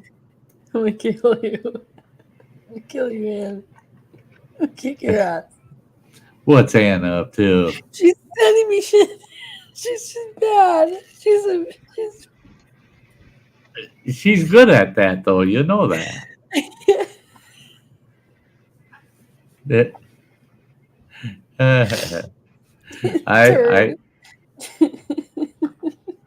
I can just imagine. Yeah, she's naughty. She is. Yeah. I can remember some of the things that she'd send to me, and I'd go, whoa. Uh-huh. Yeah. She likes to do that, though. She likes to sit there from behind the scenes, send you some shit, and watch your reaction. That's what she's looking for. Yeah. That's it. Yeah. I love it. Yeah. It's funny. And she won't fess up that she was just as shocked the first time she saw it. You know, she wants to see your reaction, you know. Yeah. But you didn't get to see hers, you know. Yeah. It's yeah, funny. that's Ann for you. Oh, I had laugh tears. She goes, yep, I'm guilty. I'm guilty. Yeah. And she wasn't shy about admitting guilt either. Yeah. Yeah. Well, guys, I think we're going to have to wrap it up. 4 hours and 10 minutes. Yeah. Yeah, before running water passes out from hunger. Thanks for having me, Sty. It was fun. Oh, thank you for See you coming up, guys. girl. Oh, my gosh. It is so good to see you and chat with you. God, yes. You make my day. Mike, same with you, buddy. I mean, it's been a long time since you and I got to sit and chat like this and hang out. Have some fun. Love it. Running water, my boy. You stay safe out there on the road. And don't let them kick you out of Martha's Vineyard until you drop your load. Yay! Tell everybody. Load. What about Hey. Bean? What's that about Bean? Hey, let him drop a load on one of their sidewalks for me. Hey, Running Water, tell everybody what you hauled to Martha's Vineyard. Well, when I called in to get the details on where we're supposed to go and stuff, and they told us how to get to the airport, what entrance we're supposed to come in, because it's going to the airport. And it's a back entrance that we're coming in, and someone will come down, open up the gate to let the truck in to where we're going to be parking. But it's we manufacture steel buildings. Well, it's a security processing center hangar, for when they get unexpected visitors and materials coming in. Wow. It's like, yeah, your timing, you just don't want to be caught flat-footed again when, So please don't bust them. A plane load of unexpected people show up. Fly them in, don't bust them. Fly them in because we got somewhere for them. Nice. Wow. Well, at least it keeps you. What's messed up? Well, and there's three of us trucks going out there. The schedule's trying to get across the ferry is insane with a commercial vehicle to get out to the island. Right. And it's $940 per truck to ride the ferry out to the island to deliver this. So they must really want this building really bad. They're willing to pay $1,000 just to get it across the bay. That's it. Per truck. Yeah. Per truck, $3,000 total just across the bridge or across the bay. Right. Yeah. It's nuts. Well, at least you're helping them out somewhere for people to go, And, well, I have to remember to grab a mask while I'm in here, because they're hardcore mask up out there on Martha's Vineyard. Anytime we're outside our vehicles, we need to have our masks on. You need a good Halloween mask. Yeah. Well, I got this one. I got that one. Oh yeah, that's right. Yeah, you got the. Yeah. So he can be Bean's lover. That's right. Yeah. What the fuck? Yeah. Samantha, give me a kiss, Samantha. I love it. Yeah, see this same thing. Yeah, but see, you need a moving mouth, Mike. Huh? No, you know what I'm getting? I'm getting a Sty mask. It's one of the old man masks. I'm gonna get one of those. Oh, Sty still here? Hey, no, sorry, buddy. Nothing personal. Oh, cute. That's cool.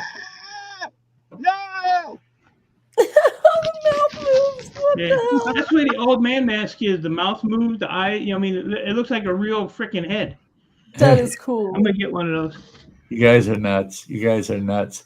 I was gonna for this Halloween, but I'll do it for next year because I still got IV pole and I got those IV bags and shit for tube feeding. I'm gonna fill one up full of some nice red juicy liquid. I'm gonna have myself done up ashen gray and just really nasty looking. I'm gonna find some nice young gal here in town. I'm gonna dress up like one of the nurses off of Silent Hill out here. We're gonna sit out here on the porch and she's gonna be feeding me out of that IV bag. And then kids will have to come up because I'll be holding the candy. Come on, drink. I offered to do the whole, Heath Ledger Joker nurse deal for him. Yeah, he did.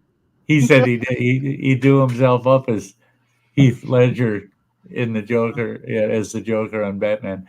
And I thought, yeah, that would work too. With the nurse outfit. Especially with him in a nurse outfit, man. That would really go over good, man. That big old bearded bastard in the nurse outfit, that would be funnier than shit. That would be too funny. But yeah. Okay, guys, we're gonna wrap it up. And I love you all. I want to thank everybody out there in the chat for being here. My panelists are the best, folks. And I will be back next Sunday. Oh, and here's a little for you folks on the way out. Little food for thought. Starting the first week of November, I haven't looked at the actual calendar, but starting the first week in November, I would say, let's see, oh, that'd be the 3rd of November. I think we can do it. I'm going to be doing Thursday nights around the campfires again. So, Oh, good. so we're going to be doing 2 live streams a week.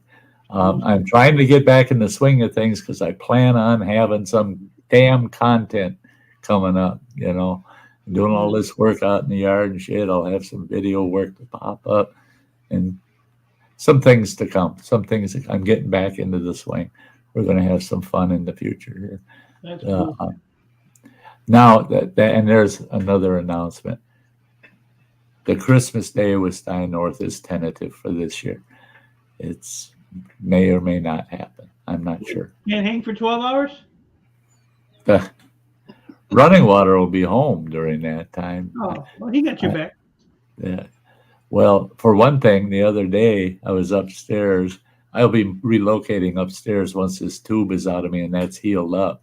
I'll be relocating to my regular bedroom upstairs. But I was up there the other day and I found the bag with all my Santa gear in it.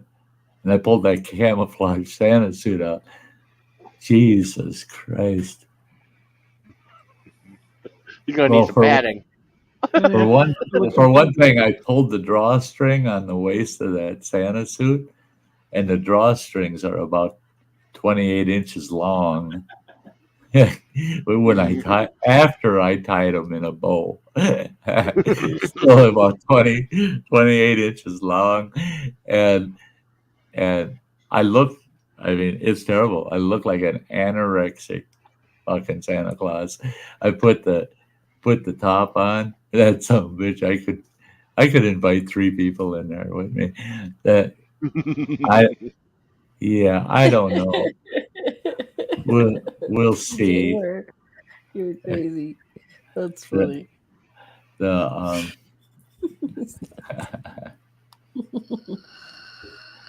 not a gamer. That's Ingalls. Yeah, Ingalls. No, we're wrapping it up. We're saying goodbye. Trying typical Sty. You can tell I'm a little bit more back to normal because it takes forever. At least I'm not doing like I did in the past and say, we'll give it another 20 minutes, because I do that. You did that once. You did 15, and it's been past 15. It's actually been a half hour. Half hour. Yeah. And running water is still dying of hunger. Look at him. He's starting to wither. Yeah. It's that time of day for him. I don't care about him. I just want Bean to get a burger. Yeah. A bean burger. Food. Feed me. Seymour. Now I have to go watch Dutch. Okay, guys. Love y'all. See you next Sunday, same time, 2 p.m. Sunday afternoon Central Time. Love y'all. Hey, if you're new to the channel, subscribe. Give me the thumbs up. Ring the bell. You know the business. We'll see y'all next week. Thanks, guys. Love y'all. Take care, guys. Bye, everybody. Love.